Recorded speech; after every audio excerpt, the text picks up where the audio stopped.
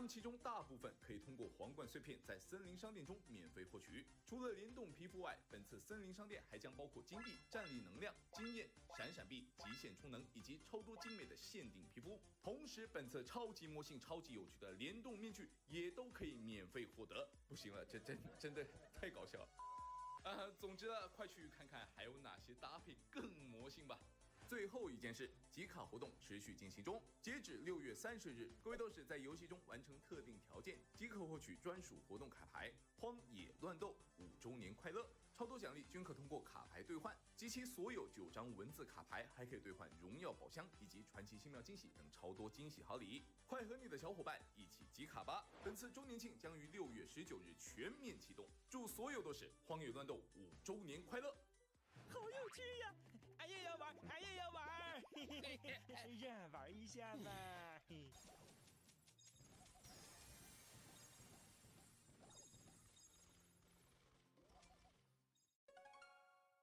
The world is my stage, fill the lights, full of fear.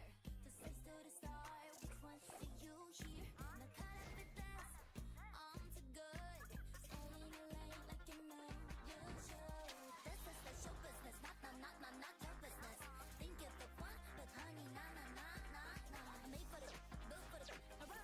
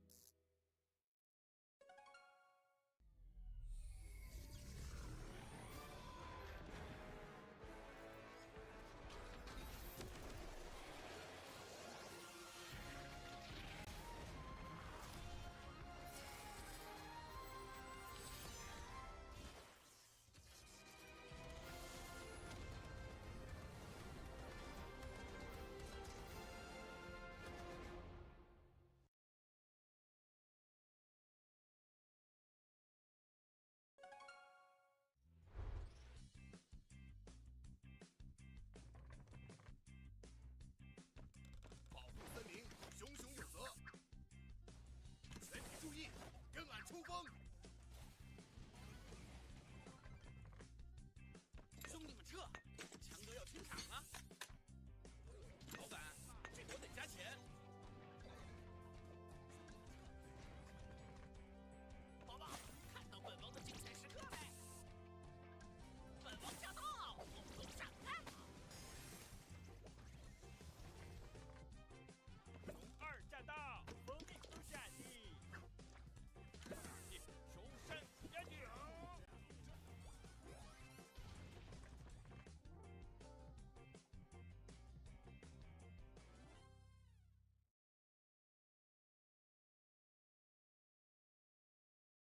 太好了，可以玩电脑喽！玩点什么呢？哎，等等，像我这么聪明的人，应该玩点挑战性的。荒野乱斗启动！哎，哥们儿，这一次的荒野乱斗5周年，准备好一起欢乐乱斗了吗？这一次周年庆和熊出没联动啦！熊大、熊二、光头强还有吉吉国王将会来到新庙乐园，跟所有斗士见面。超级好玩的派对玩法，爆笑抽象的面具装饰，经典老番活动商店再次上线，超多免费皮肤与道具资源。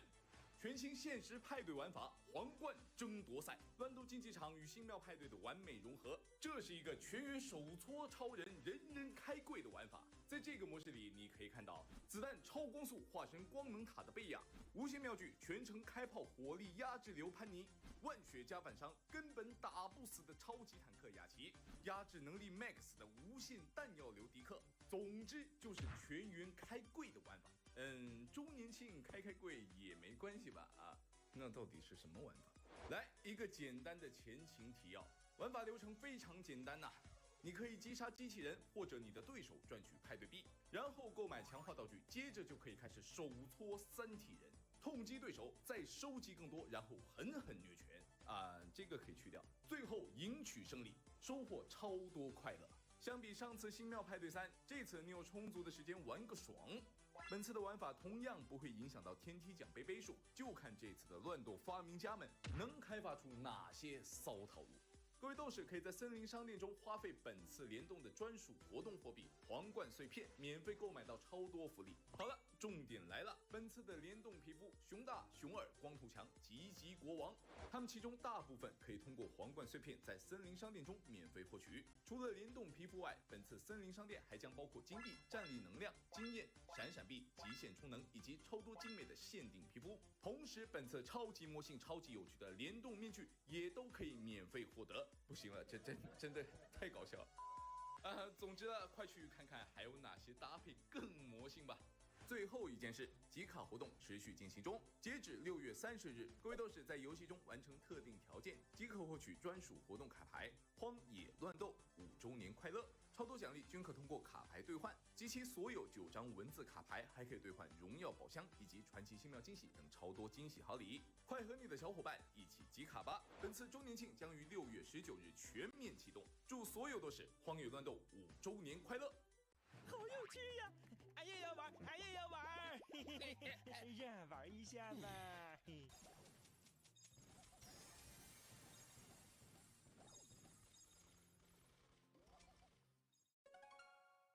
The world is my stage, feel the lights, feel the fear.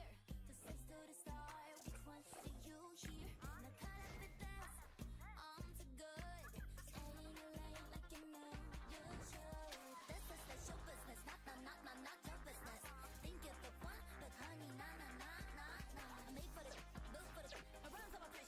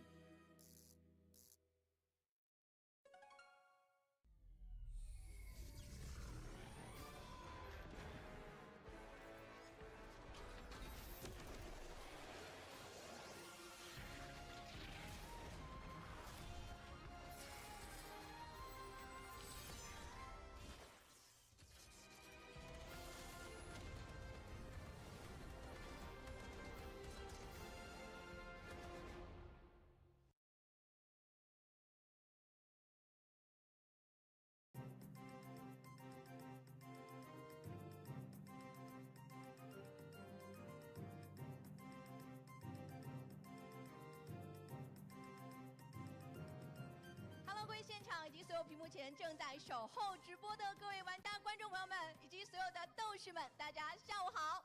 欢迎来到2025荒野乱斗中国锦标赛决赛日的比赛现场，我是主持人小袁，再次欢迎各位。那么要特别感谢我们的赛事特约合作直播平台快手直播。感谢合作直播平台快手、哔哩哔哩、斗鱼直播、虎牙直播以及微信视频号的合作支持。那么，荒野乱斗熊出没联动即将在6月19日正式开启5周年的庆典活动。那么，熊大、熊二、光头强以及吉吉国王将会来到新妙乐园和各位斗士们见面了。超级好玩的派对玩法。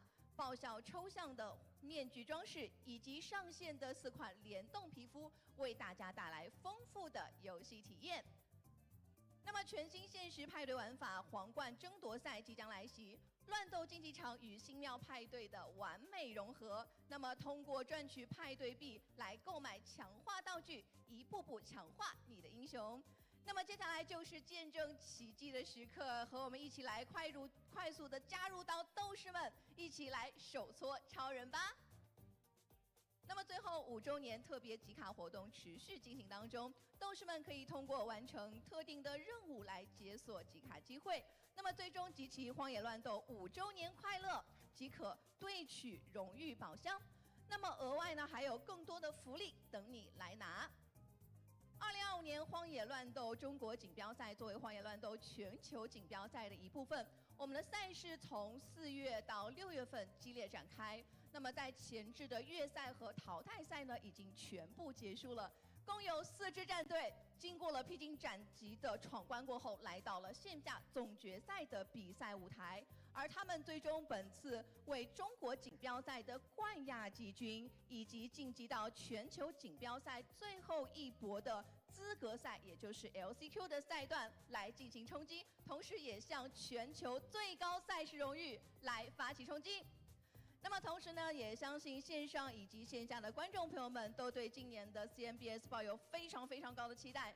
那么在这个充满炎热但同时充满激情梦想的夏日，也正逢荒野乱斗国服5周年的庆典之日，我们即将在这里来见证全新的起航。对于我们各支战队以及选手来说，也是他们全新的起点。我想邀请线上以及线下所有的玩家们，再次给到他们最热情、很真挚的掌声和欢呼声，给他们加油助威！好的，那么今天的比赛将会正式打响。那接下来，让我们把画面来交给2位解说。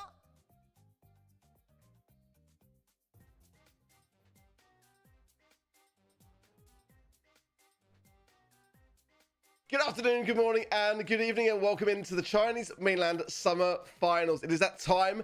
Myself and Spoo are going to guide you through all the action. We're going to be determining today who are going to be the 3 teams in the Chinese Mainland region to be qualifying for the LCQ. I'm, of course, Ark. Great to have you, Spoo, by my side yet again. Wonderful to be here, Ark, covering all the China Mainland Summer Finals action today. Now, the stakes today are hot because we've got 4 teams today, and 3 of them could potentially be going to LCQ. But make no mistake, this journey started all the way back when the summer split started. For them, it was in April. It's been such a grind. This region is very fascinating. We're going to talk you through everything about what makes this region so unique and so special with regards to their elimination rounds, their qualifying stages. It's really a lot to unpackage. First, we're going to touch a little bit, though, on the prize pool, Spoo. Take it away on this side of things and let people know what they're fighting for. Of course, the big storyline, the headline here, of course, is the LCQ spots. Definitely. So, in the first 3 positions over there, they will be getting LCQ spots, but a whole lot of prize money. Now taking a look at the modes and the maps, you guys will notice, if you guys are familiar from the English streams, that these are the maps that we did encounter back in the Brawl Cup. So mainland China is still playing on the previous patch. Now looking at the bracket in English real quick, you've got Toxic Loaders going up against Chapter of Fantasy there. LOL will be fighting up against Connections. It is a double elimination bracket, which means, in theory, Arc, if you win match 1 and match 2, you've already guaranteed a spot at LCQ. Yeah, it's like literally so cutthroat in this region. I love it for that very reason as well. And, you know, we were discussing prior to the show the fact that, you know, in the qualifying stages, you know, it's like a best of one. So to even see teams like that, you know, we know Toxic Lotus, of course. I mean, it had a fantastic run at Brawl Cup, but, you know, even they were not necessarily safe in that regard because, you know, one sort of misstep in this region and you really are in trouble. Absolutely. The elimination round was brutal. 9 teams made it in there. Only 4 could qualify for this final stage. Of course, the star of today's show is absolutely going to be Toxic Lotus, coming back from their Cinderella-esque run at the Brawl Cup, proving the entire world that mainland China is a very competitive region. Now they're going up against Chapter of Fantasy, which between the two of us, aside from looking at, is that 1 million trophies on 10k years here? Is that 1 million? No, I can't even say it's 100,000 trophies on 10k years. That's pretty much all of the information that we're gonna get about these guys. Trust me, I know as much about them than you do, Ark. Yeah, it's like there's a couple of names which do ring familiar that are going to be competing here today. Certainly in regards to team names also, as connections are floating around. Only one of us remembers on that roster, though, is still consistent with last year's LCQ, however. But I mean, only really Lightyear, I would say, was the only player that I could spot from our previous mainland China finals. It's a region which, like, again, sort of can have quite a lot of diversity around roster movements and such. And again, we were talking about the qualifying stages being very, very brutal in that regard. But for me, Toxic Lotus, how can they not be the favorites in this regard? You know, their Brawl Cup run was just so phenomenal and so unexpected by many. You know, knocking out Tribe Gaming of North America. No one realistically saw that one coming. And then continuing on to beat Loud in that elimination match also. Unbelievable stuff from them. We're going to head over to the stage and bring on the teams. Folks, we're not going to mince... Lotus 他们分别是小欧、TOC 若白、司机，让我们再次用掌声欢迎他们。有请各位进入对战席。风雪压我2、3年，我笑风轻雪如绵。现在登场的是来自于5月月赛的实力黑马队伍，幻想幸福篇章。他们在淘汰赛当中一路披荆斩棘，拿到了前往线下赛的门票。他们分别是10K Years、自信丢枪、情人神。再次欢迎各位，有请各位来到对战席准备。那么今天的首轮较量即将打响，究竟谁能拔得头筹？让我们拭目以待吧。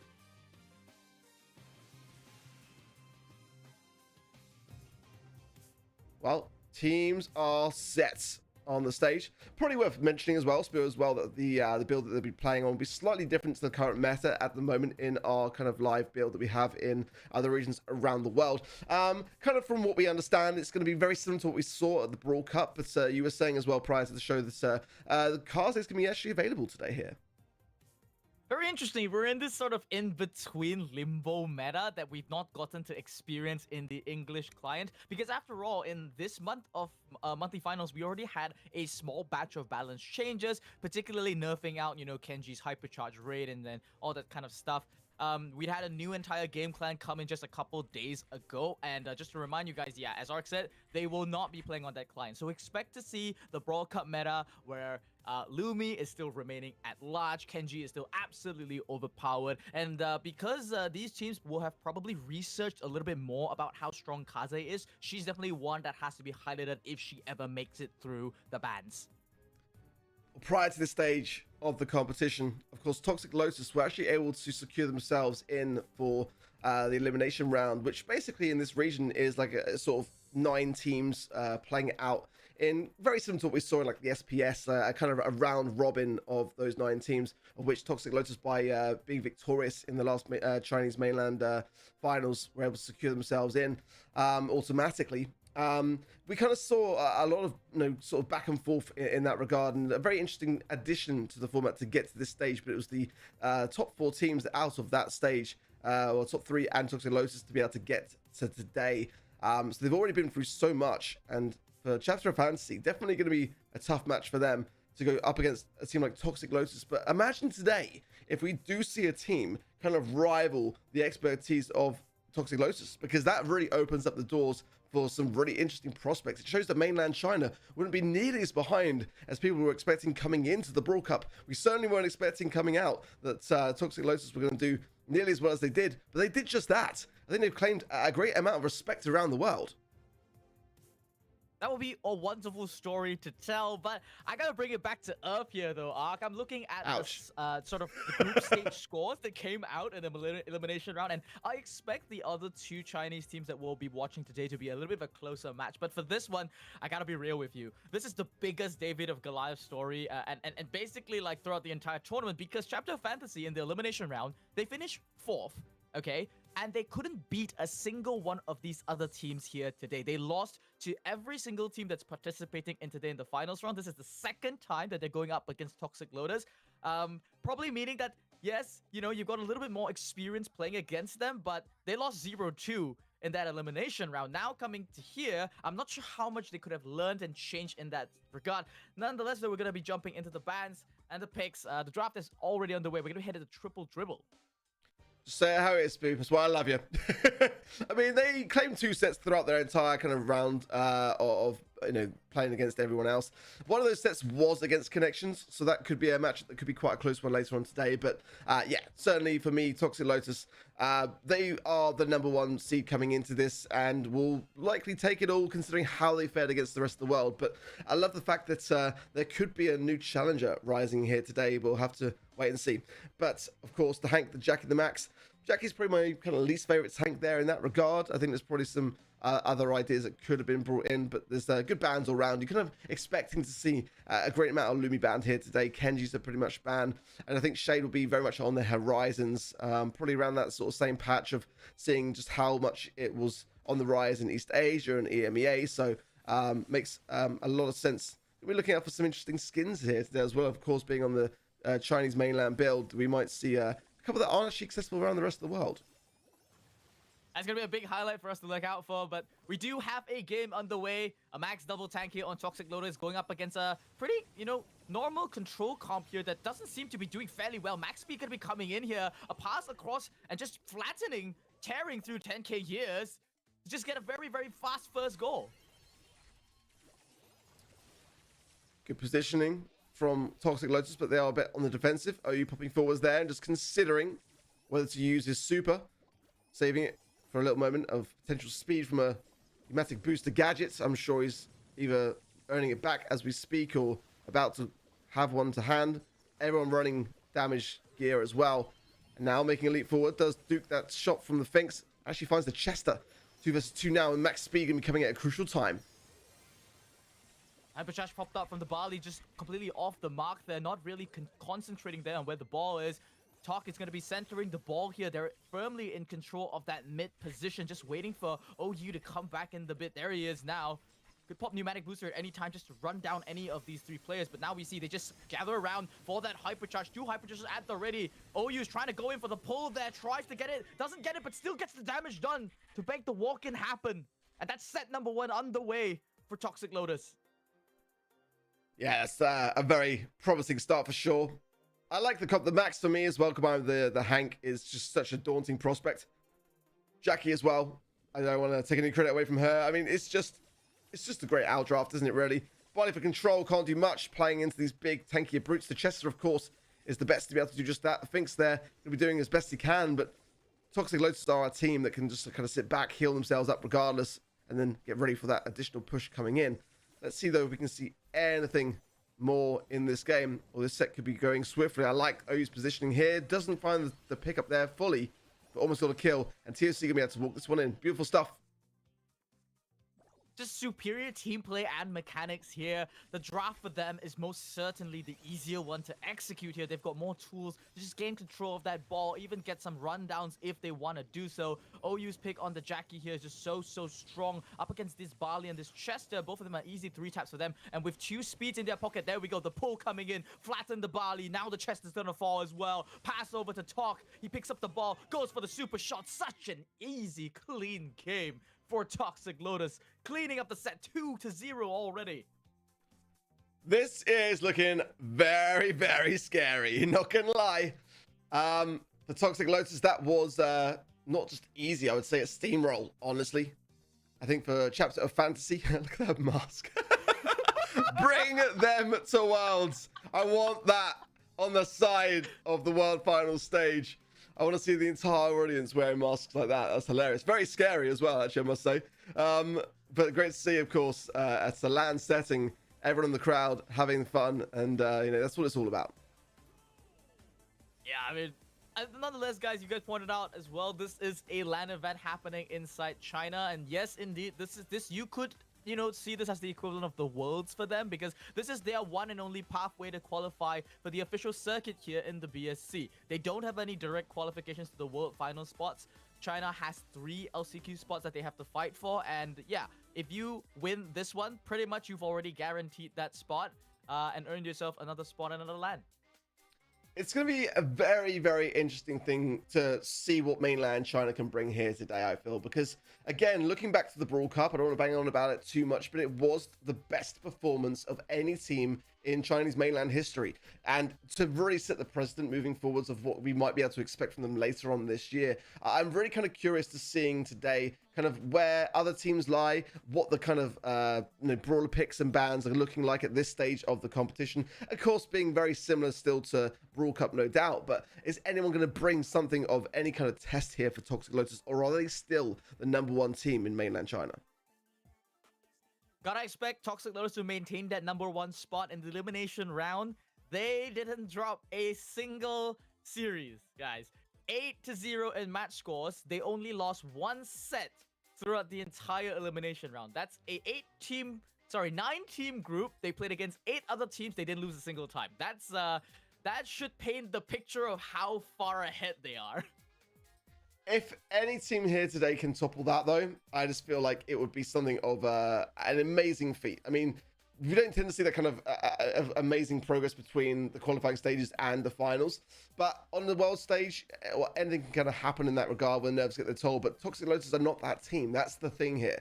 They are just so calm and collected. I mean, you know, against, you know, arguably bigger crowds, against tougher teams, they've never really like skipped a beat in that regard. They've always been on top form. Yeah, you wanted to try and, you know, say that, hey, maybe it's a LAN tournament and there's nerves that will come in. Maybe the inexperience will get to them. But Toxic Lotus are also the most experienced team at this LAN. They've been to, at this point, so many LANs. I think this is the 5th or 6th LAN tournament in their career. They've been to Brawl Cup. They've been to the World Finals at some point. They've been to LCQs. So this is basically just, to be honest, like Chinese scrimmage for them, so to speak. These matches are just a stepping stone for them, so to speak, on their inevitable journey to make LCQ and potentially Worlds. And I'm glad to see that they're having fun on stage. We saw smiles crack across the face. I don't think I've gotten to see Star Dragon smile in a long time. He always looks so stressed at the Brawl Cup, trying to figure out the best draft they can go into. But here he just seems to be pretty comfortable. Just pick his team, something that they know that they're familiar with, and they're confident that their players will just run over anyone in China. Yeah, it does seem that way so far, the first set being as convincing as it was. I feel like with the current bans, you can't really even consider too much either side of what they were currently banning. Lumi is still that kind of must-ban brawler. Kenji's Hypercharge has kind of not yet been nerfed in that regard in this particular build. There's very kind of little options that you can kind of add into your ban. So I think for me, Toxic Lotus can kind of have a good amount of control over what comp they're going to have. And if they haven't, they're probably the team that are competent enough to be able to carry it forward regardless.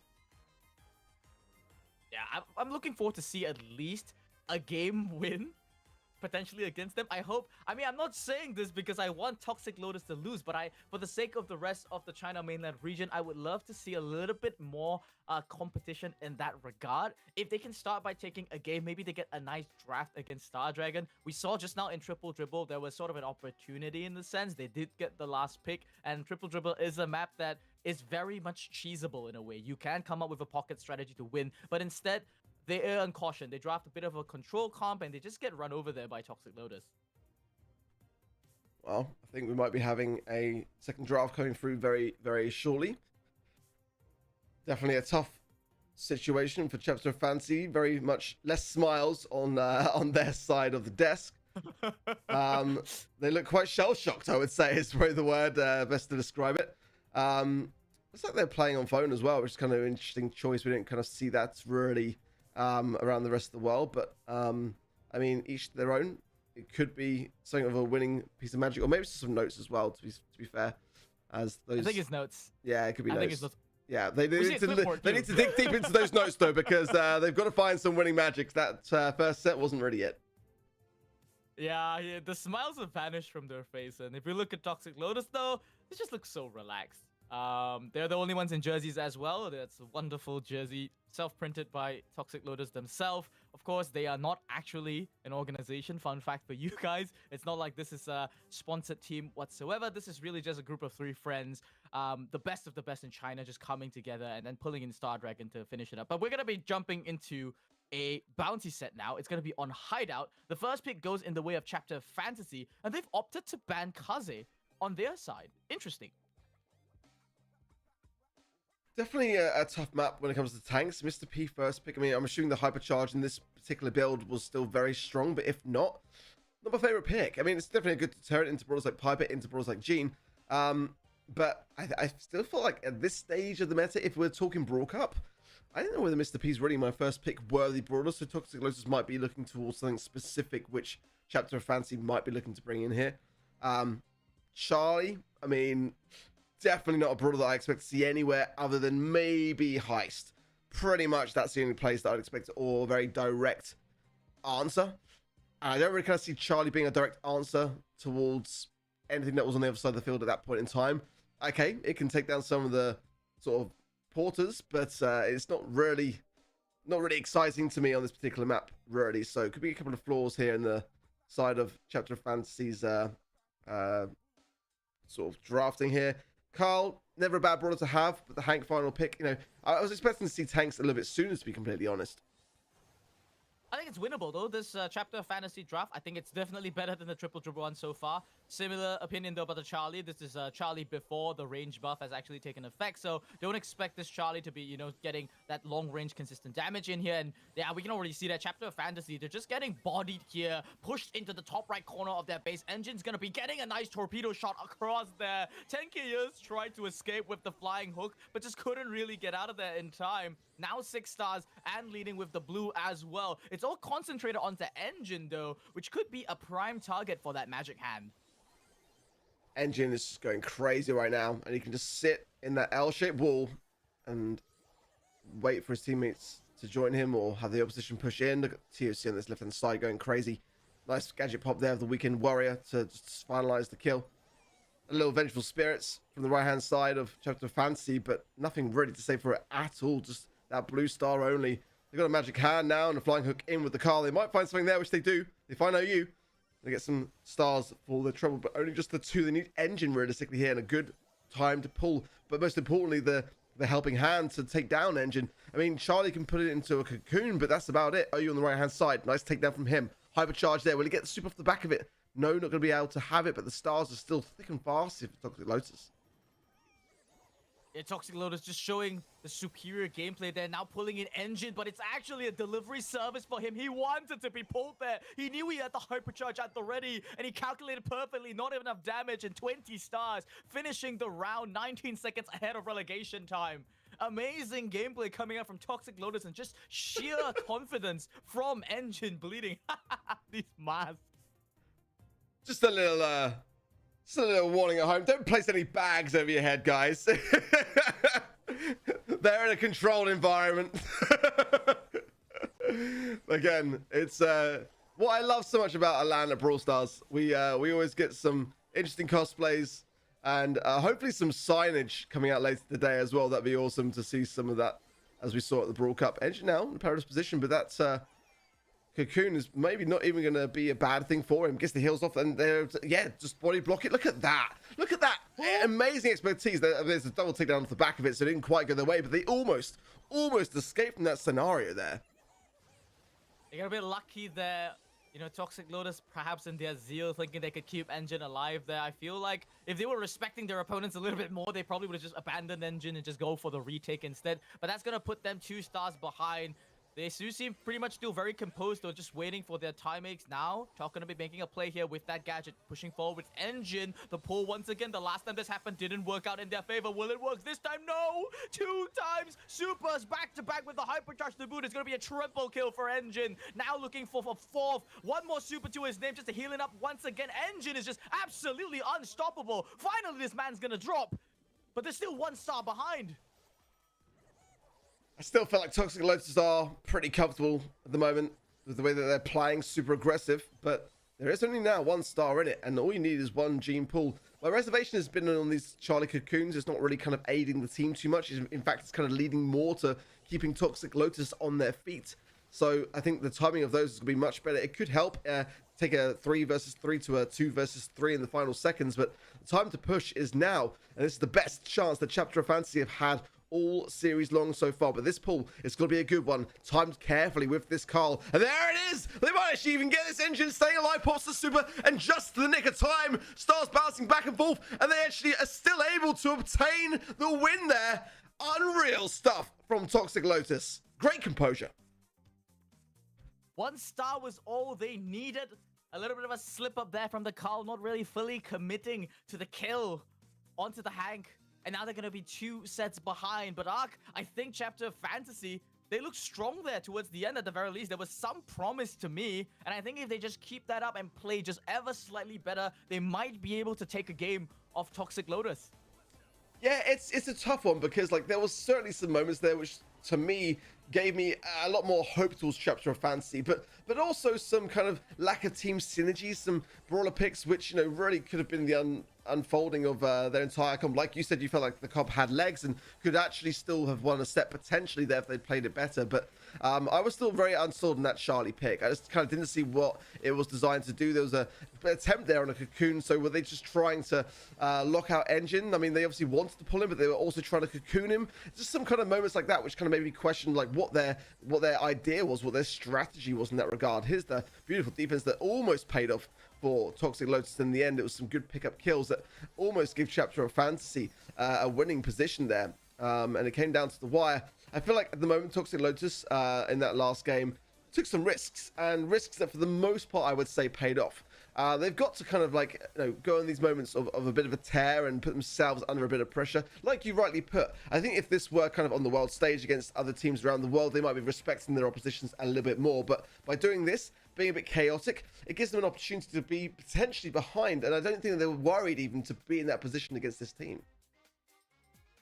Yeah, it's very rare that we just see an instant Mr. P lock-in.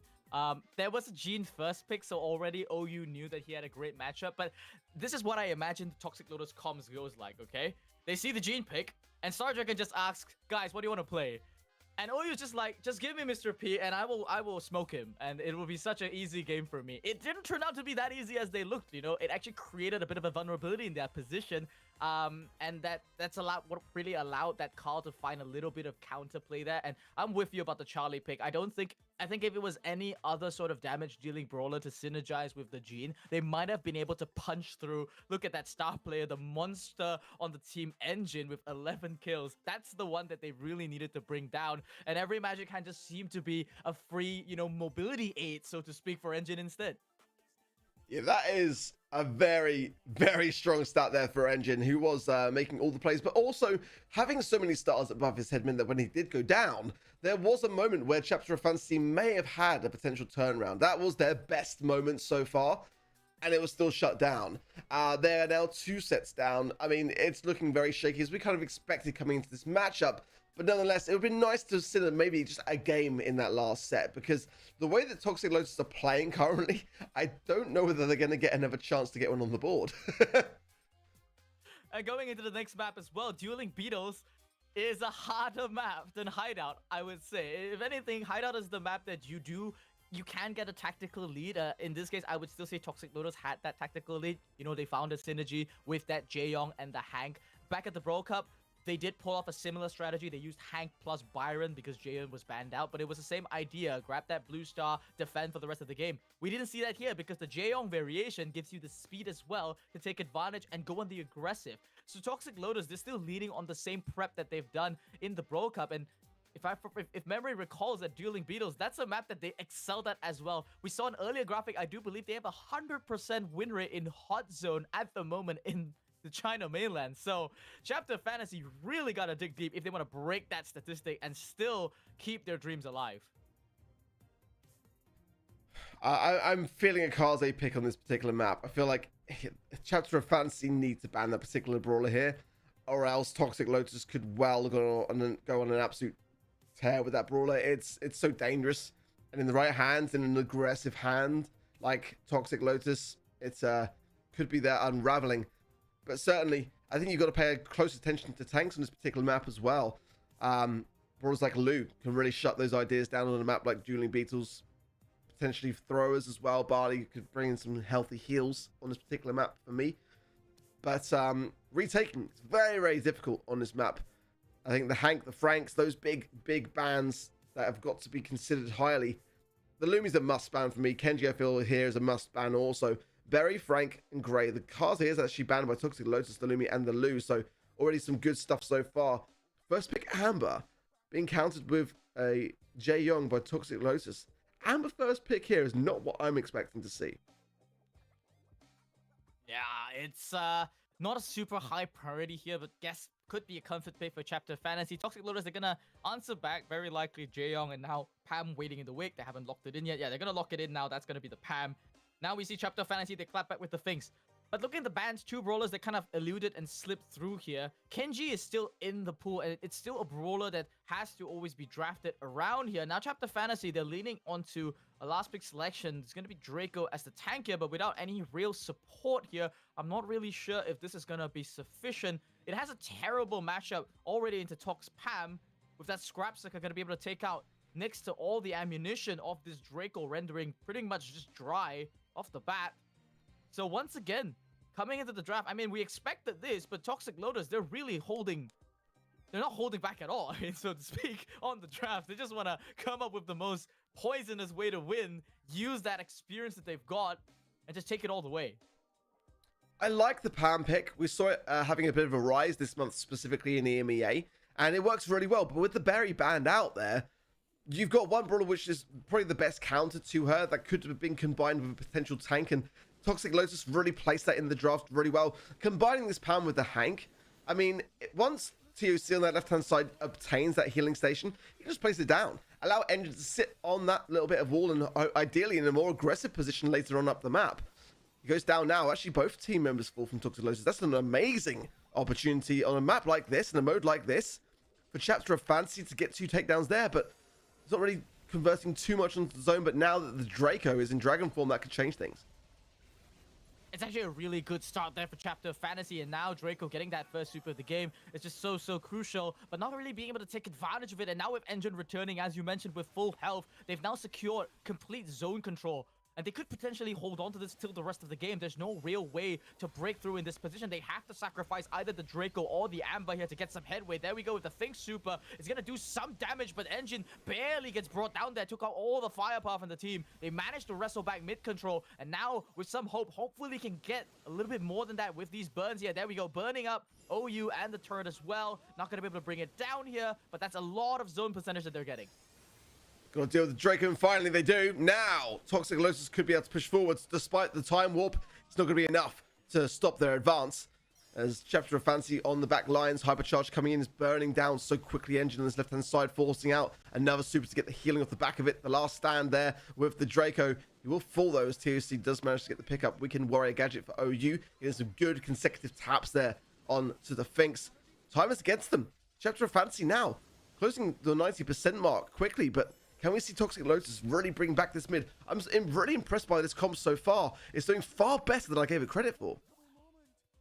They just need 9% more here. They've got a Draco Super and Amber Super at the ready. They just need to synchronize one final push here. There we go. It begins now. They sacrifice the Finks on the right side, trying to open up the mid for 10Kers to go in, but just so much damage there from Engine. 1 HP is on the board. I don't know how Toxic Lotus are doing this. It just feels like they're pushing miracles to make this happen. 93%. Toxic Lotus take the lead. Amber fires on the Hypercharge. Not gonna be enough. They just needed 9% more. They couldn't find it. Toxic Lotus, they just held the mid. Held down the attack button, so to speak, and they just couldn't break in. I mean, that is absolutely ridiculous. I mean, every single moment that we've had where Chapter of Fantasy have been inches away from a game in these sets, and then they just get stomped and they just don't have the composure to see it through. I mean, Toxic Lotus came back from just shy of about 60% of what they were able to obtain in that round against all the odds, and to do it that convincingly well. I mean, they're just next level. I wouldn't feel bad, honestly, if I was Chapter of Fantasy here. They are going up against a team that just came back from pretty much the highest ranked tournament in the world with such a great finish. This game representative of that as well. Toxic Lotus, they've made a gear shift as well. They opted to change up the lanes a little bit, play a little bit more for the early game. Don't double up on the mid, and it's working out for them with OU playing so much more aggressive, shutting down that Amber early on. And now with mid control, it just seems like an impossible task for Chapter of Fantasy to break back in. They need a hypercharge from Amber. They need it very, very badly. Big slow onto Draco, but now in a 3 versus 1, very little that Chapter of Fantasy can do here. And Toxic Lotus really knuckling down on this top right-hand side now as they approach 80%. It's looking really, really quite bleak here for Chapter of Fantasy. They've got one chance here to make a push, make a stand, or this one, it could be all over. 7% more. Toxic Lotus already popping out the emotes. They know that they have this one in the bag. And we've got 1 out of 3 teams confirmed. Punch their ticket for LCQ. We expected it as much. But congratulations to Toxic Lotus. They shut down Chapter of Fantasy 6-0. The crowd's a bit shy, as we can see here. But already, Star Dragon now still locking in, instructing his team on things they could run Predator most likely. An excellent start for Toxic Lotus to begin the summer final in mainland China. I think it was the result that we expected to see, but nonetheless, I feel like Toxic Lotus today have just looked so astoundingly good. I mean, I want to see what they fare against other teams later on, but certainly I think the way to start things off was a great precedent, and they were put under some pressure. Let's be honest, it wasn't just a complete and utter stop. There were moments where Chapter of Fantasy could have got some games there. Would those games have turned into sets? We'll never know. But I feel like, you know, nonetheless, there are weaknesses in Toxic Lotus. Potentially some overconfidence there. But then it's contrasted so well by their ability to come back under pressure. That's honestly, their biggest attributes in this region is just their ability to stay calm, stay composed. And you can see, like you said, coming out of that game, how locked in they were. They just punched the ticket to the LCQ, and yet they're just looking so unfazed because the job's not done yet. Yeah, they're not just satisfied with just making LCQ at this point. I think it's kind of expected for them. I think they'll only truly be satisfied once they pretty much just win the entirety of this tournament. That should be expected out of them. I love the adaptations they made in this game number 2. They realized that the problem in game number 1 was allowing just this Amber to do way too much, and then almost as if like it was just part of their trap card, they just said like, hey, OU, can you go deal with him? And then we'll win the rest of the game. And yeah, we saw so many kills come out from that Jeong in that game. Just really, as you said, just goes to show this team, they adapt so quickly, which is expected of a tier 1 team. Yeah, it was phenomenal. I think definitely a bit of a skill gap for sure. That you know, I think that any team in this region versus the #1 seed, in my opinion, is going to really kind of struggle anyway. And again, Toxic Lotus have got so much experience across the world now. I mean, coming back home after knocking out Tribe Gaming, after knocking out Loud, I mean, I'm sure that any team that has to face them is going to be just quaking in their boots here today. Yeah, Chapter Fantasy are not out though. This is still a double elimination format. Okay. OU wanted to show off. So did Engine as well. Looking at the stats, 10 kills to his name. Majority, I assume, of those kills probably came from game number 2. The big shift that we saw in this Jae-Young. Game 1, he was opting to play more of a support, trying to get Engine and Talk, in position with those speeds and those heals. But game 2, he just took this Jae-Young and his superior mechanics, popped the gadget, and just started running down both Valentine and shooting, which we can see in the deaths, dying 5 times each on them. And the Draco in the mid dying 8, almost double of the amount that Engine had. It just really, paints quite the picture of how dominant just the gap between these players, as you mentioned, is. I think the other thing to note there as well is like 2 of those brawlers in that lineup there for Toxic Lotus were played across 2 sets. I think that there's limited bans really, as we know, when this kind of meta was arising around the time of the Brawl Cup. You've got to prioritize certain things for sure, but I mean, the Hank was really problematic. There was no doubt about it. The Jaeyoung combining with it was really problematic, and there wasn't really too many answers on the other side of the field for Chapter of Fantasy. Like you say, they're not out fully yet. They can still have a shot here today if they can just kind of turn some of those moments into games, into sets later on, which I think, to be honest, against some of the opposition here later on, that could be a possibility. I mean, they didn't just get completely and utterly stomped by Toxic Lotus. There were moments there could have been games, and I think that didn't really reflect on that final scoreline. I think against the other teams as well, it will be the opportunity for them to try and get a bit of a revenge here. Chapter of Fantasy, they finished 4th in the elimination round. They are the supposed, lowest seeded team here at this tournament, and they are fully expected to be the team to make that first exit here and not make LCQ. But they did have time between the elimination round and this finals. It was 2 weeks on the schedule. So the elimination round happened more than 2 weeks ago. It was 2 days of non-stop group stage playing. I think at some point, it's 12 games a day, which is just incredible amount of Brawl Stars and focus that you have to play. Now they get some time to breathe, relax, reconsider some of their strategies, and maybe target a specific team that they want to play. Because honestly, the strategy, I think, if you were a mainland Chinese team in this tournament, just don't focus too much on the Toxic Lotus match. I know it's a big one, but focus on trying to eliminate at least one other team, and you've already secured LCQ. Yeah, I think it's really, really solid advice that if those that could be performing here today could hear you, I'm sure they'd take on board. It's definitely not the side of the bracket that you want to find yourself on, is it? Let's be honest. I mean, after you've been coming out of the Brawl Cup and seeing the performances there, to then realizing that that's your opposition, it's never going to be a good and easy look to get through. But on to our next match then in this stage of the bracket.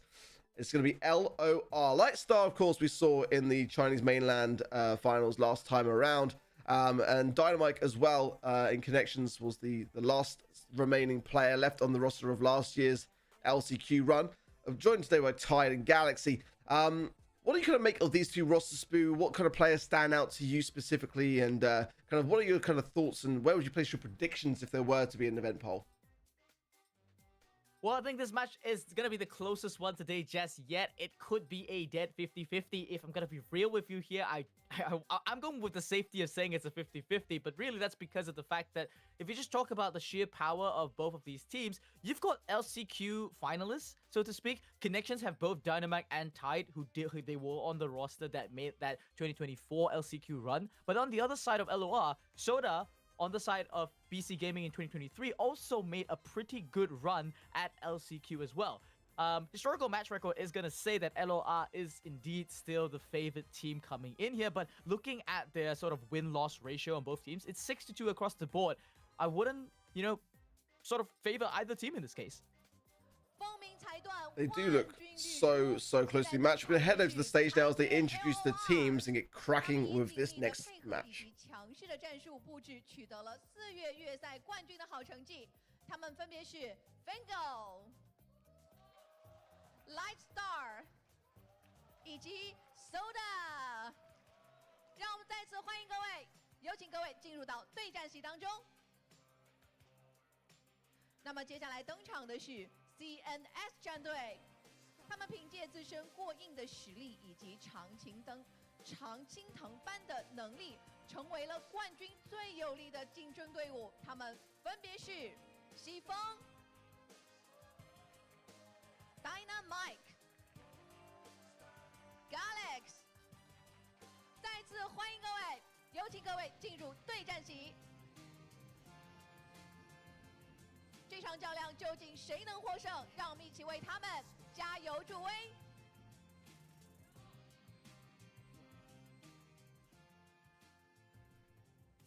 Some great moments there.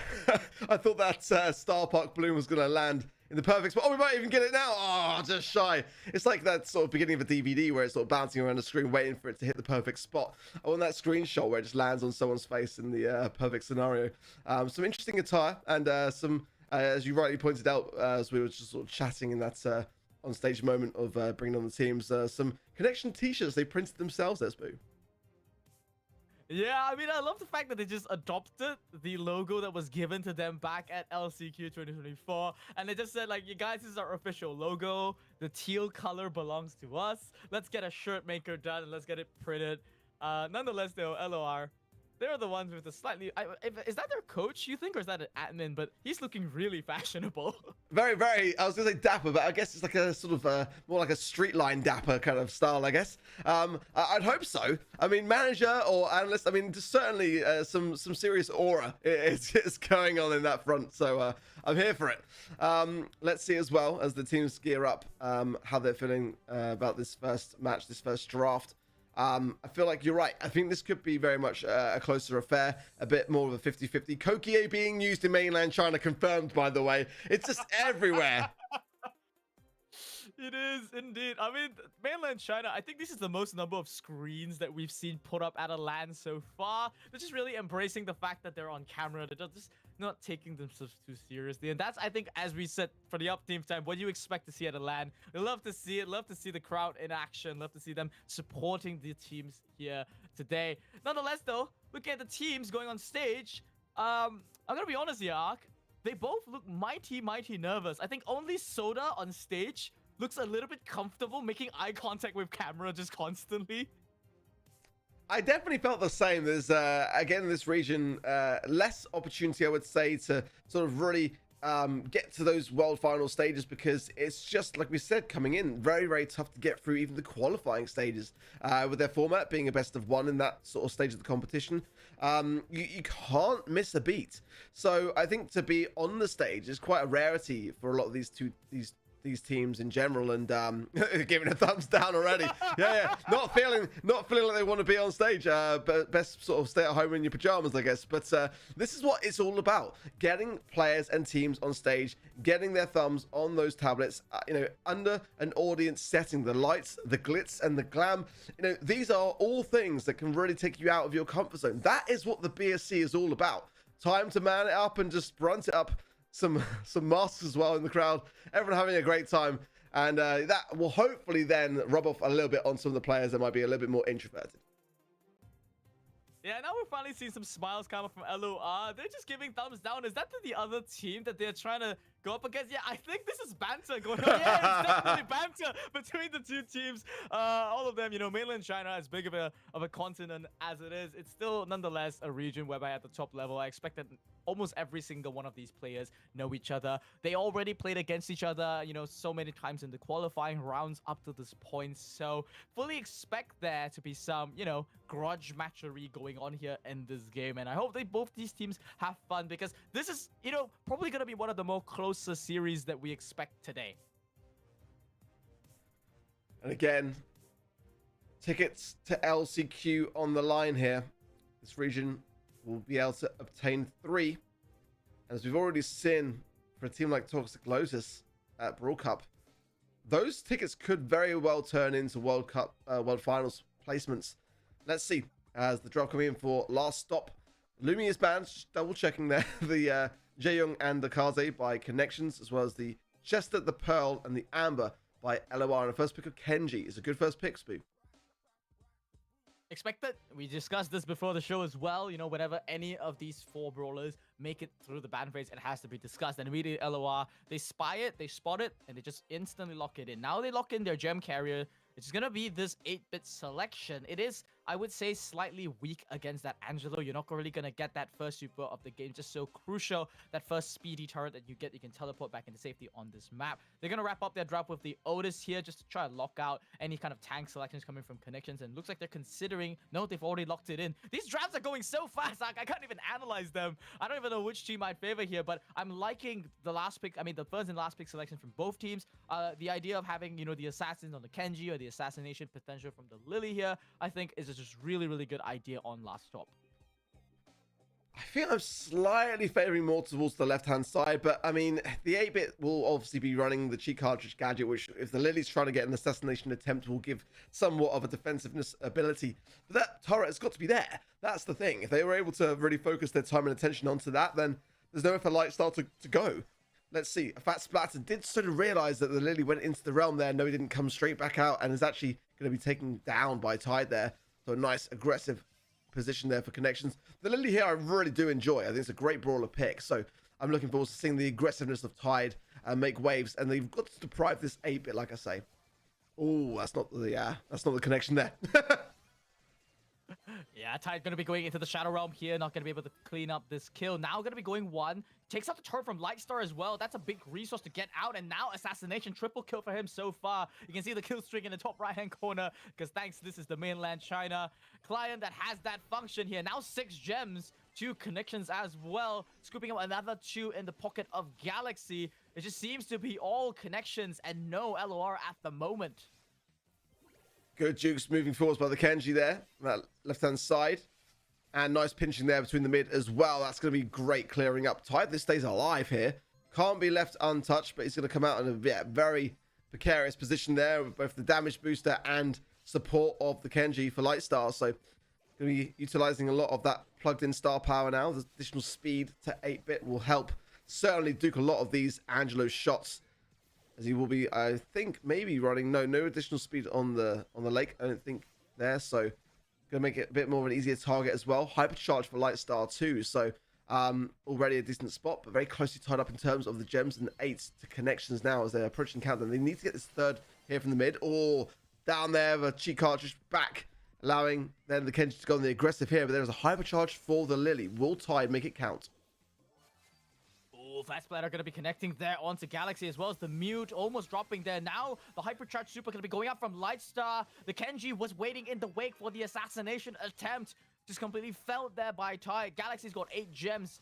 He needs to collect this next one if he wants to tie out. No, going to be going in the favor of Lightstar. Now Tide needs to get through this Kenji, get into the backline quickly and try to get a reset going. But I don't think it's going to matter here now. Hypercharge connecting on the wrong target.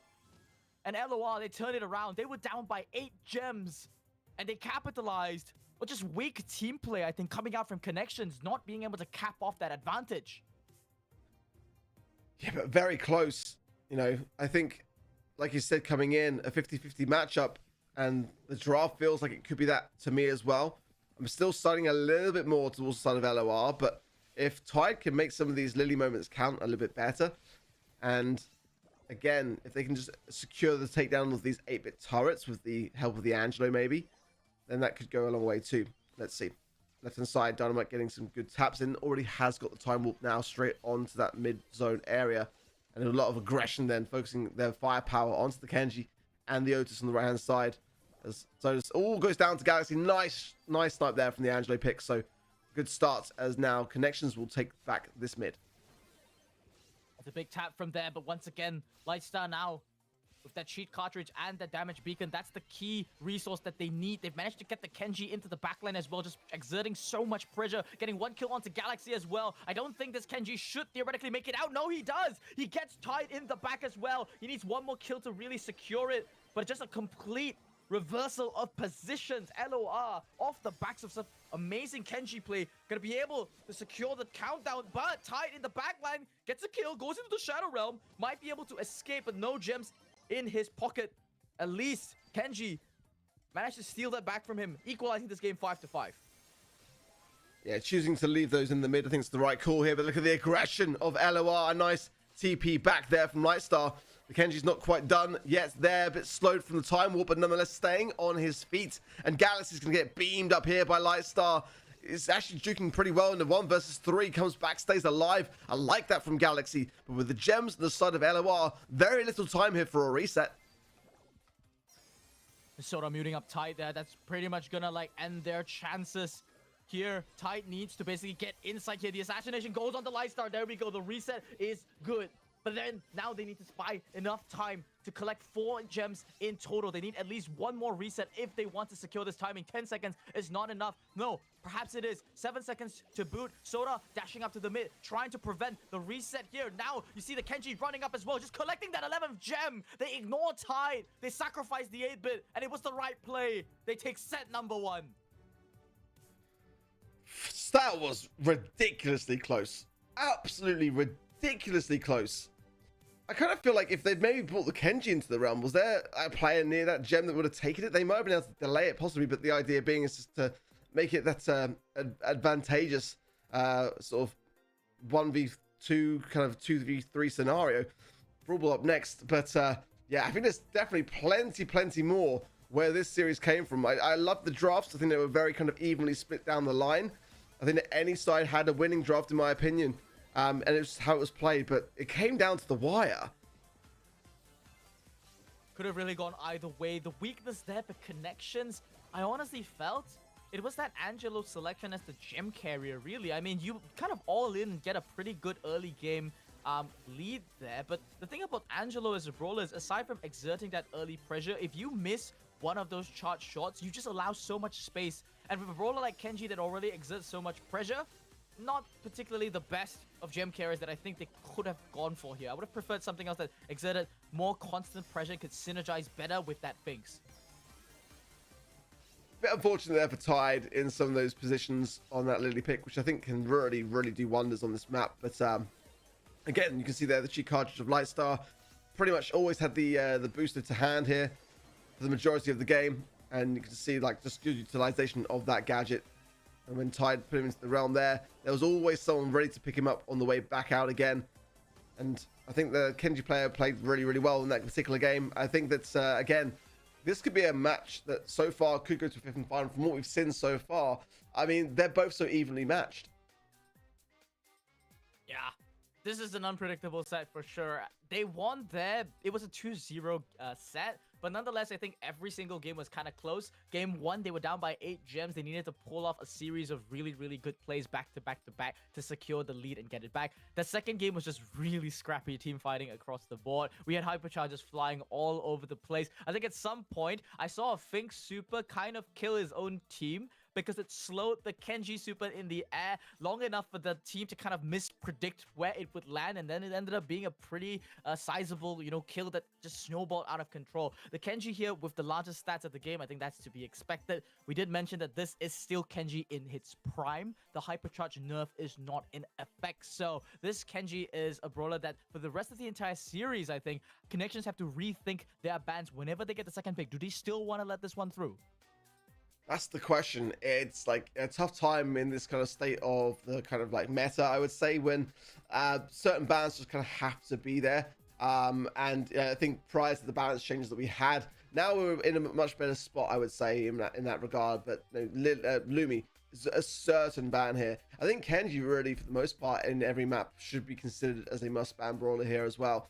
You know, it's just so dangerous. The hypercharge, of course, really did elevate him, and kind of in terms of things, you know, tank counters, it's kind of limited, I would say, mostly limited in that regard when it comes to what you can do. And that's for the reason that most teams will bring in a tank of their own, and it's more about the healers of choice that you combine with the tanks rather than it is about any kind of tank counter in that regard. So I like the lead pick. I think that that's a really promising sign to see actually in this region, because you know it's been utilized a lot in other regions and it's a good map for it. I think that it was just kind of a bit outdrafted by that 8-bit idea. I think that 8-bit's a great mid on this particular map. I think that's on the left-hand side and right-hand side lanes.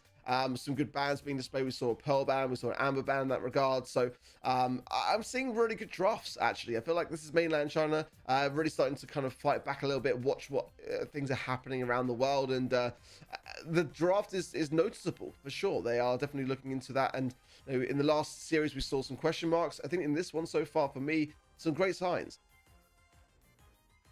Yeah, Mainland China has evolved a lot. I can attest to that personally, as being a competitor that used to have to play against them. They've come a very long way since, I would say, drafting Tick first pick in, what's that map called? Minecart Madness. Yeah, they've come a tremendously long way. That was a long time ago where truly Mainland China was isolated by itself, not really paying attention to how the rest of the world would draft. But we don't see that here today. We do see some of the ideas from Brawl Cup being adapted. Nonetheless, these are the ideas that I think a little bit slightly more obvious, so to speak. You know, you pick up a Kenji, you lock out 2 of the anti-tanks available, snatch out the 8-bit before the enemy can really commit to it. And these are ideas that, while simple, they do work. And these are inspired primarily by other regions. It's definitely evident today that Mainland China has evolved so much compared to all these years ago. Every year they've gotten better and better. They've already produced 1 world-class team. We're here to see whether they can produce another. I mean, outside of obviously like looking around the competition that we're seeing across the globe, Like, what would you put that down to? Is there kind of like more analysts shining through? From my eyes, I'm seeing a lot more kind of team chemistry, I would say, in that regard. Like, there's more of a team unit. It's not just kind of like 3 guys on the stage. There's a lot more bodies, I would say, and maybe some more considerations there towards discussing brawlers and kind of having more analysts, more coaches, that kind of thing in this region. Would that be fair to say? Yeah, I think with coaches like Star Dragon coming in from other regions to join inside mainland China and then really focus on that team in particular. This is his 2nd year that he's stuck with Toxic Lotus, but he's very familiar with this team. He used to compete against them before he joined them as a coach. So definitely I expect that he understands his team better than anyone else. And as a result, they can come up with drafts that are uniquely theirs and that really works. We found that in this era of Brawl Stars, there's no real such thing as like an absolute meta that has to be followed. There's always a little bit of variation that you can do in terms of style and flair. And I think you pointed out excellently. Toxic Lotus as a team, for example, is a team that has been playing together for nearly 3 years at this point. How can you say that about any other team in the entire world? Not many teams stick past after 2 years. They always make roster changes, but not here in mainland China. These 3 players, they know that they're the best of the region. They've made the commitment to stick together through all the thick and thin. And now with a coach in tow that understands how to draft for them, they're just doing really, really well. Yeah, I think that you've nailed the hammer down there exactly on the right point. Star Dragon is that player in this region, which just, comes to mind immediately when you think about the intricacies of draft and analytical side of Brawl. He is that guy. And it's kind of, for me, something that I'm noticing a lot of these teams really just looking at what he's doing, like, and trying to take some ideas and see what can be gleaned from them, because it's starting to show, I would say, more so than in previous years now, that he's the man that's really, really looking into other regions. And I think like now we're seeing a little bit of a trickle down effect with the other teams in the Chinese mainland region are looking at what he's bringing in and going, let's look through the data, let's look at that and bring some of those ideas ourselves as well. Gearing up for our 2nd set then in this series, in what is definitely the closest match that we've seen so far today, match number 2. And again, LCQ tickets on the line here. 4 teams today competing to battle out for 3. 1 team today will go home empty-handed in that regard with just the prize money, but those LCQ tickets, that is what it's all about. They just need to win this one. Imagine that. Imagine coming to a LAN tournament and your first game is pretty much one that has massive stakes. Not to say that other games don't, but this is the game that decides whether you immediately lock in your LCQ spot or you potentially have to... Wow, okay. So, same story that we saw in that first one. Connections ban out Kenji, Lumi, Jaeyong, but that leaves Kaze through. And LOR immediately snatch it up. It's going to be our first seeing of Kaze in the Chinese mainland region. I cannot wait. The squeak, going to be great for some area control, but I mean, it's the first pick into a Kaze. I mean, that's not really dealing with the problem, shall we say. The Finks I much prefer. I think the back to the Finks, the gadgets, that sort of teleport away, will be quite useful against a brawler like Kaze. And the Ollie, again, the first time we're seeing Ollie today, we're seeing a great amount of Amber, both in the picks and the ban stages. I'm okay for it. I think the hypercharge for her definitely gave her a good, healthy lift. But I think for me, Buster, I think that, going back to the Brawl Cup meta, Buster really had a fantastic spot, has drifted away ever so slightly now since some of the balance changes, but I feel like that's the brawler that I can really get behind here. So some good drafting yet again so far. Just kind of curious to see how this squeak is going to fare. Yeah, it's just for the residue, the sticky residue, I think, to just get that early mid control. I'd be pretty surprised if he decided to run wind up here in this case, because these are brawlers that you don't really land it into. There we go, the first gadget is going to be sticky residue. It's planted on the right side to try to deal with Lightstar, but Funko in the back already trying to go for a goal scoring opportunity, but not going to connect there, just a little bit too slow. So close. As an early break for LOR, almost paid off with this Kaze pick. The Buster, yeah, I think Tide has really got to kind of be mirroring the Kaze in that regard. And Squeak there just to really try to delay the onset. What a dash! Beautiful! But the ball, not going to trickle over the line. Stolen away by Galaxy. And there is time to get it clear. But how long until LOR are going to be able to score one? Because connections seem a little bit flaky on these defenses. And another one coming in now to defend as LOR make another dash with the Otis defended yet again. That's 3 defenses in the first opening 50 seconds.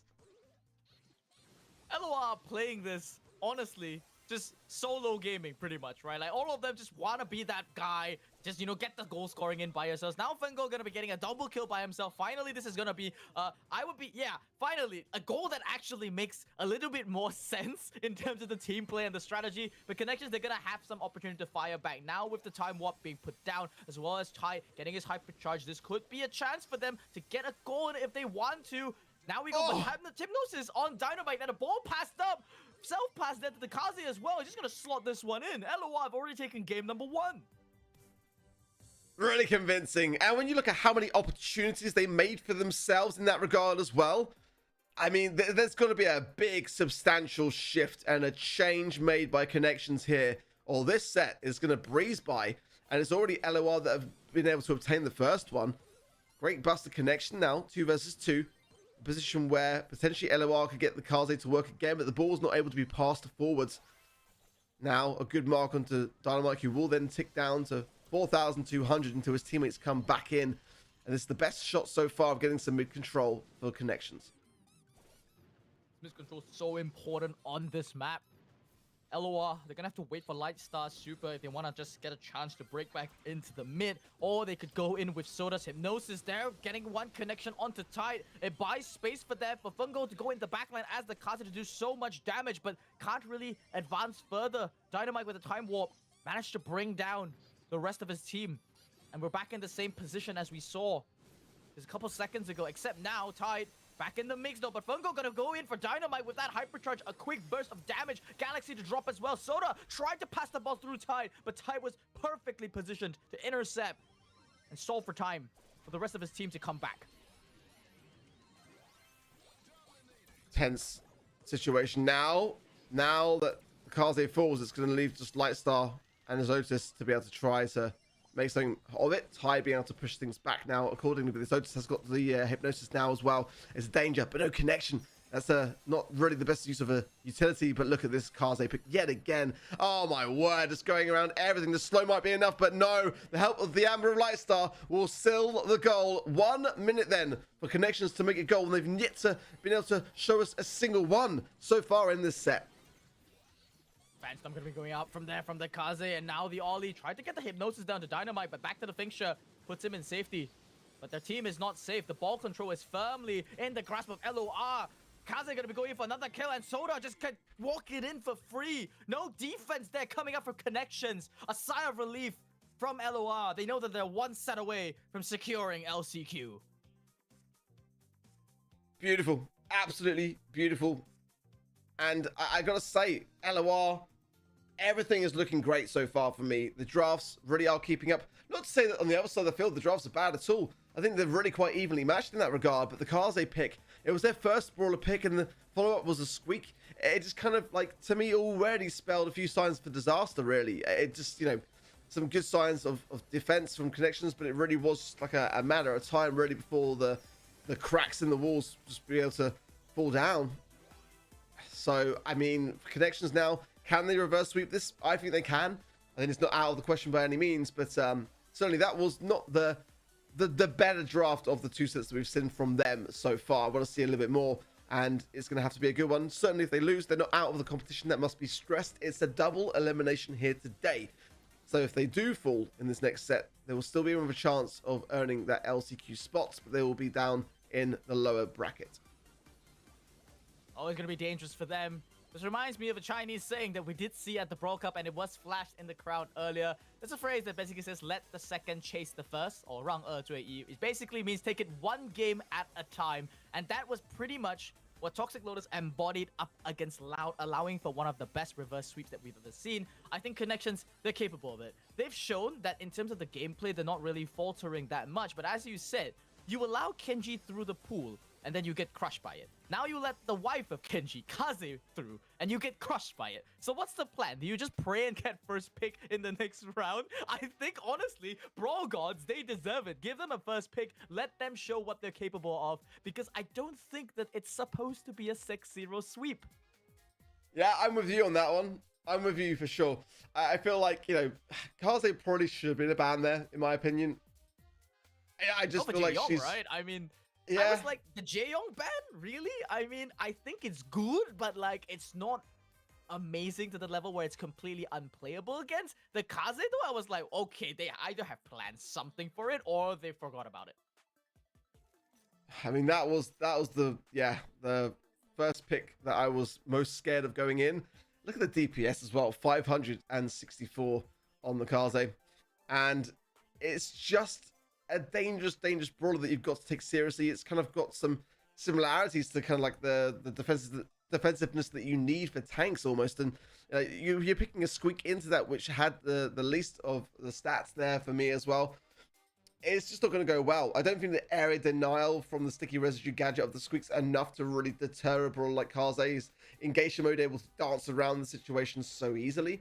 And I think just like, yeah, there could have been potentially even more tanks and riskier things that could have come up later in that draft as well. So to pick it so early on, I just kind of didn't really see what it was going to bring other than that little bit of area denial, which didn't really do much in my opinion. So connections certainly on the ropes. This is going to be a really big question now of how well they can fare under pressure. You know, are they a team that can really bounce back in that regard? Drafts wise, until that moment in time, that's really my only concern. I think that certainly with a much better approach to this next one, they can bring this one to something of a 2-1 scenario. But it is a tough ask for sure. The way that LOR are playing this is looking convincing in my opinion. And the morale as well. We've been seeing a lot of LOR camps, and we know that they're definitely riding the momentum after every single game. The Dapper coach that will be remaining unnamed because we just don't know who he is, seems to be, you know, providing that morale support for the rest of his team. He's not even on the headset, by the way, so he's not commsing with the team. He's literally just there for vibes and there to just make sure the team morale is up. I don't think he's the shot caller on the team. For sure. We haven't been able to see connections just yet, but I'd imagine they're looking pretty down at the moment. I would be too after getting last pick twice in a row and not having, as you said, the drafts necessary to really show what the team is capable of.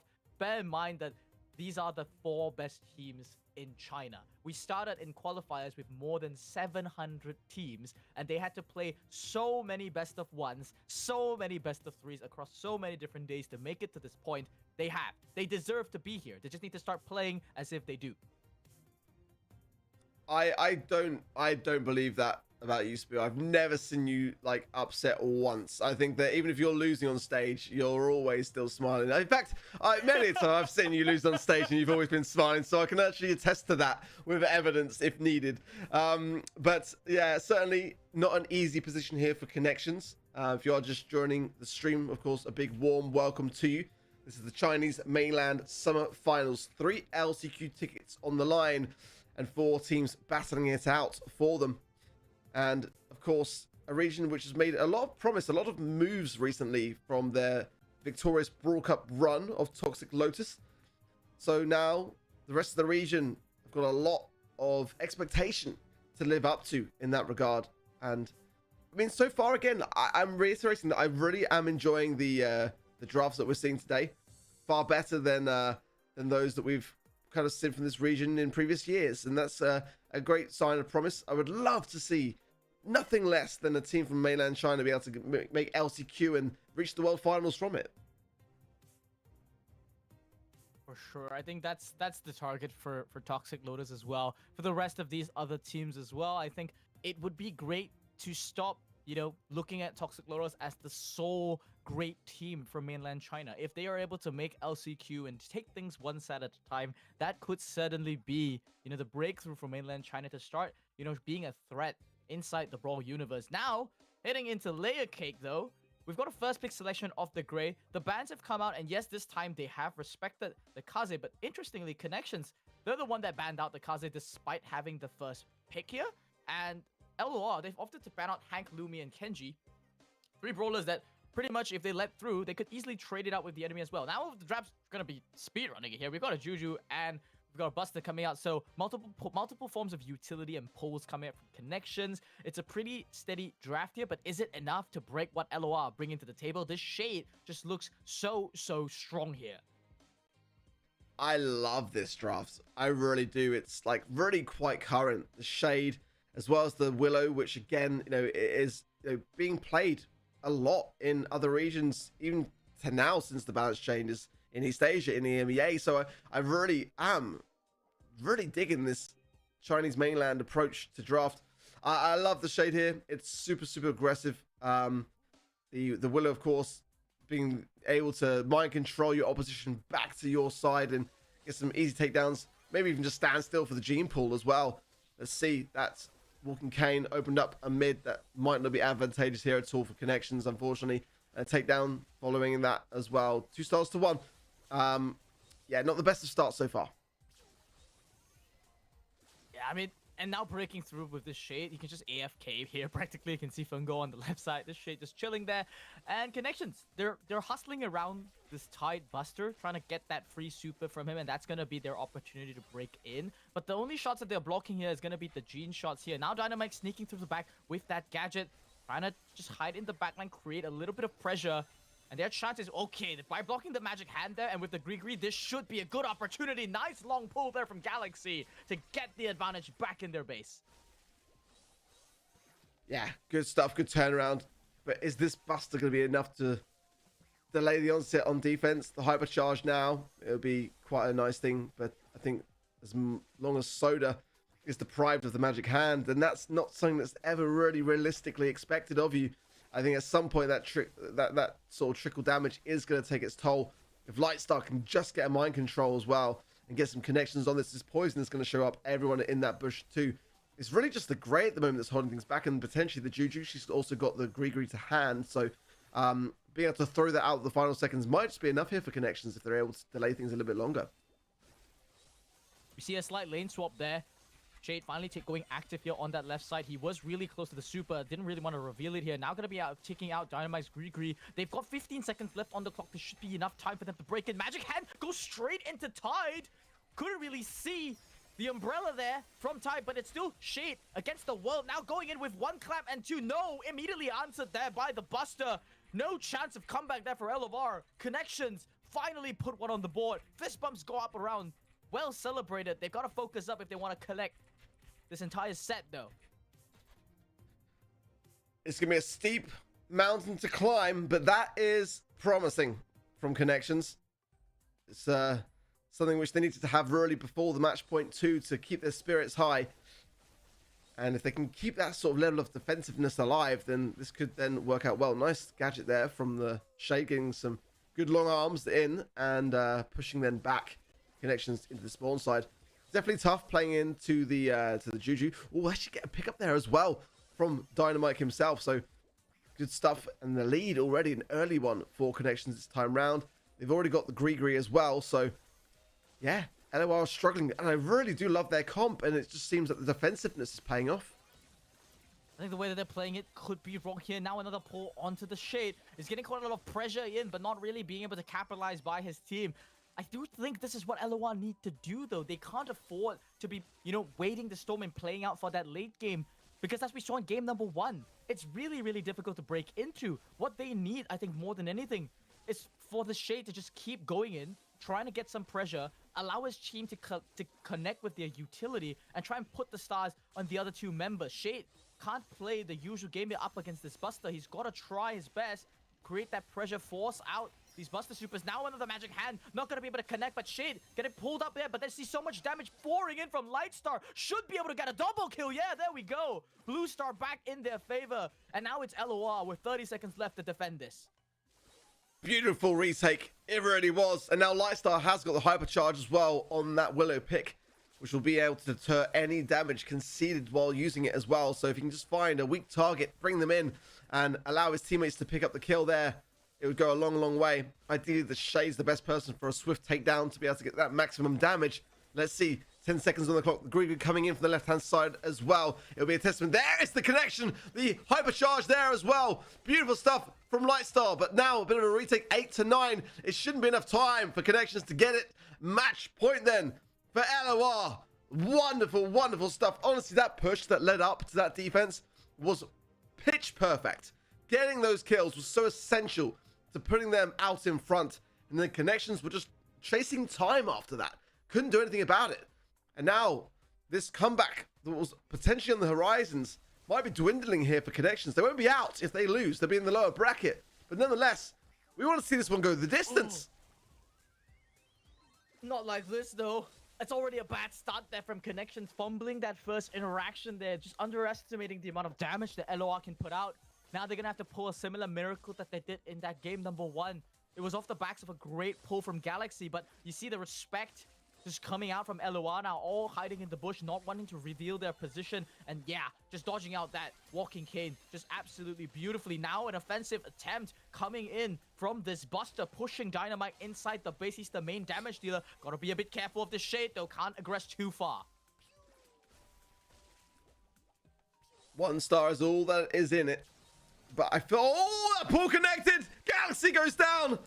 LOR with 4 stars now. A 3-star lead and the blue for them. What an important connection that really was onto the grey with no TP. The prime target to really capitalize on at this moment of time in this game. Now, the hypercharge of Tide has got to come in so clutch. There is a Gree for Dynamite as well on that right-hand side. They've got to just burn this utility, just go in. But this hypercharge, sorry, the mind control of Lightstar is the concern. They've got to be so careful to really bait that out first. Shade as well. Oh. Another pull there onto Galaxy. Soda just showing off at this point. Now Fungo in the back lines, going for Dynamite, forcing Tide to have to play the defensive role. But they've already shattered the Connections offense here. 5 stars they need. They need to get Lightstar and another kill if they want to come back in this game. And only 15 seconds left to do so. It starts now. Now Tide with the pull. Not going to connect. Fungo going in for another kill of his own. Dodges out Dynamite beautifully. So much damage raining now. Hypercharge and a pull from Soda to usher in another ticket from them. Mind control just to rub it into Connections. Because LOR are the second team confirmed for LCQ. Thumbs down pin IRL. You love to see it. Great spirits in mainland China. And a huge result for LOR. A match that, honestly, I still feel could have gone the distance to a 5th and final set. But we just didn't quite see enough from Connections. And I feel like that says a great deal about LOR because the drafts were not the worst. They were decent, but just not quite as good. LOR today really are looking to me like that kind of 2nd seed team, honestly, in this region. And I cannot wait to see how they will fare against the number 1 seed, in my opinion, of Toxic Lotus, because they are the team to beat, of course, from their Brawl Cup run. All eyes are on them in this competition. That's right, they are the 2nd most favored team, though nonetheless, LOR did coming into this competition with the 2nd seed here.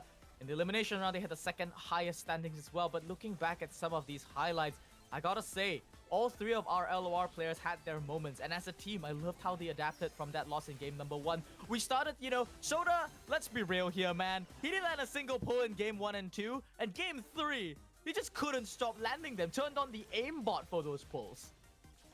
It was ridiculous, wasn't it? It was just so solid. I mean, when you look back to those elimination round stages, I mean, it was a sweep in favor of LOR. But nonetheless, I think the way Connections started playing things off gave me promise, gave me hope. I mean, there's a lot of defenses in Brawl Ball which didn't look great in terms of their ability to go on the aggressive themselves, but they were also defending off really perilous positions that could have been early leads. And I think that they showed some great promise today. Again, not the full roster that we saw at LCQ last year, but nonetheless a team with fantastic promise in this region. And you know, the day is far from over. I feel like out of the 2 teams that we've seen so far for that final LCQ ticket, I think that they are my favorites to be able to obtain it later on today. That would be agreeing with the seeding as well. Chapter Fantasy are the lowest seeded team here, followed up by Connections. So if the prophecy is true, then yeah, Connections should have this one in the bag. I do believe that's the next matchup that we're going to be taking a look at later on in the day. But yeah, Connections in that match, they didn't get 6-0 swept, right? They at least managed to take 1 game.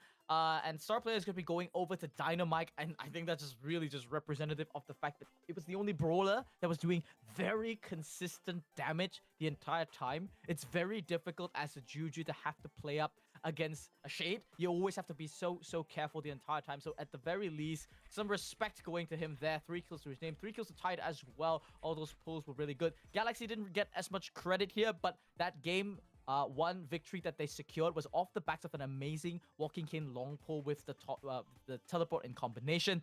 That's going to give us the bracket. Now, let's recap. Toxic Lotus will be going up against LOR later in match number 4. Chapter of Fantasy in match number 3. An elimination match, mind you, going up against Connection to determine who is going to be the final team to be confirmed for LCQ.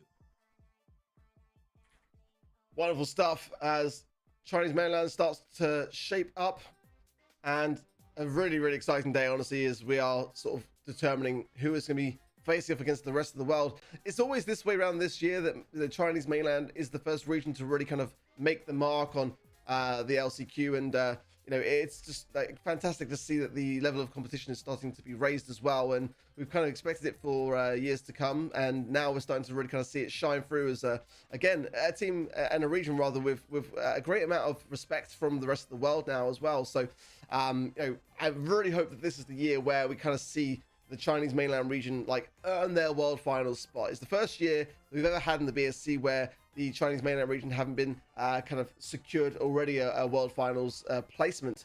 So they've got to really earn it this time round. So that really raises the level of competition. Yeah, a lot of pressure on the backs of Toxic Lotus, for sure. I think after that Brawl Cup performance, they'll probably be heading into LCQ as potentially actually one of the favorites to make it to that to World Finals. It is still going to be a really cutthroat competition after the Brawl Cup. LCQ is going to have so many EMEA teams, so many NA teams coming out from the rest of the regions, which nonetheless are, you know, as much as they've been performing well, they have to keep it consistent. Was Brawl Cup a fluke will always be a question that lingers on their minds heading into this. But that begins here. At the very least, they've got to secure this summer finals first. Hopefully, take the biggest wad of cash that you can get as well. Get that first place finish. That would be a huge confidence boosting, knowing that at the very least, they're still the best in their own region. Well, knowing the schedule, I'm curious as to whether we might have something different up next, but we'll wait and see as to how the show is being run on the other side of the field. I don't want to give away too much too soon. We're kind of anticipating it ourselves as well. But certainly from what we've seen so far, I think that getting to this stage of the competition from the elimination round, it seems to be still consistent with what we saw in the qualifying stages of this region, really. Toxic Lotus still seem to be that team that are really out in front leading the pack. I'd like to see them placed under a bit more pressure later on with maybe dropping a few sets here and there. That'd be a fantastic moment to see, and that could be happening in that upper bracket matchup, in my opinion, based upon the way that LOR were playing today. Could definitely be a possibility. Let's head over to the stage real quick, as it might be that time spoon. Let's see. 想问一下我们现场的观众朋友们，请告诉我刚才的比赛精彩吗？好的，那接下来的话将要进行到的是我们的全新模式3v3皇冠争夺赛的表演赛了。那首先我们要有请到的是来自 TL 的2位我们的职业选手司机以及若白，以及刚刚在我们的赛前互动当中脱颖而出我们的水友朋友们来到现场。好，我们先依次和大家来 say hi 打个招呼。大家好，我是司机。大家好，我是若白。大家好，我是来自山东的水友，然后希望这次能不拖后腿，然后跟司机和若白一起加油。好，那我们现场也给我们这位山东的斗士一点掌声欢呼声，好不好？好的，那其实作为职业选手，我相信各位已经完全体验过了我们的3v3的皇冠争夺模式。接下来想问一下司机，对于这样的一个模式，你觉得最吸引你的点在哪里呢？有局内养成。然后对于这个游戏当中，你最喜欢使用的这个英雄的搭配是什么呢？可以给我们待会儿要挑战你们的线上的水友们一点建议吗？我觉得在国服特供这个版本里，回弹速度非常厉害。最大的一个关键点就是回弹速度，同样也在这个模式当中得以运用。好，那接下来我们要挑战线上的3位这个观众了。接下来问一下若白，有什么话想要对即将挑战你们的线上的观众朋友们说的？我觉得这个模式我们一定会带水友赢的。好的，那我们也相信2位能够在现场带领我们这位山东的斗士，能够带来非常好的精彩表现。有请各位来进入到我们的对战席当中。好，那接下来我们来共同期待今天的首场3v3皇冠争夺赛的模式。接下来我们要把画面来交给我们的解说们啦。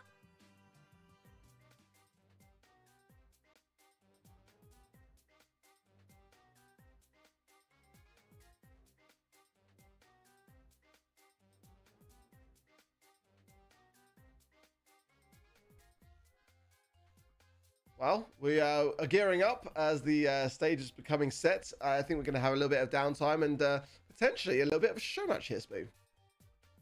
Yeah, I'm just laughing because I mean I am Chinese, right? As if you wouldn't know, but like I actually understood like a fair bit of that interview that we just went past, and I'm not gonna translate the whole thing obviously because it's just way too much. But there was a question. The host basically asked Talk or White. He said, "Do you have a message you want to say to the rest of the teams here?"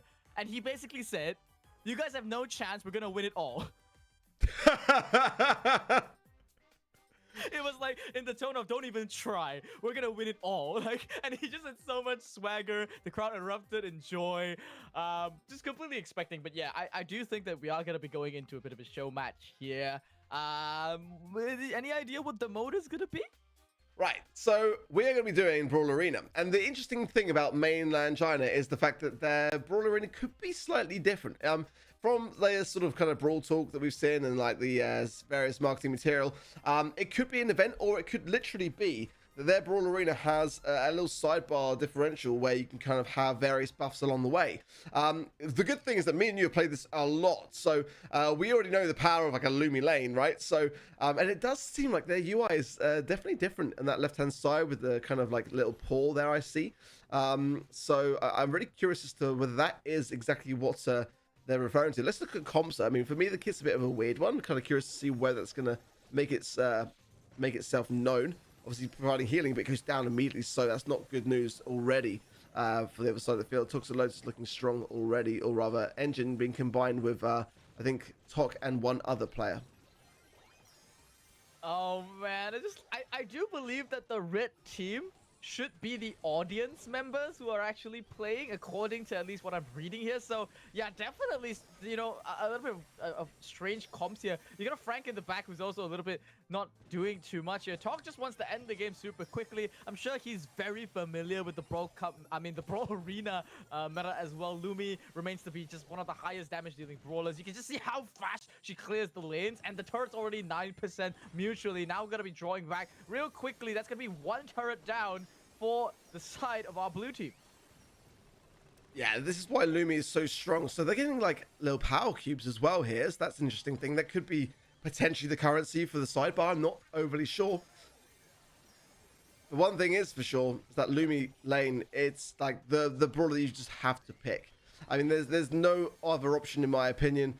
Looking like a bit of a steamroll now as they're approaching the main turret already. And on the red side of the team, yeah, there's Frank standing still in the spawn. Definitely seems to be struggling somewhat here as well.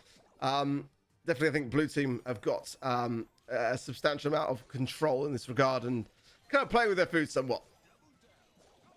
I'm not surprised whatsoever. You put pro teams going up against some of the audience members here, and they're really not holding back. Come on, guys. Hey, I mean, I know you want to go back to your regularly scheduled programming when it comes to the competitive region. Okay, Kid's not even gonna get a kill here. Yeah, the stat buffs are just way too much. Janet takes the disguise here.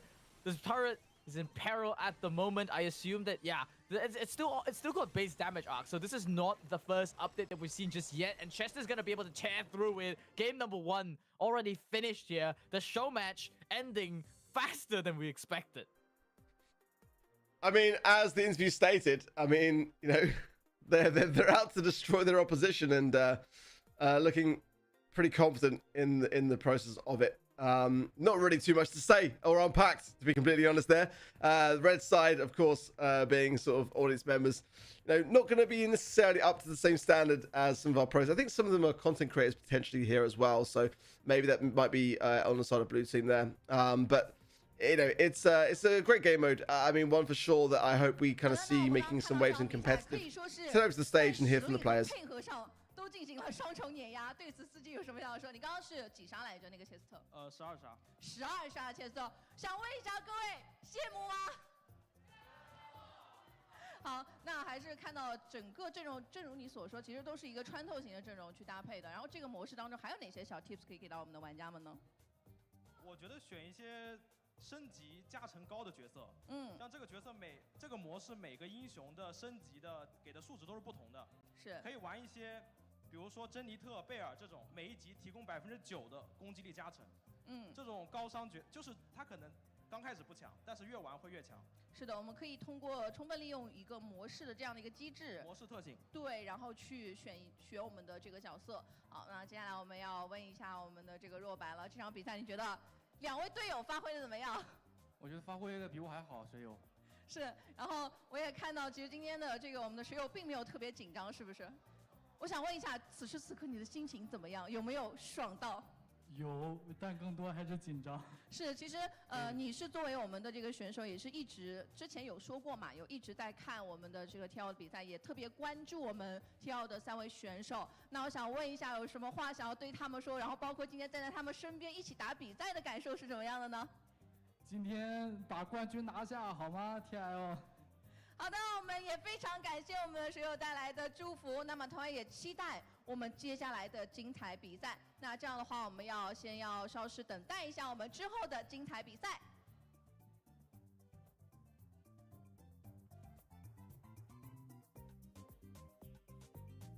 Well, there may not be a translator on the stage, but we've got one on the desk. So, Spoo, break it down for us. What? Okay, I don't have the full translation. I've just gotta, give it to me there. But yeah, basically, Engine flexing the fact that he's got 12 kills. Engine giving tips to the audience on what to play. So he was talking about scaling, saying that, you've got a 9% brawler that is scaling. So at the start, not too strong. At the end, it's really strong, something you can, consider. And then finally asking, the host asked the content creator how it felt to play with 2 pro players on stage. And he was like, yeah, I'm kind of nervous. Bro made notes. Bro actually wrote down the script and made notes and transcribed it live. Well, as you can see, we're going to go to a very short commercial break, but make sure you stick around because don't worry, we've got the best translator in town. We'll be right back after a few of these messages. Stay with us.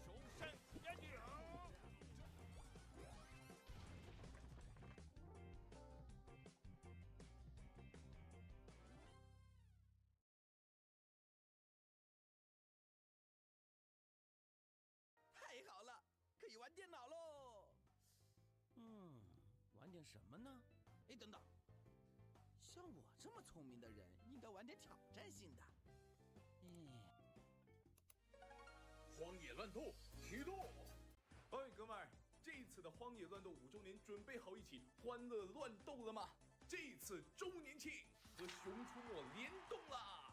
熊大、熊二、光头强还有吉吉国王将会来到新庙乐园跟所有斗士见面，超级好玩的派对玩法，爆笑抽象的面具装饰，经典老番活动商店再次上线，超多免费皮肤与道具资源。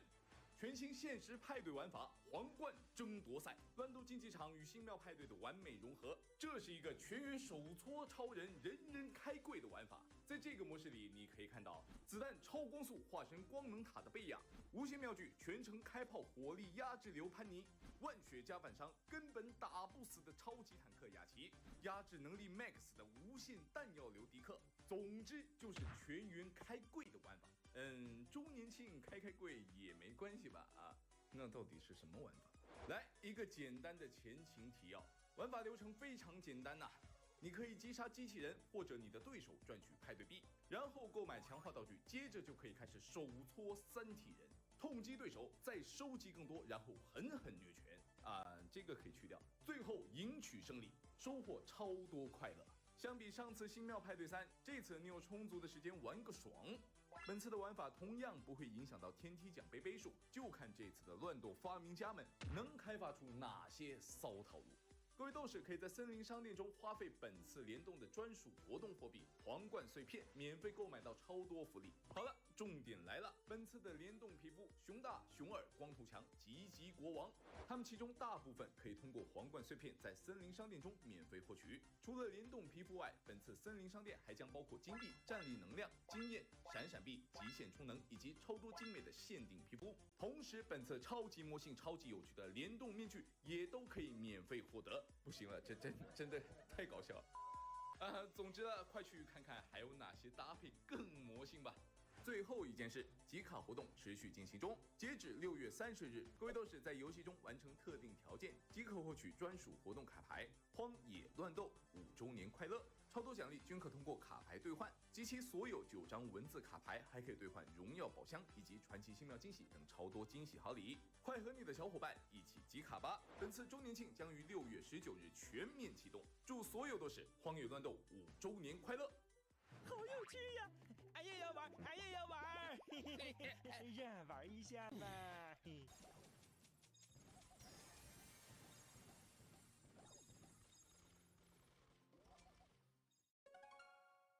The world is my stage, feel the lights, feel the fear.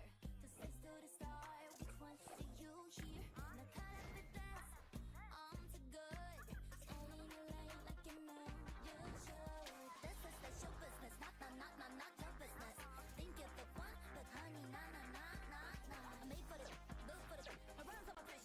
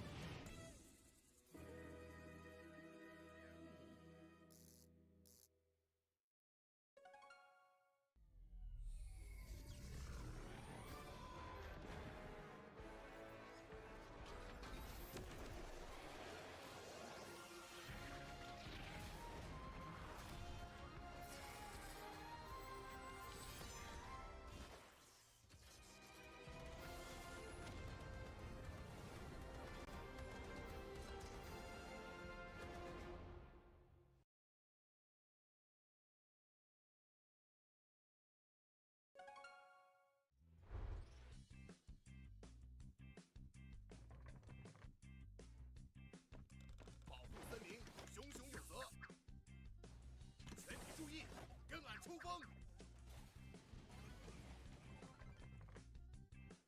弟们撤，强哥要清场了。老板，这波得加钱。宝宝，看到本王的精彩时刻没？本王驾到，猛龙闪开！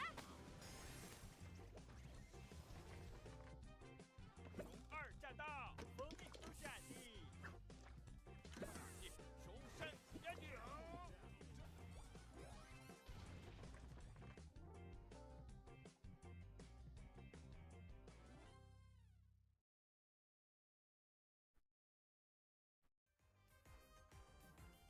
Welcome back to the Chinese Mainland Finals here today. Again, what a fantastic day been so far, Spoo. Thank you for your translational skills. Very much appreciated there as well. And plenty more where that came from still to come. Today is all about whistling down our 3 teams from this region for the LCQ. We've already been able to hand out some tickets already today, Spoo. Correct. We'll be handing out one more ticket, or not specifically us, but basically the last team will be decided here.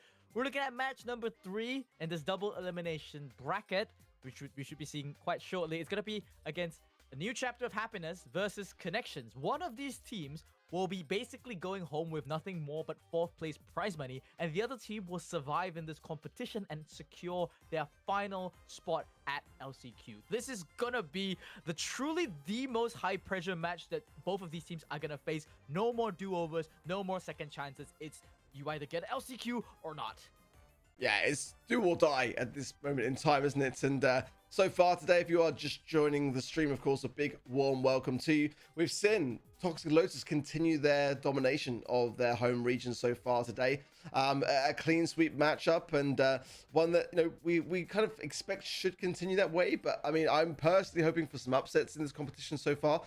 Mainland China as a region, of course, has been evolving over the years. This is the first time, I think, in the BSC history where they've not had a World Finals slot allocated for them from the beginning of the season. They've got 3 LCQ slots, and they've got to earn their way forwards from there. And I think that this is the best test for this region so far. We've seen teams like Toxic Lotus really kind of make a stand and make a rise to themselves. But these are the, well, effectively the number, I would say the number 3 and number 4 seed. This is their elimination match. So the loser of this match, Spoo, they will go home empty-handed, and the winner will be declared the final LCQ ticket. That's right. Chapter of Fantasy. On stream it says Chapter of Happiness.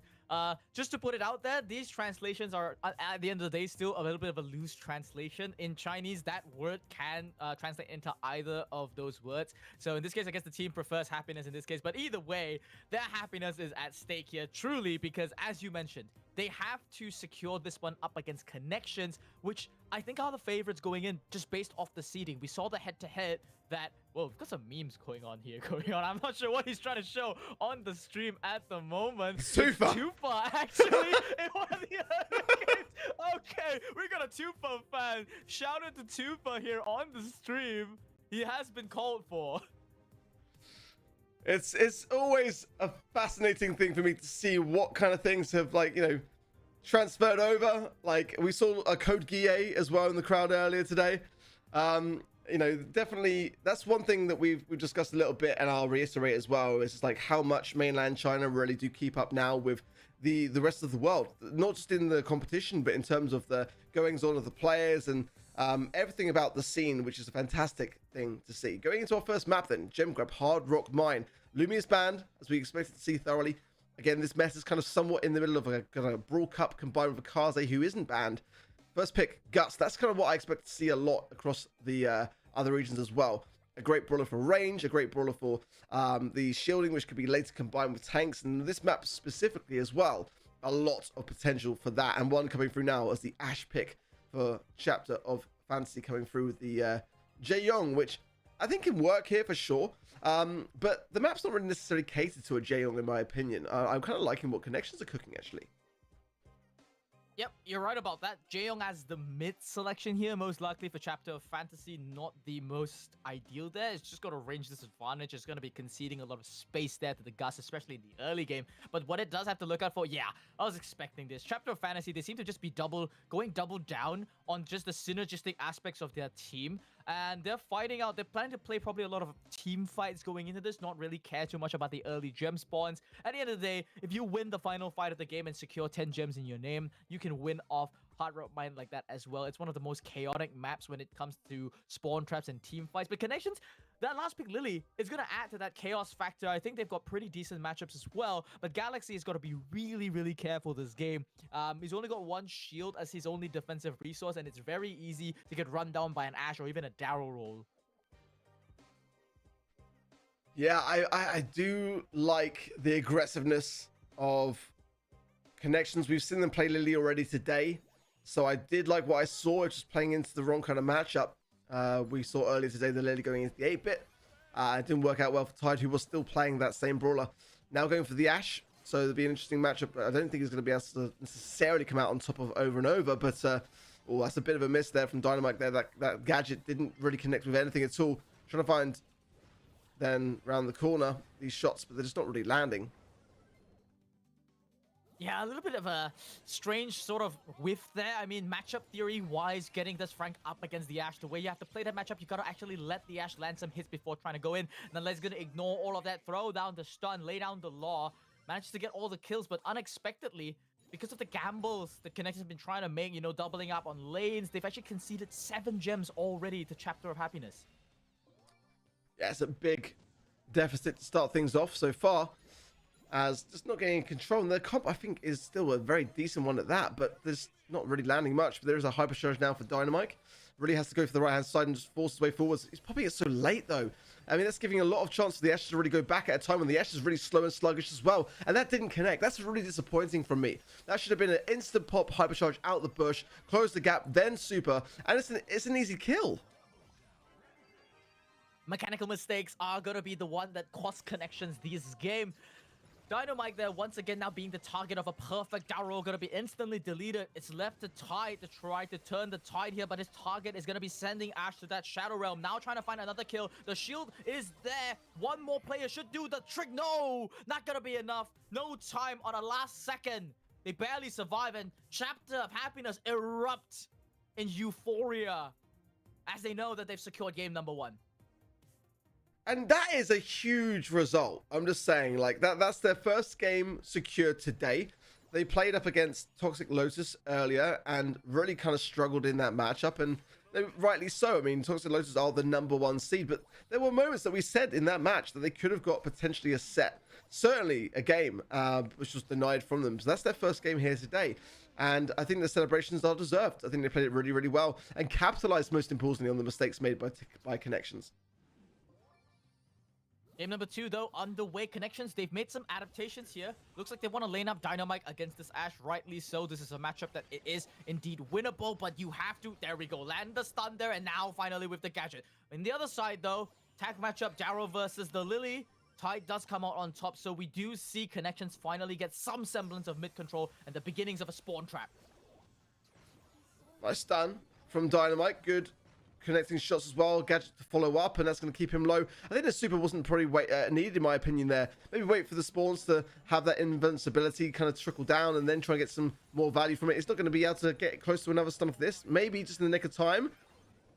Cancelled out. Like, some big question marks here from Dynamite. I think that hypercharge could have been better left reserved, get a couple of shots and then go in with it, but nonetheless a good distraction. But I'm just not overly sold on this Frank gameplay so far. Hypercharge for the Ashe on the right hand side, potentially, but not used this time around, just the rats, and now gets stunned out regardless, and that bush all now dissipates on the right hand side. Definitely some question marks here for me on a lot of these plays.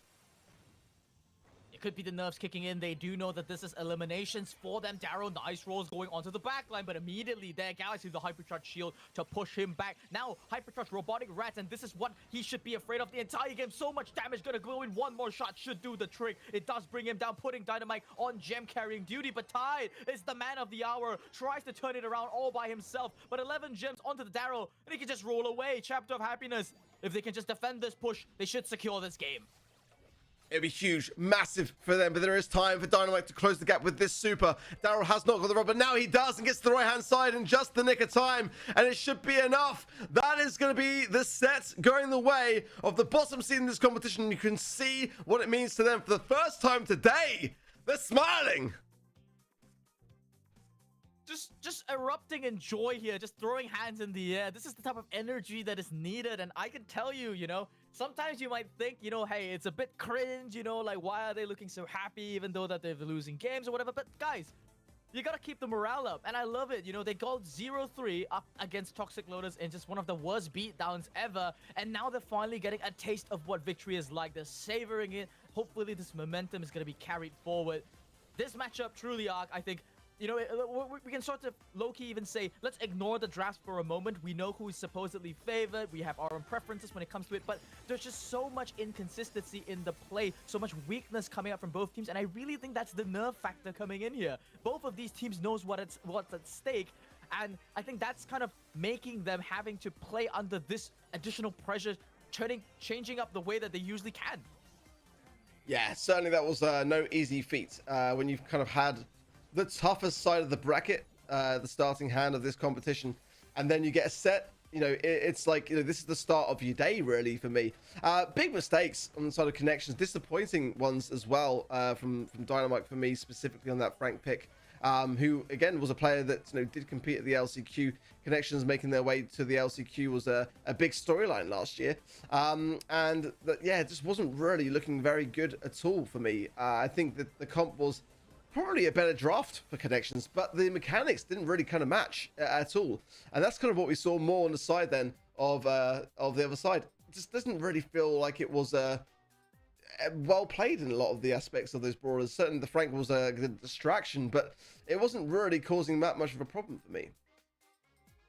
Yeah, I can tell. At this point, like, after we saw the very first interaction of the way Dynamite played up against the Ashe, immediately I think both of us knew that he's not too familiar with this matchup of Frank against the Ashe. And honestly speaking, not to his discredit here, it is not particularly the easiest of matchups to play up against. It has to be a little bit precise with the way you manipulate your health. And yeah, I mean, Valentine and shooting, 8 kills for both of them. Only 1 death onto Valentine on his Jae-Young. Managed to stay up the entirety of the game, while Galaxy couldn't even get a single kill to his name. Yeah, really disappointing for that to be seen there, really. I mean, you've got your 2 aggressors, of course, to go in and try to secure things, but, you know, it's, yeah, not the greatest of signs. Obviously, of course, the Gus is designed to be the gem carrier, more importantly so, but you know, bit tough to unpack there for their side. But, you know, hey, it's the starting set. There's still plenty of time in this, but this is the lower bracket. This is the elimination round. So this is where one of these two teams is going to be going home and out of the running for an LCQ ticket. The winner of this does secure the final of those 3. We've already got locked in today. You know, this region basically locked down after this matchup and then playing for seeding. So this is now the time to really knuckle down. Connections have not got a second chance of grace here. Off the backs of that last loss as well, this is going to be their 4th consecutive set that they've lost. Well, Chapter of Happiness have managed to flip the script a little bit. This is their first win. Now, I expect Connections, as I've said in the previous set, what they really just need is a draft that makes sense. A draft that they make sense of personally. Because so far, the way that I'm seeing is, it just seems to be like they're trying too hard to get an edge in the draft here. I think the Gus first pick was absolutely fine, but the follow-up there going in with the Frank and the Lily might have exposed them a little bit too much here. I would have preferred to, you know, if they can't use the Frank as a theoretical counter to the Ashe per se, just come up with something slightly simpler. Maybe you could have gone for something that you know that works and just play from that angle.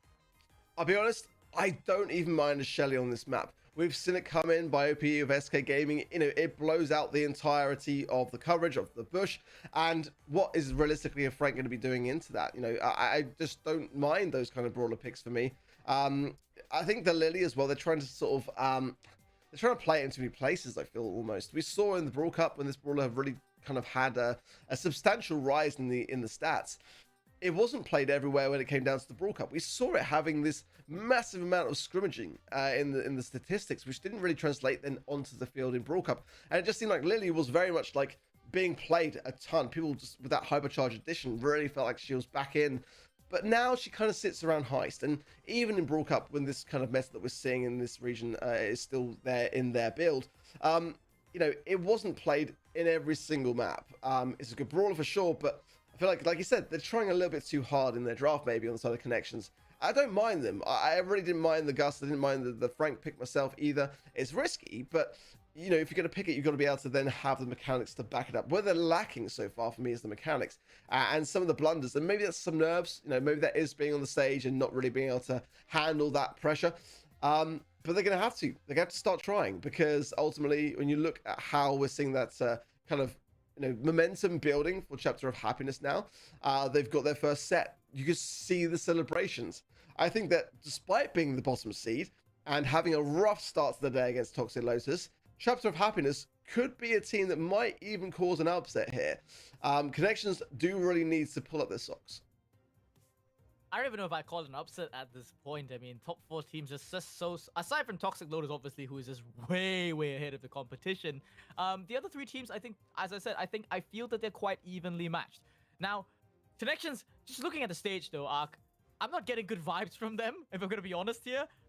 The energy, the morale and the energy does seem to be on a bit of the low here. It's only one set that they're down here, and I think they need, as you said, to pull up their socks and just focus on the next one, because this is also, mind you, the first time that these teams are going to be allowed to be playing in a best of 5. I don't know psychologically whether there's a difference, whether, you know, because if you lose in a best of 3 and you lose one set, the feeling in your mind is, oh, if I lose the next one, I'm out. But for these teams, this is the first time in the entirety of the format that they're going to be allowed to play a full-on best of 5. So effectively, that's 2 more matches 2 more sets at least that they have to come back in this game. There we go. Yeah, you got the coach tapping on the shoulder saying, chill out, we got this.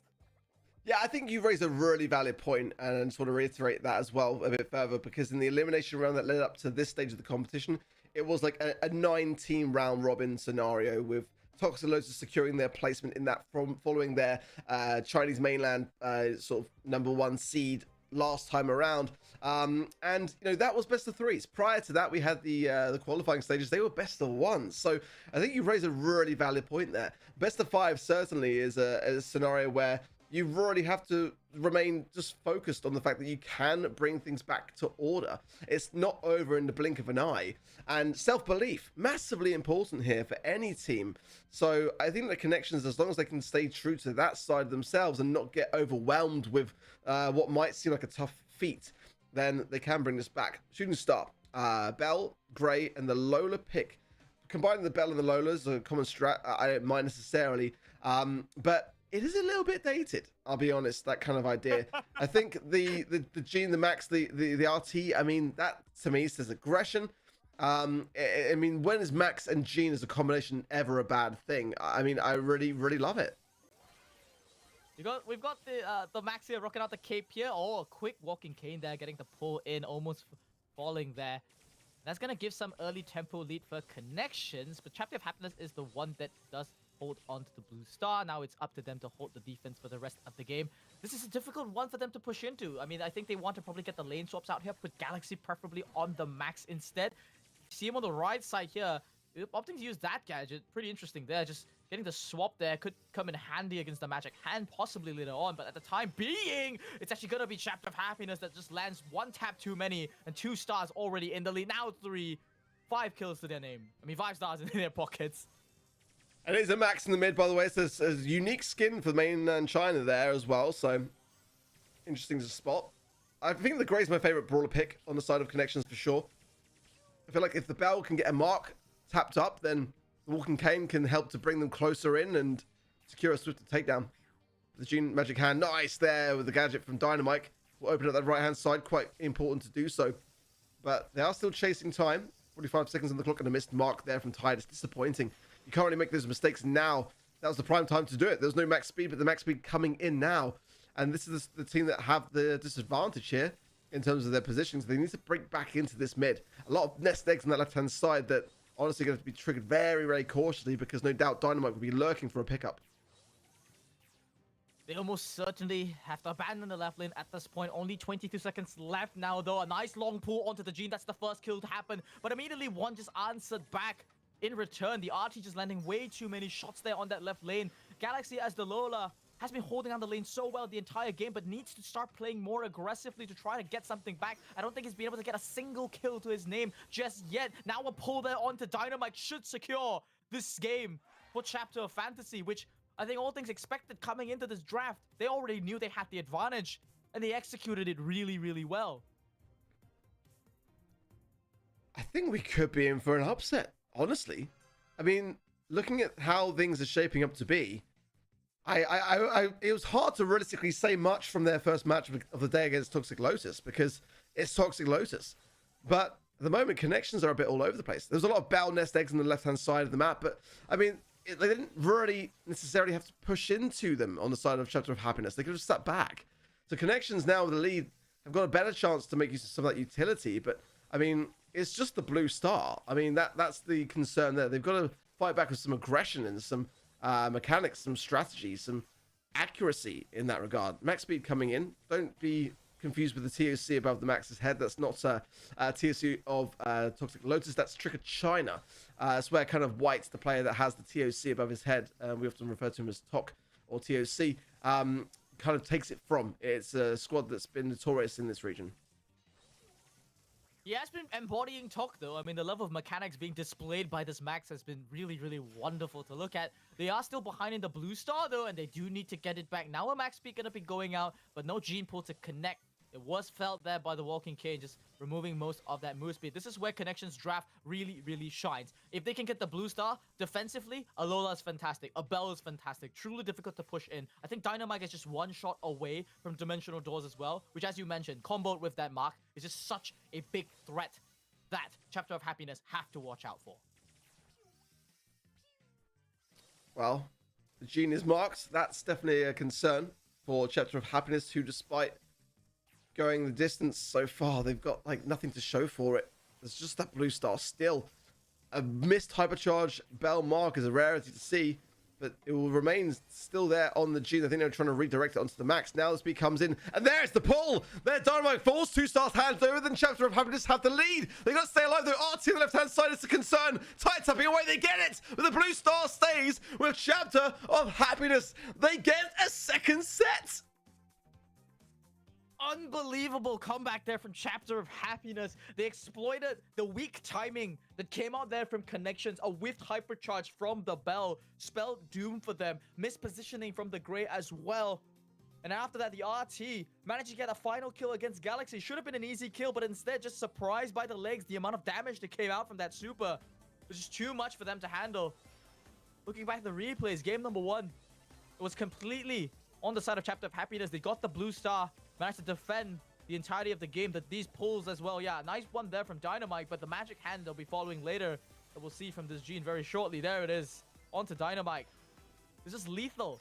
So much confidence coming out from Chapter of Happiness now. We're trailing, leading 2 sets ahead.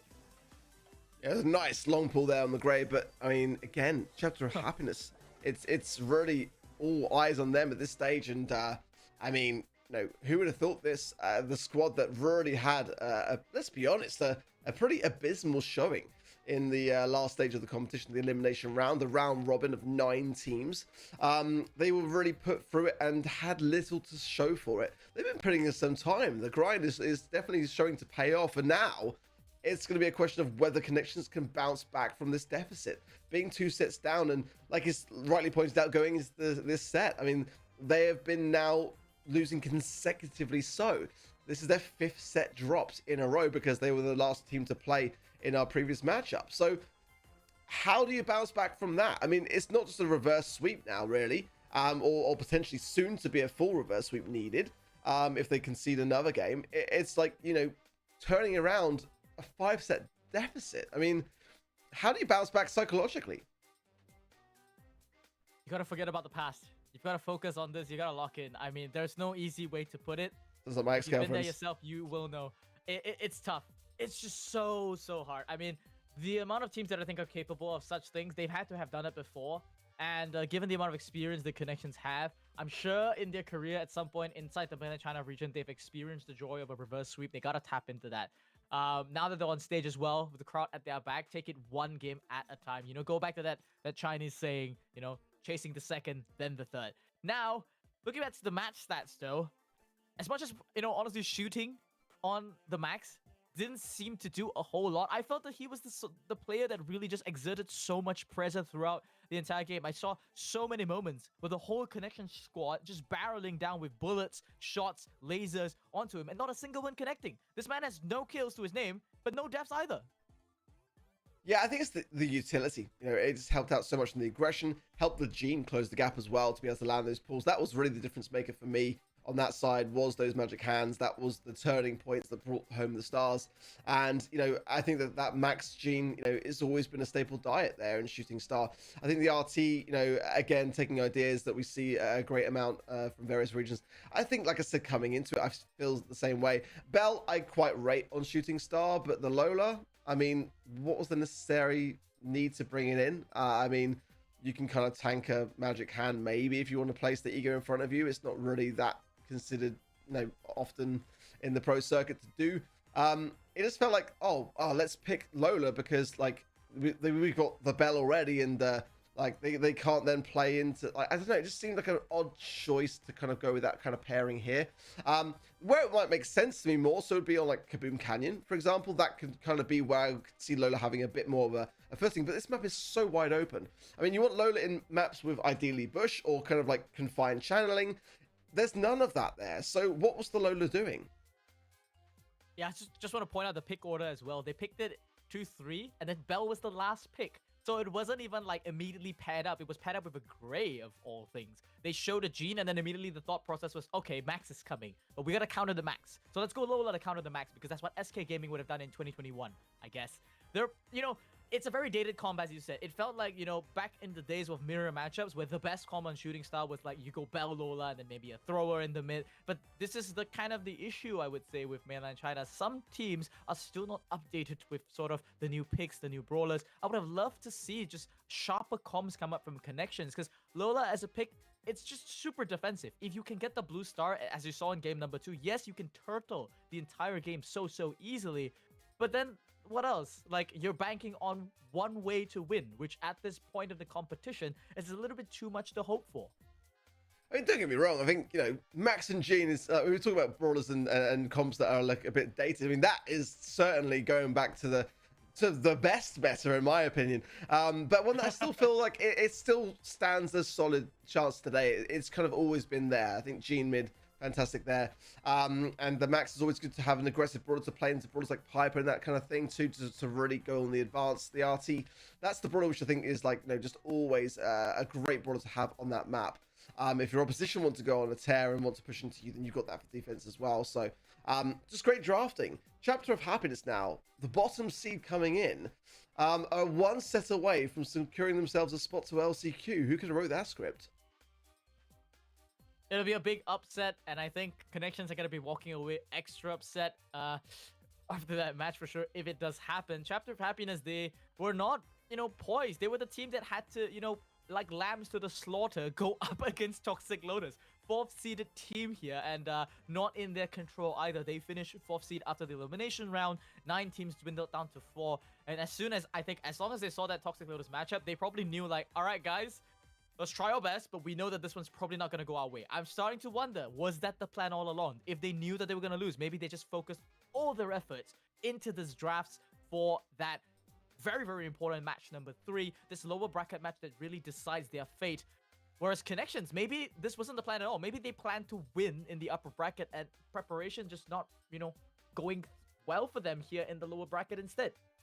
I think it's a really great observation. I think for me as well, the fact that, you know, Connections have had 2 chances, in my opinion, to get this right. Whereas, like you said, I think that going into a match against Toxic Lotus, you're not really in this region expecting to win. I mean, you'd like to, you play to, but are you really expecting to come out against the #1 seed that have taken down titans like Tribe Gaming of North America, like Loud of South America? No, you're probably accepting defeat somewhat psychologically, right? So they know as a squad, as the lowest seed coming into the competition, that they've really got that one chance to get it right at this elimination stage, where if they lose, they're out the competition.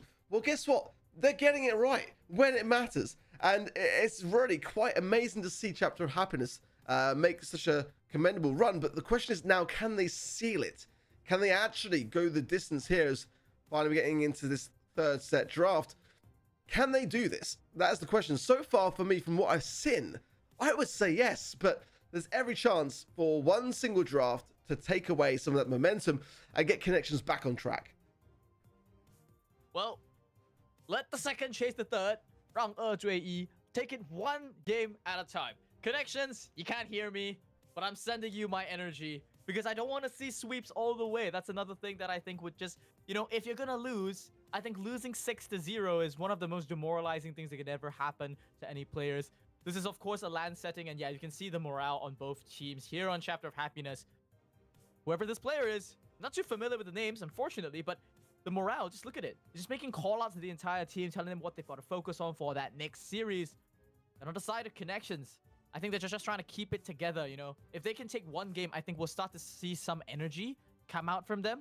The crowd there is also anxious as well. I love the Star Park balloons, by the way. I've got to get one of those myself one day. If we could find those, put it up in the backgrounds. It's going to be a really, really important game here for Chapter of Happiness. This is the one that they've got to lock in. If they can just win this one, guys, if you guys just tuned in, this is for LCQ. Winning this set is an instant qualification for them, and losing means you walk away with nothing but a bit of prize money. Yeah, exactly that. In a double elimination bracket with 3 tickets to be earned out of 4 teams, the loser of that match will be going home. And this is that match. This is that potential set. And for Connections, who have yet to get anything on the board today, it's now or never for them. This year, this is their season-long battle, which could be over here. This could be the end of their run. As we go into Ring of Fire, it's going to be a blaze of glory or going down in fire. One of the two, potentially, in this set. Otis' first pick.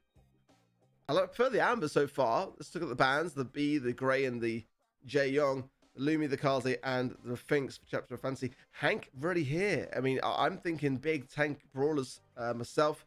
Bo, it's okay for the mid. Break the bush, sure, with the mines, but definitely just not necessarily the draft I was expecting. Nothing too crazy. Carl gonna be aggressive, but yeah, it's just kind of just okay. Nothing too flashy. Yeah, it truly works for them. I mean, Connections have been drafting, I think, the safest picks for them thus far, and now Chapter of Happiness, or Fantasy in this case, with this Otis and this Bo first too, it's just screaming a lot of anti-tank potential, especially the Otis. It's just a really big statement to pick up 2-3, and then they round it up with the Frank. This is something that they can utilize up against this Draco pickup. If you time it with the stuns well, last stand becomes irrelevant, so it's one of the better answers there into the Draco. But that does leave it vulnerable to the Amber, who has relatively been unchecked across all the matchups. So this, I think, is Connections' potential last chance, but could be their best chance as well to come back into the series. Love the Frank pick. Already a nice break of the bush, but will fall down to Tide. The question I always have with Draco, and my reservation is without the heals, is it going to have the best of times? Good connection there for the Frank, but at what cost? That entire right-hand side now, it's just completely open. I'd probably just choose to swap lanes, put the Otis on it really at this point in time. Let's find a gadget and a super, and that might be Tide overstepping his place there, really. Cycling the hypercharge as well. Double takedown. I'm not sure whether that was great from the Frank or just misplacements and missteps from Connections. I'm favoring more towards the latter, honestly. Mistakes coming out from both teams, but the percentage does look close. Okay, instant popping there of the bow mines as well. Thought he would get a catch there. Now the right side there, Tide, left with 1 health. Okay, not answered there. It's going to turn into a trade. Miscalculation from 10k years. At the very least, Chapter of Happiness, they maintain the mid control. The Dynamite is the one exerting all the pressure. Now they're going to spend one more stun just to tear up their entire side of the map. Not sure if it was really necessary here. The big one, the hypercharge from the Amber, who's so much damage, going to now secure them full mid control. And they don't even have to pop the second hypercharge. That was great from the Frank there. 10k years went to town. Hypercharge now going down straight onto the middle. But with now Draco in that form, he can be able to dance around them a little bit better and trigger some of them as well. They get the stun off. No, the hypercharge not going to find a dent. There, the mark. We'll actually see the demise there of Tide, though. But in the meanwhile, 80% on the zone for Connections, who are getting some serious momentum now. And it's Chapter of Happiness that are behind. They're going to have to not only defend this off and get on the zone. They have to defend it continuously so for a 55% of objective time. I just don't see it happening now. Connections now getting on that zone, getting themselves a game. Finally, signs of life with Connections. And the question now is it too little, too late? That's the thing. I feel like the comp was working better for them that time round. That's for sure. But, I mean, having seen so little from them for so long, are we finally going to get a set? That's the question. Looking at the way that they've played and the way that they've drafted, I think it's very much possible, but I don't want to jinx them just yet. We are seeing some swaps here. 10k years on the Frank, gonna be going still on that right lane. Now we see doubling up there. 2 brawlers going into the Frank. I'm not sure if this is one that works out. The pull doesn't land in their favor. That's gonna send Frank all the way back to the base. Now Dynamite going on the offensive, trying to get some kills onto Bo. And look at this Draco just running up, catching out 2 brawlers. No respect given to him, just walking up here. You gotta notice in the back, but at this point, it kind of feels like mispositioning, so to speak. Look at some time pushing everyone to that left-hand side. Wonderful stuff from him. And now Connections approaching 50%. I mean, it's not the same team as it so far. Chapter of Happiness just a little bit all over the place. Hypercharged bone mines onto the zone. But look at that. As simple as that is how you can trigger them. It's kind of always been my reservation with Bo. As another hypercharged Frank still onto Tide. But the last stand will keep him alive a little bit longer. Again, the objective is not being played by Chapter of Happiness. Connection are just always on that zone. This Amber, it was first pick, but with no real answer against it. It's been allowed to remain at large here. They seem to be focusing too much on the side lanes. That's what we're seeing. Another missed stun there from 10k years. It's going to be pulling into a hypercharge mark from the Otis. That's the whole kitchen sink. But look at this Amber. A 2-man burn, allowing for Dynamite to go in with a hypercharge of their own. It's going to get 1 kill, but that's all they really need. 10% up is all they need. Connections, they finally are going to be able to get a set for them. Celebrations going to be coming out for them. They know that's not going to be a clean sweep. Fist bumps fly around. They don't look too pleased with themselves. They know the job's not done. Yeah, so much still to do, honestly, for them in this series. But that is the start of something, hopefully. They've really struggled to get a set all day long. That is something to write home about. But it's not enough yet. Again, Chapter of Happiness, the bottom seed in this competition. But they've got a 2-set lead, or had a 2-set lead. It's now 2-1. It's you know, one of these things now where we're saying coming into the matchup, it's going to come down to that ability to stay composed. And in a 5-set scenario, which again for this region is quite a rarity in the stages that lead up to this, it's normally best of 3s or sometimes even a best of 1. Now they've got to reset the mental and go the distance. It's taking teams out of their comfort zone, and you can see that as Chapter of Happiness prior to this set, they looked unstoppable, honestly. I think it came down a big part, as I said, you know, it's really all about the drafts here. And this time, Chapter of Happiness, I didn't really like the Otis Bow 2-3 up against the Amber, you know, kind of, you know, opting to just completely ignore it and then just go with 2 prophylactic picks here. Yes, the Otis was supposed to be good into tanks, but the thing about it is they doubled out on that solution and opting to go for a Frank instead to do the Draco as well, which put Otis in this weird spot where there was no real good matchup for him to do much.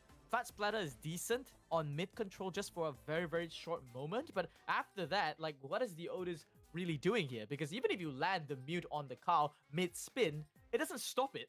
You still lose that matchup. So a little bit confusing over there in terms of the draft and gameplay as well. Yeah, I'm with you. I think that there was way more potential for some healing combinations to really cause a bit more of a problem on the zone. I mean, they had the Draco on the side of Connections, but no heal to back it up. I mean, why not kind of like preempt that, bring a tank of your own, bring some heals, and then you're able to really stay on the zone far, far better. It just wasn't really the case in the draft that we saw. And again, Connections just played the objective better. Galaxy. This is the most damage on his team, and I think this is completely expected, you know. First pick of the team, unanswered, not really checked whatsoever. Fed so many hypercharges throughout this entire game. I think he got the chain off back-to-back hypercharge thanks to this Frank and the Bow. Just always having to stay on that mid position. And that's why we see the damage numbers are just so overly inflated there. He played to their role, and that's going to allow Connections to begin the chasing of the second, and now maybe the third. This is it. Can Connections bring this back under control as the number 3 seed? We expected them to be able to earn an LCQ spot realistically here.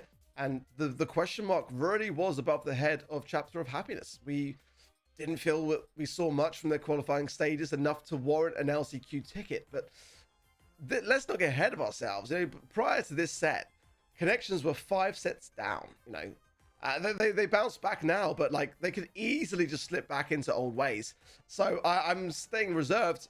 Chapter of Happiness have had the better draft so far for me for the most part, and look to be actually, for a team that looked really demoralized in their previous match, a little bit more calm and collected, a little bit more, you know, confident around the situation, which I wasn't really expecting. I mean, they were up against Toxic Lotus, right? I would just feel the amount of pressure walking up on stage, and then you look at your opposition, you look at their jerseys, you see war flashbacks about their reverse sweep against Loud. You see the flashbacks of how they completely destroy North America, and you're like, wait, we're fighting that first round? Like, that monster is here? You're like, oh yeah, we're done. Totally understandable. But now here, a bit more of a matchup that they're more confident with, a matchup that they're more, you know, familiar with, so to speak, just going up against other players from their own home region. They're not looking too pleased at the moment after losing that last set, and they're, you know, a lot of discussions, I presume this is discussions going on in the draft at the moment. They're all thinking about what they want to do, how they're gonna probably try and strategize to close out this game, because it truly has been coming down solely to the draft so far. I don't think I've seen, I think maybe Gem Grab, kind of. Those two comps were a little bit closer, and then the Frank just kind of didn't do the job that it was supposed to do, and maybe if it did, it could have been a closer game. But so far, in my opinion, I think it's mostly been down to the comps. Yeah, the draft, of course, so important to get right, and equally so, it's very easy for just one mistake to cost you an entire set. Back again to less smiles on the side of Chapter of Happiness, and a little bit of a spring in the step there of Connections. But still, again, so much to play for. An LCQ ticket on the line. And that really, for this region, is the goal. I mean, after this, their year is over. Is get this ticket, or your entire run is ceased, you know. And we're you know, only just bit past that sort of mid-stage point of the rest of the season across the regions. You can see the tension of getting this draft right really is showing itself. Imagine that. Your entire season banks on your next game. That's an insane amount of pressure. Not gonna lie. I feel for these mainland China players, and now we're going into Bridge 2-5, and I love to see the bans immediately from Connections. Some you know, respect, I would say, given to Brawl Cup. The Miko ban is the one that calls out to me for sure. Kaze and Melody, 2 other bans who I think they fulfill similar purposes to the Miko on this map. And Connections, they say they don't want to deal with any of it. I think they're gunning to go for some kind of a control comp here.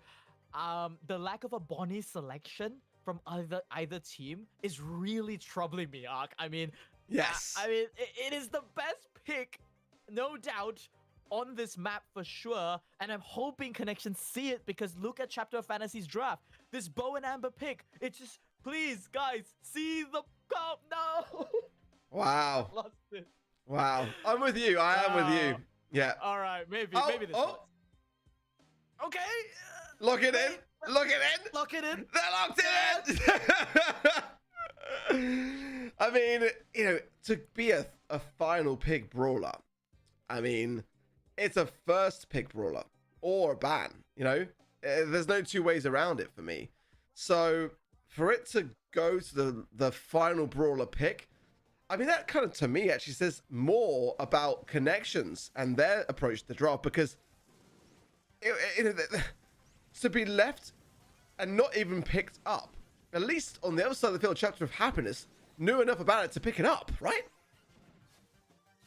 Yeah, I mean, still, I mean, it might punish them in this case here. Dynamite and Tide, they did manage to slip through and, you know, break through that first shielding of damage. But yeah, you have to see Dynamite go all the way back to the base to just deal with that Bonnie. And bear in mind when Bonnie returns here, for sure, I think he's one shot away from super. And yeah, he's already just ignoring this Colette on the left side. He knows that Colette in a base race, strictly speaking, doesn't really do that much. Now, the Amber going to be allowed on that top side to do even more damage. If he's running Dancing Flames, yes, he is. It's going to be so much damage done on the save. This is not looking good for Connections. A Colette on defense is not what you want to have. Now, Bell with the hypercharge. They could potentially bring down this Bonnie. It's a very important kill. They don't get it. And that's going to allow Dynamite to answer and return. Just 2 more hits should do the trick. Yeah, good, keeping it low, but there's Dancing Flames used in defense there, which is not going to be then being able to use on offense. Marked up is the Amber now. Bonnie should be taken care of as well. This is good defensive work here from Connections, but can they maintain it? Oh, the Amber gets through. There's the hypercharge to close the gap. Oh, but they also failed. They get the safe Connections by a 3% margin. Managed to get the game against all the odds. They had no rights. They had no rights, but they managed it. Unreal. I am shaking watching the Colette just, you know, trot across there. The Bonnie, 10k years. He had the jump. He just needed to aim it on the safe. A little bit misplaced there, allowed for Dynamite. But nonetheless, we see the lane swaps now. Doubling up here on the right lane. Looks like Connections, the plan was to try and snipe the Bonnie lane. But that's going to leave Galaxy on solo defense duty against this Amber, which has already gone straight for the safe. First layer of shielding going to be gone. And now Connections, no choice but to pull Tide back. Put him on defense duty as well. They're already down by an entire 36%. Oh, that was so wild. But, I mean, look at this already. I mean, that's such a promising start from Chapter of Happiness. Already taking 2 stages off the safe, but there is still Connections attacking down the field. Choosing to come back now, away from the Amber. Colette on the safe. I don't mind Colette on this map. It's just not necessarily what we kind of have seen now since the rework of the safe. The hypercharge for Colette really was what made her everywhere in Heist. Now, taking a little bit more of a back foot, but it's, again, the Bonnie pick. But this Bell marking it up, maybe it was Connections already foreseeing that the Bonnie pick would come forwards, and if they marked it, then it's not as much of a threat. That's an interesting prospect. Still, though, I mean, it's big save damage going in there. Once again, 10k years, kind of, you know, forcing the jumps a little bit, and now we see the same chain of mistakes come out from the rest. Complete team wipe there, gonna allow Connections to completely control the map here. They just need to wait for a good connection there for Dynamite to go inside the safe, and that should usher in the hypercharge there from Tide. There we go. Dynamite going straight for the safe here. 1 more damage should break that shielding. Doesn't even pop the super there. Now Tide is waiting for the shielding to go down with a hypercharge. That evens out the game. Now both teams left with the last layer of shielding. This could go either way. Getting that safe down to 50% was absolutely crucial. If it had been just 1% higher, then that would have been such a waste of utility. It's actually going to get 3% additional to that stage as well from the help there of the Ego coming forwards onto the safe. Colette there with the gadget though pops right hand side, damage coming from the body. They've got to take care of this now. They've got to take care of it now. They do finally. The bone mine's triggered. It's not enough. There is still time here. It's got the offensive for Connections. It's a draw currently, but there is still 10 seconds left to play. Is it going to end on a draw, or is someone to make the move? Dynamite coming forwards with the realm as well. Gonna land bang on their safe and gets it for Connections. We're all tied up. We're going all the way to a 5th and final set.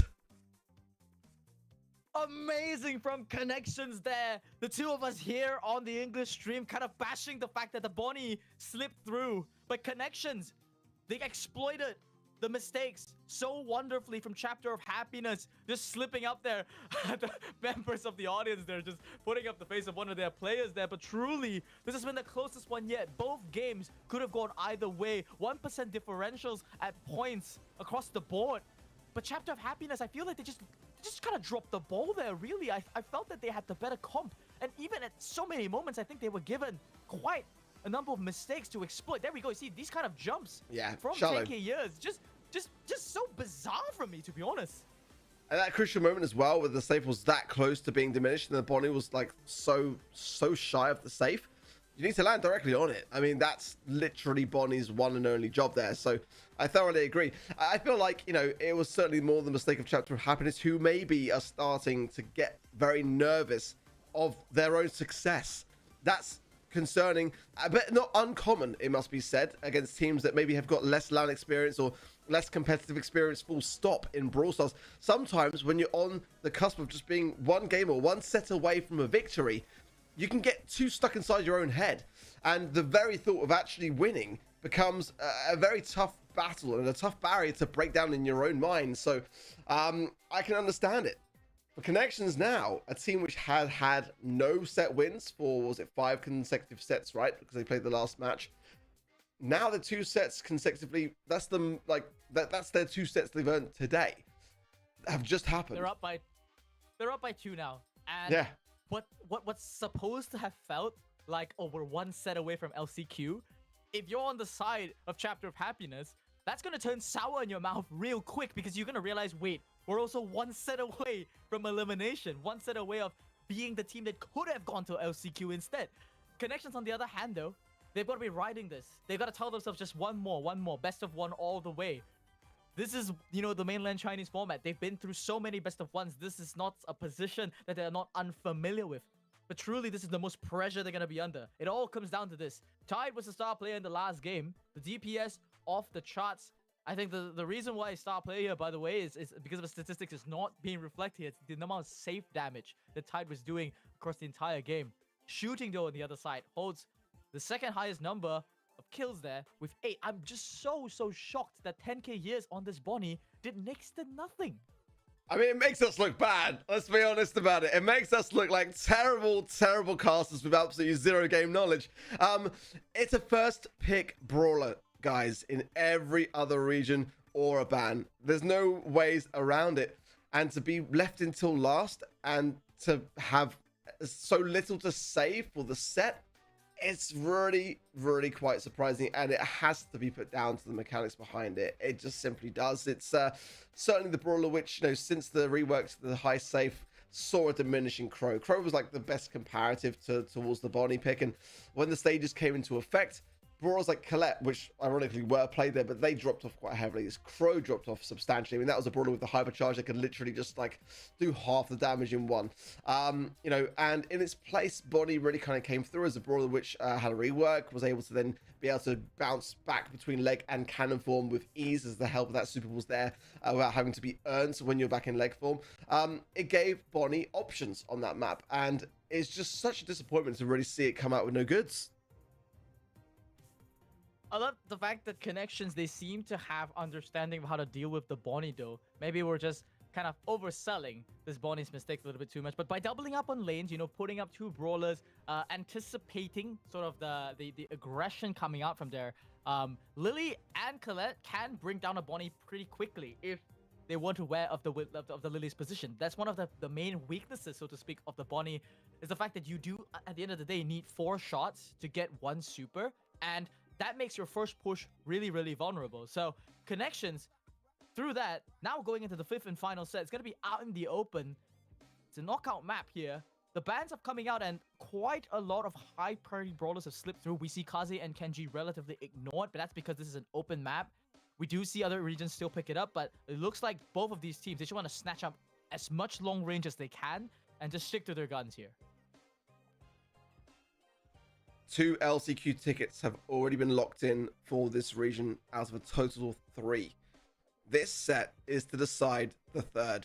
It will be one of these 2 teams. Chapter of Fantasy, the number 4 seed coming to this competition. There are 4 teams. They are the bottom seed. Connections, a team which we saw in LCQ, but with some roster changes along the way, are not the same squad fully. But one that we recognize, we expect to see for this region champion an LCQ ticket. It comes down to this draft, to this set, out in the open for Heist. I mean, who are you siding on this draft? I mean, it's quite interesting to see the Pearl, the Brock, these brawlers coming through. Well, it'd be out in the open. It'd be knockout when it. Yeah, it is knockout. Yeah, they've done a little bit error there on the UI, but I mean, the Grey is so hard to side against for me. The Brock mid is great to open things up, but I don't know whether that, for me, warrants it still as a pick on this particular map. It's dropping off slightly. I still think it's very useful to have the break, no doubt about it. The Piper can pack a punch for sure, and the Gus taken away, I think, most importantly from the Pearl there. To me, this is really going to come down to skill there, and the Gus is going to be, I mean, the Grey is going to be the first one to fall here. Bearing in mind, this Grey is running Grand Piano. That's the reason why the wall break's already available for the side of Chapter of Happiness, but without Walking Cane, that really severely diminishes the power of this. Nonetheless, though, they're gonna get a nice kill there. And 2, now he's gonna be left to a 1 versus 1 situation. Mistakes from both teams have put them in this position. And in all fairness, the Gus with the shield versus this Bell, this is a quintessential 1 versus 1 matchup. It could go either way. Yeah, genuinely could. The knockback could be quite crucial, but that mark as well is perfectly timed, really. Tapped up, though. Oh, there's the shield as well coming through. Tide juking, but it's going to go down. Wonderful stuff. Great composure there as well to get that round. But still, the game up for grabs now. Going straight back in. But for Chapter of Happiness, that was a very, very important 1v1. It was looking so good for Connections as well. They were in a 2 versus 1 at some point, but just the nerves, I think, coming in for Galaxy, they're just getting clipped there. Homemade Recipe going to be coming out here. Nice burn there. They're not really going to be connecting here, but the lane swaps are in effect. You see the Brock now going up against this Gray here, and the mid lane. It's Pearl and Bell up against the Gus and the Piper, which, in all theory, should still be in favor of this Gus Piper. There we go. So many shots being landed out from 10k years, really pulling up the socks for the rest of his team. Right when it matters most. Grand Piano there. We haven't really spoken about on that Gray pick. I'm not the biggest of fans of it, but it does get the job done. Hypercharge, but where are these Piper shots going? One finally hits the Pearl, but almost goes down to the Rocket Rain. And now the Gas coming in as well, which does seem to come in slightly faster in this region as well, must be mentioned here. 3 versus 1 should be Connections here getting around for themselves. But yeah, that Gas, we got to talk about that. That's not in every other region's build. Well, purple is just the color, I guess, of differentiation. Perhaps it's a hypercharged infused gas. We'll never know. But what we do know is that Speedy Gas. Speedy Gas, yeah, maybe. I don't know. But here we go. Yeah, Tide now popping in the hypercharge and the 2-tap immediately there from the Piper. Disaster strikes for Connections. Could have been a play from them, but just became an overextension. Now having to play 2 versus 1. I thought the plan was to wait for the late game. That's what worked for them last time. Now try for Hail Mary for Galaxy, but just once again about to walk into a 3-tap. Popping the shit out of desperation, but it is now a 1v3. And surely Connections will drop this round and the game. And it'll be Chapter of Happiness moving on to a match point scenario. An LCQ ticket on the line, no less. What can Dynamite do here? The Gas now coming in as quickly as that and shielded. Going to get some good damage, but again, not going to be enough. Chapter of Happiness now. Are they going to be stuck inside their own heads, or are they going to be able to secure this and get it done in the 5th and final set? They were 2 sets up, and then they conceded 2 sets down. They've got to come back. That mindset has got to be reset. So far, it looks to be that way. Could go either way. Connections, they did figure out the formula in that first game. Homemade Recipe just very, very preemptively going to be fired off into that mid. They tried to secure mid position, just, you know, get that early tempo lead. The pressure from Tide continues here on that left lane. He knows he's got a better matchup against this Gray, but so far just haven't really been able to find the Connections. Bounce shot at least connects with the Piper in the mid. That's going to give them the early game lead here, but Connections, they're forcing this mid really, really hard. They want to get that mid connection, but really, not sure if this is the right move. Galaxy almost fell there with another 2-tap. Well, Grand Piano into the mid will definitely open up some options here for Chapter of Galaxy. So Chapter of Happiness. Now the Gas coming in. The Brock on the top right hand side so low there as well. Galaxy has to come back away from it as these Piper taps trying to find the Pearl. It's a dangerous thing now. Got to stand their ground. Oh, 10k years so low. That bottom right hand side now is going to get pinched out. Shield at just the right time. Tide on the left hand side gets the kill, but being tapped up now as well. It could be a Piper moment here for sure. A jump away. Everyone's so low. Hypercharge popped. Oh no! Dynamite stays standing. That could have been beautiful, but no, denied. The Piper will not get the double tap, and Connections stay alive. Could go either way, we said. Now we're probably going to go to a final round there of knockout, most likely. If we can see Chapter of Happiness just bring it back. We are seeing more defensive plays now from Connections. They're no longer chasing the objective of just trying to get that mid position. I think they're convinced that as long as they can hold out long enough for that final push in the mid, when the map is closer, that's where Dynamite can shine the most. Rocket Fuel going to be kind of whiffed there from Galaxy on the right lane. But yes, it just looks like Connections now, they're opting to play a much slower game, and I like this from them. Yeah, this is definitely better, for sure. Now the gas comes in.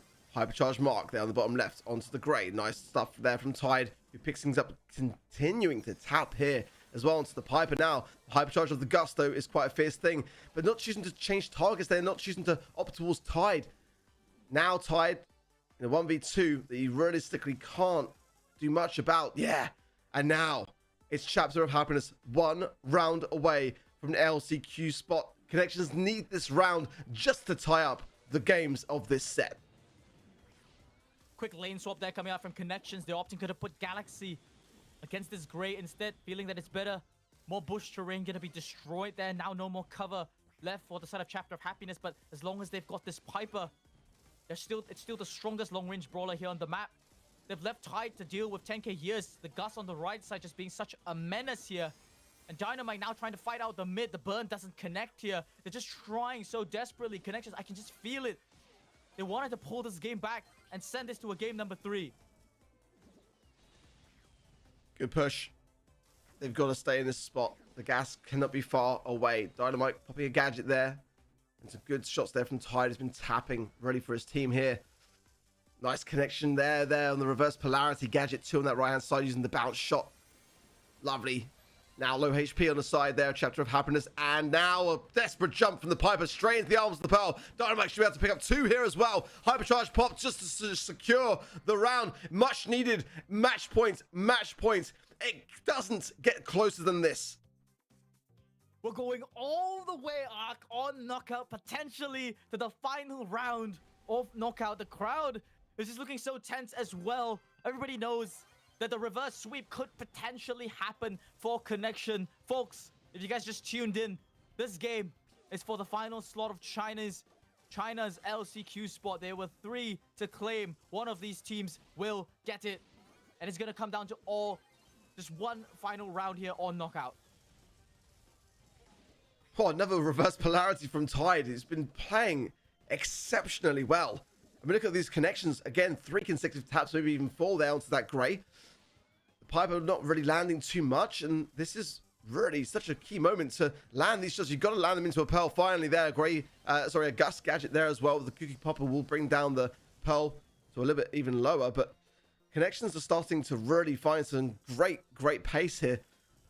Now Tide, got to be cautious of this right-hand side flank. But again, these Piper shots, they're leading to nowhere.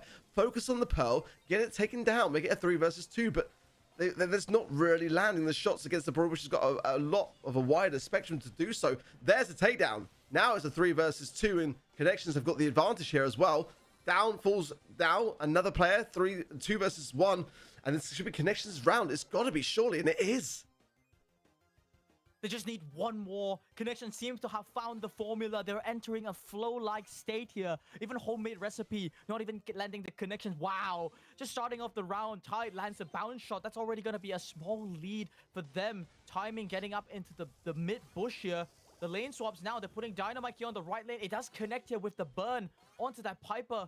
Once again, just bear in mind, they do have the better late-game comp as well. They just need to stall for it. 10k does get the hypercharge online. That's going to be really important. But this Grey, it's such a big weakness in the Chapter of Happiness comp. Galaxy has opened up so much of this map. And now these taps are huge. Rocket Fuel, and again, a lovely juggle between 2 players.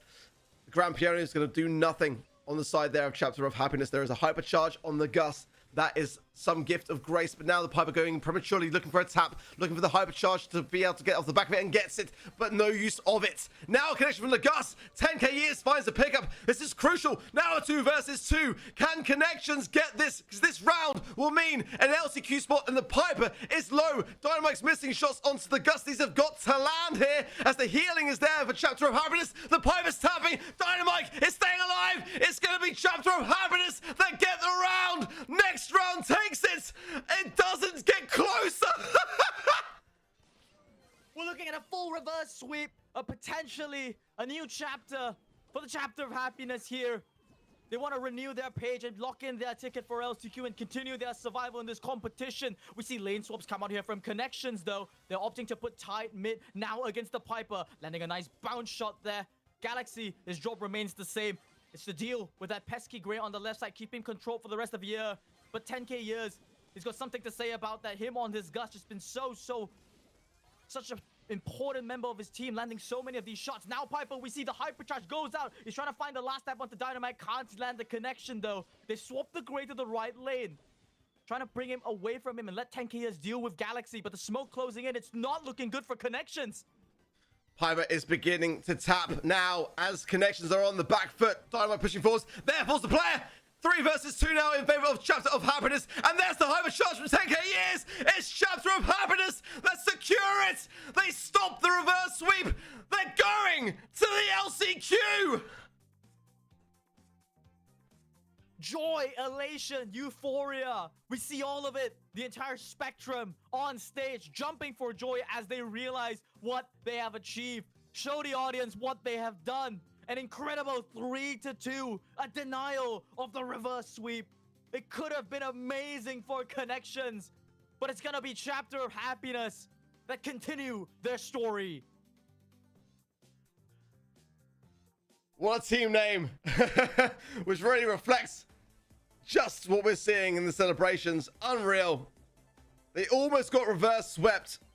And again, for a team that have got substantially less LAN experience, and you got to factor in the nerves that come with a game like Brawl. At this kind of level, it's really hard to be looking down the barrel of a reverse sweep to the round, no less, in knockout. 1 round away from, going home knowing that you got reverse swept, but they were able to finish how they started, strong.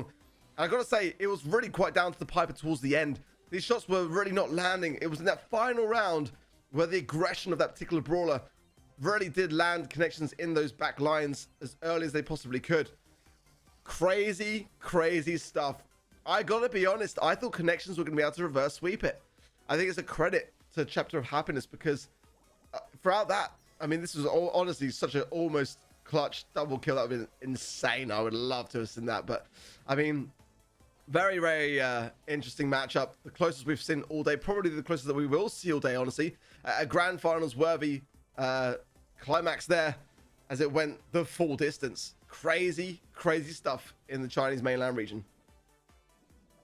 Ooh, could have gone the distance. It went the distance. We saw 2-0, 2-0, then more 2-0s. And then in the final set, all of a sudden, both teams, they had good points about the drafts, right?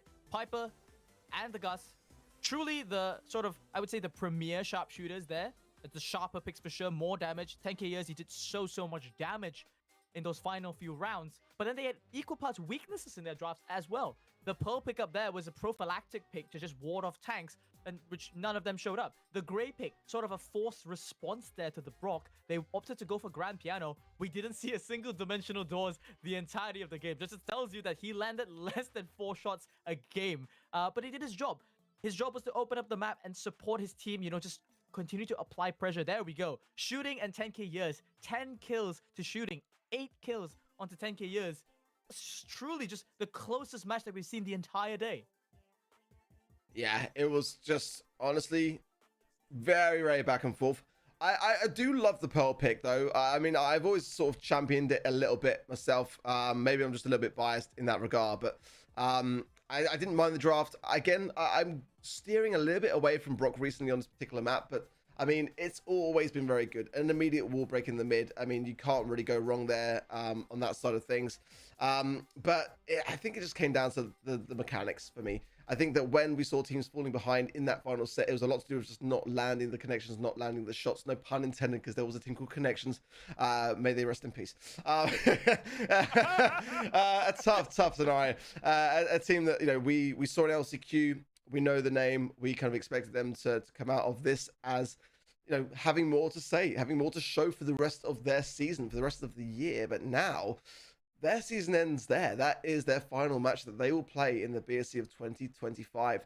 And for Chapter of Happiness, a new chapter opens, you could say. I mean, just an amazing way to secure that final LCQ ticket. We kind of expected to see, teams like Toxic Lotus get that #1 spot and still look as solid. They've got to still continue to keep their seeding, of course. Later on today, we'll see how that will fare. But their first match was like, the most convincing match that we've seen all day. Let's be completely honest and say how it is. LOR, a team which I'm really excited to see more from, because I do see them as the number 2 here. But hey, this day is not over. We've still got to run through the rest of the bracket, decide on this seeding. So maybe there's something yet to be said and shown from Chapter of Happiness. Maybe this is the beginning of their sort of gravitation towards success. I think based upon their elimination round stages leading up to today, probably not. I think that's probably the most that they've been able to obtain in their careers so far, and good for them. Like, what a way to do it, to get an LCQ ticket, to be able to travel the world and play against teams from all around the world in Brawl. That's the very thing that Brawl is all about. Absolutely. What a great debut there for Chapter of Happiness. And looking back at this was the start for them. If this indeed, because as we mentioned, these are 3 players that, you know, you and I, we know next to nothing about. And inside mainland China, I don't know where they stand. I don't know if they're rising talents or just somewhere in the tier 2 scene that have finally gotten to break out here. We have data from the elimination rounds where we all said they didn't do particularly too well there and that super duper cutthroat format. But now they stand not amongst the top 4 of the country. They stand amongst the top 3, and they're now going to be representing the China mainland region there at LCQ. I can't wait to see their performance there, but we do have to wrap up the day here first to see how the seeding matches are going to go between the remainder of these 3 teams. Expectations-wise, though, Ark, we got to be clear here. Toxic Lotus are most certainly poised and gunned to be getting that number 1 spot. My question now is just how many games or sets do you think they might lose? You seem so convinced. Don't get me wrong, I am with you, but certainly you're closing the door, Spoon, to potential upsets. I mean, do you not want to see it happen in this region? What if? I love the what ifs, but I'm with you. I think that they are and have been the front runners for not just today or this year, but for years. Let's be honest. But I think that LOR, a bit of a rising star potentially. I'm kind of looking forward to seeing that matchup next. It's going to be coming up very, very shortly. The match number 4 of the day, upper bracket semi-finals. Neither of these teams, if they lose at this point, will really impact sort of the larger scheme of things here. But they are playing for 2 things. One, it's going to be seeding, which is kind of important there when it comes into LCQ. We're not really too sure as of yet how that will impact their exact standings. But the second one, honestly, is really, really just the prize money and the glory of being number 1 inside the region. I like the idea. I like to see upsets come out from any of these teams. And if LOR are capable of doing that, then yeah. The difference, you can already see here between 3rd, 2nd, and 1st place in prize money is quite a big one, Ark. Yeah, absolutely. So, and especially, for a team that are on the rise, I mean, just to be able to be in a position of fighting out for anything above 3rd place is huge. It's massive. It's exceeding the expectations, I'm sure, coming in. Because, as you mentioned, it's a grueling process to even get to this stage of the competition. The Chinese mainland semifinals, it's no easy feat. Getting through the qualification stages are best of 1.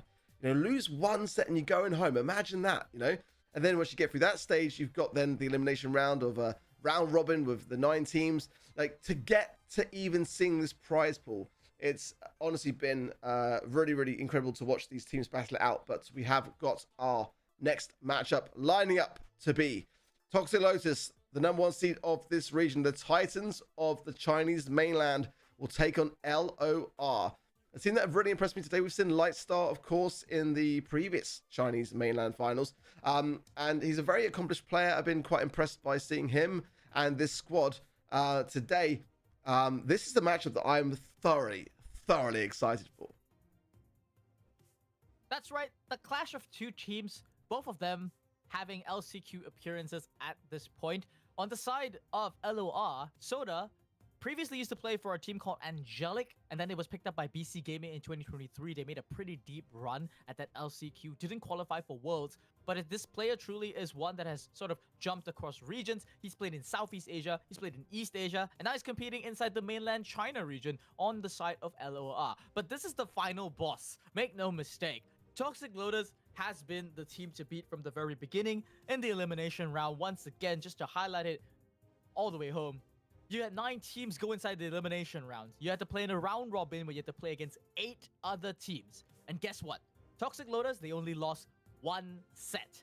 in the entire journey there. That means if today they maintain their clean sweep, they might be, you know, walking away with a little social media post saying that, hey, we only lost literally 1 set in all of China. That's a massive statement that I think they'd be itching to make.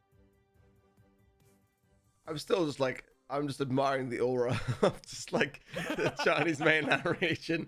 Like just the attire, you got like Toxic Lotus obviously all in full squad jerseys, you know, and Star Dragon looking incredibly focused on the draft. And then you've just got that swag, that sort of semi-suit rundown appearance on the side of LOR. It's just awesome. Let's see. Bans are in for Super Beach. Up next, the Frank, the Finks, and the Juju to the Lumi, the Hank, and the Kenji. And Kaze, first pick. I kind of prefer the Kaze here over the other brawlers, to be fair. I mean, the Amber as well. Yeah, I mean, it's an interesting combination, but, I mean, when is Kaze not good in the current meta, you know? Yeah, I want to talk about outside influence from the other meta games, and I think both of these teams are very, very seasoned for that. With the addition of Soda inside of LOR, for sure, this man has been playing on the other client as well. He's completely aware about, you know, the most updated meta, especially to do with the Brawl Cup. And now heading into Super Beach, though, you know, now putting up with this Amber as a mid selection, potentially going up against this Jaeyoung. We've already seen one instance of OU on this Jaeyoung just completely decimate an Amber in the mid. And despite that, LOR, they drafted that as their sort of 4 and 5 as the selection into this pre-existing selection here. The Shade is going to be the X factor there for LOR. Assuming the Talk is not running any particular wall break, there's no real answer for the Shade. It should be able to get a fairly decent side lane matchup here if he can get that first super down.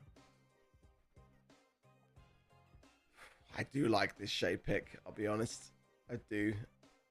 Jaeyoung, of course, can get a great amount of value on this map. And with the Stu as well, I quite like that kind of pairing. But it's not, to be honest, the kind of pairing that I expect to see. The Ashe is definitely more so. Curious to see how they'll make it work. But certainly with the Rage, with the Speed Zone gadget, which I am assuming that Tok might be running. But Breakthrough, of course, like you say, definitely has a place here. So it could be either or. Looks like it could be Breakthrough actually here. Otherwise, the Speed Zone would probably be already down. And, oh, there's that Weakened Warrior gadget immediately there. That stun, that's smashed through the wall rather. And look at that. Toxic Lotus just walking it through in the first opening 20 seconds. That's the Toxic Lotus that we know and love.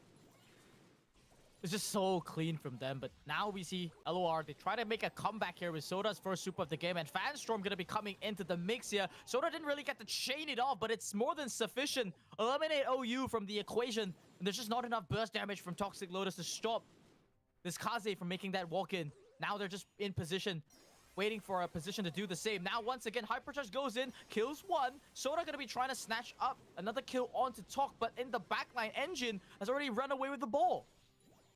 And he's raged up. So again, that additional speed would go a long, long way here, or a potential pass, but no, went for Glory and fell short. Ball pushed to the right-hand side now, as Kaze pushing it down. And there could be a dash here. They're leaving themselves wide open here. What is going on? Honestly, Toxic Lotus may have dropped the ball there. I think they've just got the defense as Engine comes back off the spawn, but I'm surprised there wasn't an earlier dash, in all honesty. That was, I mean, it's hard to say without seeing the other side of the field, but I hesitate to say a potential goal, maybe. 1-1 is the score now. Kaze at ball control momentarily and instantly going to be taken down there by Engine. Soda didn't have the super to follow up there, so that's going to be a difficult kill to go up against him. Lightstar going to be the next one to fall against Talk here. It's looking like a similar position to that first goal. They need to get the ball control in. OU is going to be finding the pass onto Engine, and a very, very swift goal there for Toxic Lotus. They take game number 1. Just flexing their fingers. They know this is not done. It's super clean for them so far, but I think they want to make it even better. Yeah, solid opening start. I swear people keep forgetting that with Jaeyoung, the Weakened Warrior gadget's got that little area splash side of things. We tend to see the shots. I'm not sure where that was going, but we tend to just often see the shots, the additional damage going out. But you kind of seem to forget a lot of the time that, you know, if you're too close to that wall and you pop that gadget, there is going to be a slight area splash similar to like a Jackie through the wall. It seems that that was working out really quite nicely there for Toxic Lotus on 2 occasions onto the Kaze. So I want to see LOR be a little bit more cautious around it. If Engine gets the pass, not going to happen. Just taken care of too swiftly. And TFC not going to go for the dash there into the goal. I think it's probably wise to, but sometimes in just a 1v1 matchup, you might see it. But the Shade has got that additional damage if you get that area to just connect in the right spot. So probably wise to back off there, as now LOR go on a big push here. Might even get a goal off the back of it. They do as well. Lovely stuff. 1 on the board for them. They've got to turn this into a game, though. Lane's going to be going out. Soda opting to still stay here on this top right-hand corner. Got a bit of supercharge there, but immediately then scouted out. They're leaving this Kaze to deal up with Engine, who gets a very, very nice kill there onto Lightstar. Now, the ball being controlled there. It's just Soda against the wall. He has to defend against 2 brawlers, managing to stop one and then another. Amazing, brilliant play there from Soda, managing to save the goal for LOR. Ball in a precarious position now, as Toxic Lotus needs to defend this. Hypercharge the cards with no connection. The ball supered away by OU. Engine down to 25 HP, and he's got to defend. He might go with the hypercharge. Ratzi probably has to now. Oh, he actually gets a kill before they even need to go out. Engine played that to perfection.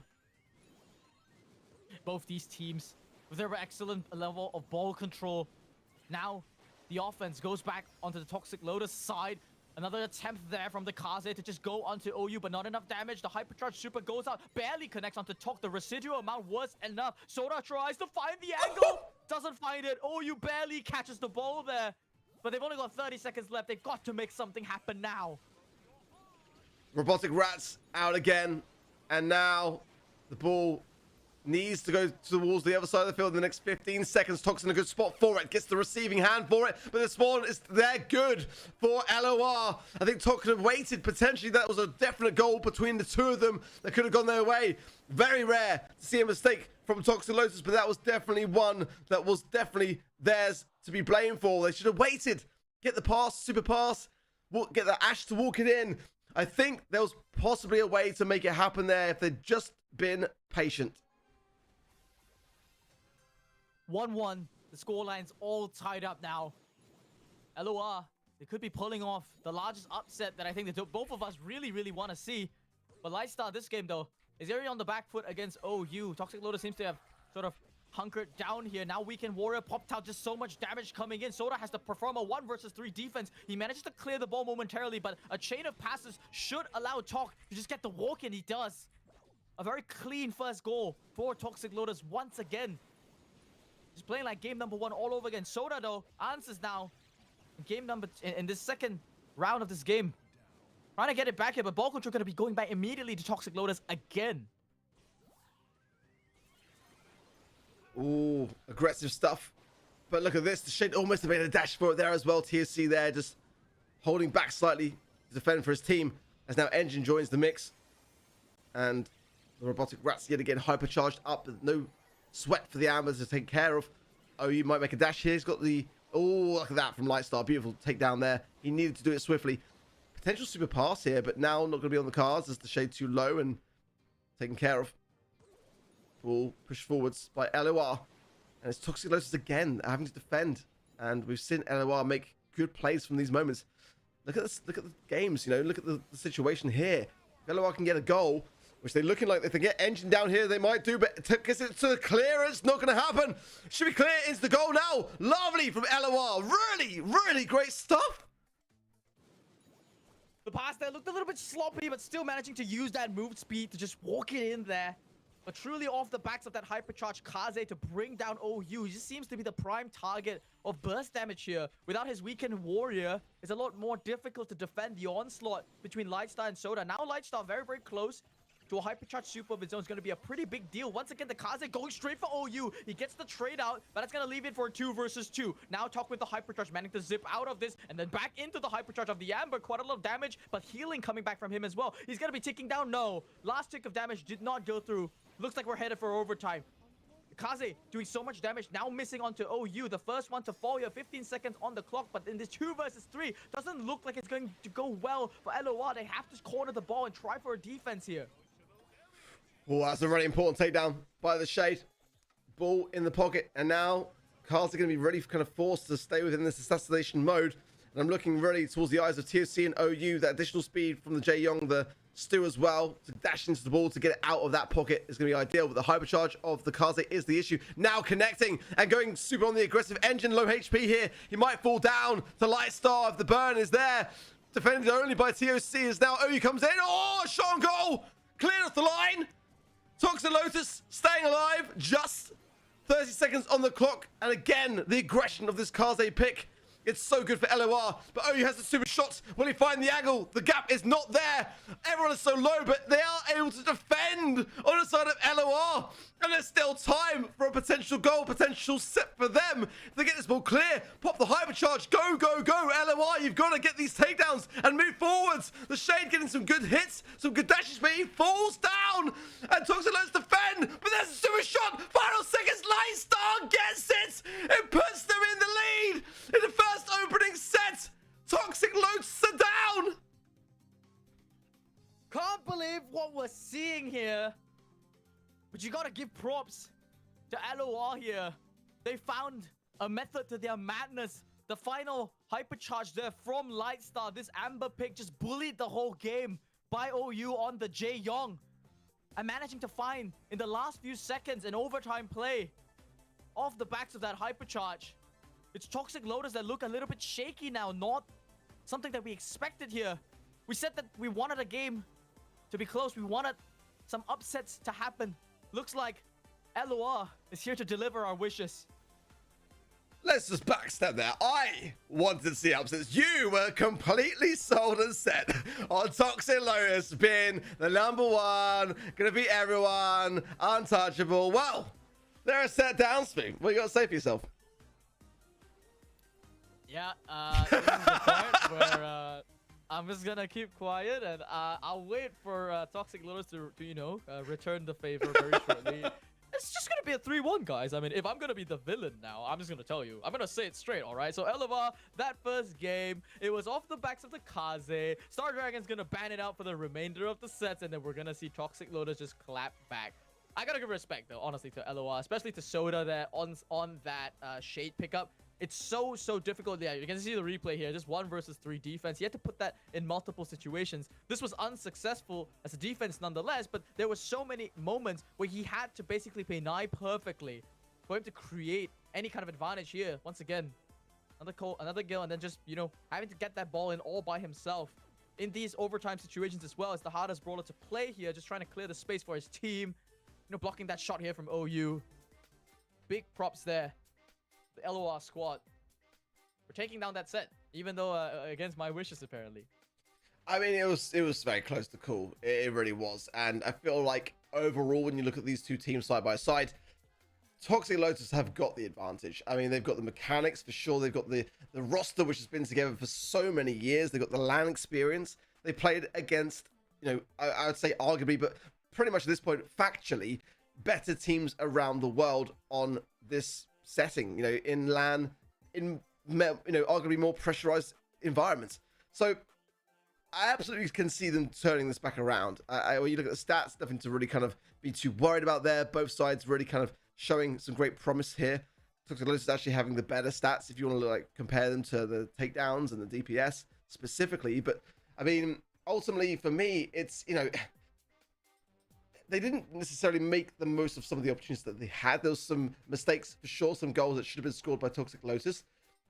And they just weren't playing necessarily as a complete unit. One thing to mention as well is that, you know, if they are to lose, well, then they're going to play down in the lower bracket. I mean, it's one set. Whoever loses this matchup will go down to the lower bracket, right? But then they'll be able to potentially return after a win there back to play a grand finals matchup. So we might even see this same matchup again later today, if they're able to, you know, escape that lower bracket stage of the competition anyway. But and personally, if that's anything to go by, I kind of hope we do, because absolute fireworks, honestly. LOR, again, a team that weren't really as strongly on my horizons as Toxic Lotus, as I'm sure that's fair to say for most of us, right? But getting that first set, it's been pretty interesting to watch this one go down. It's a lot of promise there for the squad here on LOR. I'm sure that they're already very happy with the position they're in, and now that them being 1 set ahead against, you know, potentially the best team in mainland China, that's really a big statement to make. They've now, doubled the amount of sets that they've lost throughout the entirety of the qualifications. Now going from 1 to 2, off the backs of, I think, what you could say is technically a little bit of a small outdraft here. I think that the Kaze pickup here was not really too respected here, and I love the Shade last pick, as you rightly called out, that Shade did so much for them. The only sort of opportunity the Toxic Lotus had, which you saw in Game 1 and Game 3, was the first interaction where Shade doesn't have that super online just yet. That's the only opportunity they had. Pop the Weekend Warrior, get that quick sort of pressure on, and just run down all 3 lanes, get a quick score. But as soon as Soda on that Shade started getting those supers online, it became a much more dynamic game that Toxic Lotus just couldn't keep up with. Yeah, I feel like, in terms of what we're seeing for the drafts, nothing to really kind of be too worried about on either side. Both kind of good in their own right. And I feel like it's just LOR really riding the situation, riding the crowd, riding the occasion. This is a great opportunity for them. But either way, we look at this, the winner will go forwards to that grand finals matchup, and there could well be a scenario where we see a back and forth continuing forwards, or maybe even the biggest of upsets if we see Chapter of Happiness make a break out of that lower bracket into a grand finals. Who knows at this point? All we know for certain is we have locked in our LCQ tickets. You're looking at 2 of them, and Chapter of Happiness that we saw in the previous matchup, they are all locked in for the LCQ. Those tickets are stamped. So now it's all about the prize money. It's all about the seeding, and that has yet to be determined in later stages of the LCQ. We'll find out how that seeding will actually make an impact. But certainly, there's no doubt about it. You want to be coming in with your best chances possible. Get that #1 seed locked in. So for what is the #1 seed of this region, being Toxic Lotus, the team in front of our eyes, is a bit of a daunting prospect, being 1 set down. I've got full faith that they can turn this around for sure. It is just the opening set. But definitely an unusual place to see them in their home region, being 1 set down immediately off the mark. Interesting for them as well to sort of lose an edge there in the draft. We talk a lot about Star Dragon and his addition to his team and what it really means for them as a whole. And it looks like on LOR, like this is the first team so far that he hasn't been able to just outright get a decisive advantage in the draft. This was, of course, a map on Super Beach where they were handed the first pick, which does, in some cases, give sort of the reactivity of the draft over to that second team here. In this case, LOR, with that second pick, they found the best pick for the draft. No doubt it was that Shade. A wonderful spot from them. Going into the sets forward, Star Dragon is going to have to tighten it down. Go back to the drawing block, so to speak. If you're on first pick, you want to try to get a comp that just covers all your bases. At the very least, get you a 50-50.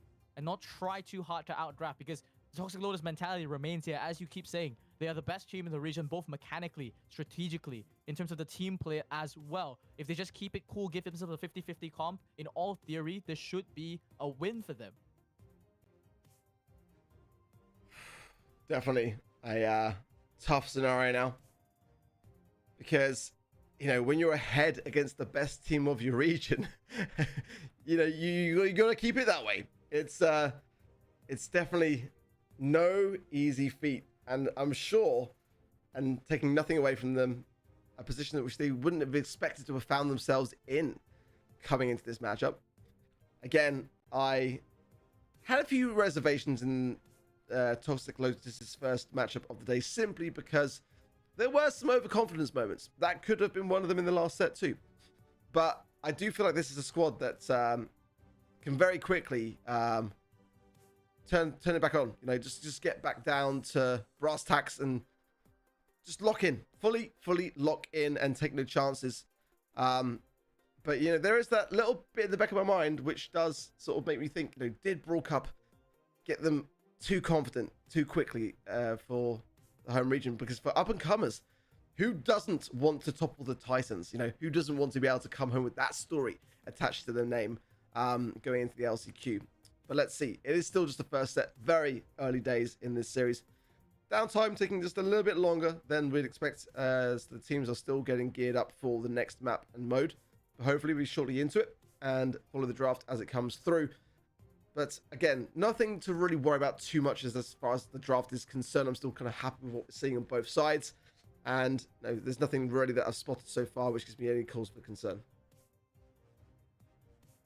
Folks, we'll be jumping into the game as soon as we can. Whatever you guys are seeing is whatever we're seeing as well. We're as eager as you to kind of just spot, you know, the next games as they're going into it. But, you know, all right, we got some iPad cams here going on. We can kind of see that they're still sort of hovering into the lobby. The draft hasn't begun just yet, so don't worry, we're not missing any of the action. We're gonna see this as quickly as you guys do as well. No doubt about that. I mean, I need to see Toxic Lotus step up a notch. I feel that they're almost playing a little bit too safe at this point. Perhaps, you know, the perfect clean sweep that they've been trying to, you know, attain throughout this entire tournament now being shattered, that perhaps is a signal for them to, you know, get the training weights off. But love to see that LOR are enjoying themselves on stage, you know, cameras going to their faces, just thumbs up going in. You can see the sort of comfort slowly creep up on them on this stage. They're starting to be more and more comfortable with their positions, and that's what really we want to see coming from the new sort of competitors coming into this tournament. You don't want to be too paralyzed by the fear of playing in front of a large audience. Feed off the crowd a little bit and just enjoy yourself while you're there. Especially if you think about it, Ark, the pressure's kind of not really there anymore. They've already locked in their ticket for LCQ. So, truly, at this point, it's really just about making a statement for yourself. As an organization, though, certainly having that weight on your shoulders, that need, you know, to perform under pressure. For any team, I feel like, you know, that's not necessarily just brushed off too easily. I feel like, you know, the higher you climb, the harder it is to stay at the top sometimes, you know. But again, it is the first set. Maybe I'm maybe I'm getting ahead of myself here. I just want to see an upset. That's the thing. I really do. I live for upsets, man. You know me. It's kind of what makes Brawl Esports so exciting, in my opinion. But finally into the second set draft. Thank you for your patience as we go into Bounty up next then for Hideout. And Lumi's banned. I got to double check every single set that Lumi is definitely immediately banned here. Gus banned. Nice. I quite like that from LOR. An underrated ban for sure with the Byron and the Piper. Kenji first pick coming in for LOR as well as a bold one. Combined with the Jae-Young. Definitely bold stuff. The Gale first pick and Jean. Gale first pick. Talk to me, Spoo. Look, I see Kenji first pick, and I'm thinking to myself all kinds of anti-tanks that you can really just consider and go for. But another thing is, this is, in case you didn't know, one of OU's favorite brawlers to play just in general. Could be leaning into comfort picks here. This is very similar to that Mr. P pick earlier we saw again today, where just eyebrows raised, you know, oh, you see a Jean and instantly go Mr. P. In this case, I think he saw Kenji, and Star Dragon was like, what do you want to play? And OU just says, give me Gale, I will make him look miserable on it. That seems to be the case, but this looks like LOR honestly just giving a taste of Toxic Lotus's own medicine now with the Jae-Young comp in their pocket. I hear ya. I'm still reserving judgment on this Gale pick. It's definitely with a slow, now that I'm seeing the star power going to be working out pretty decently into the Kenji. So it seems to be just a direct targeting thing. And if OU stays on the Kenji pick, I don't mind it. Let's see. Speed out for Jae-Young. And of course the Otis. Going to be riding the right-hand side. Everyone clustered in. And it is LOR that do have the lead now. So it is going to require a push in from Toxic Lotus. But the Gene Magic hand, you know, that's why I'm just feeling that Toxic Lotus don't need to push in necessarily to this. Just try and get a pull onto the Jae-Young, ideally.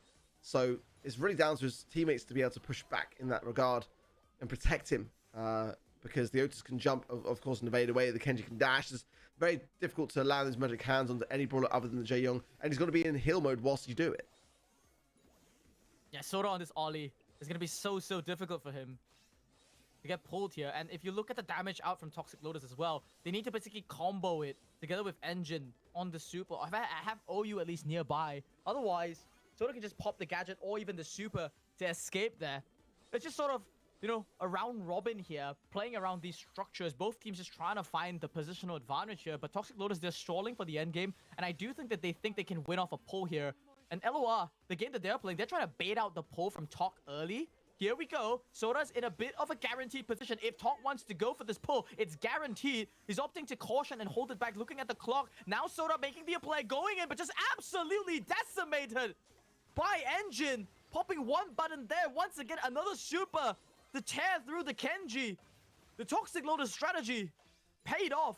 patience from them the whole game. And now with 5 seconds left, yes, you got a Kenji Hypercharge coming in, but no super to boot and no time. Barely there. If the game went on for 5 more seconds, could have been a turnaround. 5 more seconds? Call it 1 at most, maybe 2, if I'm being kind.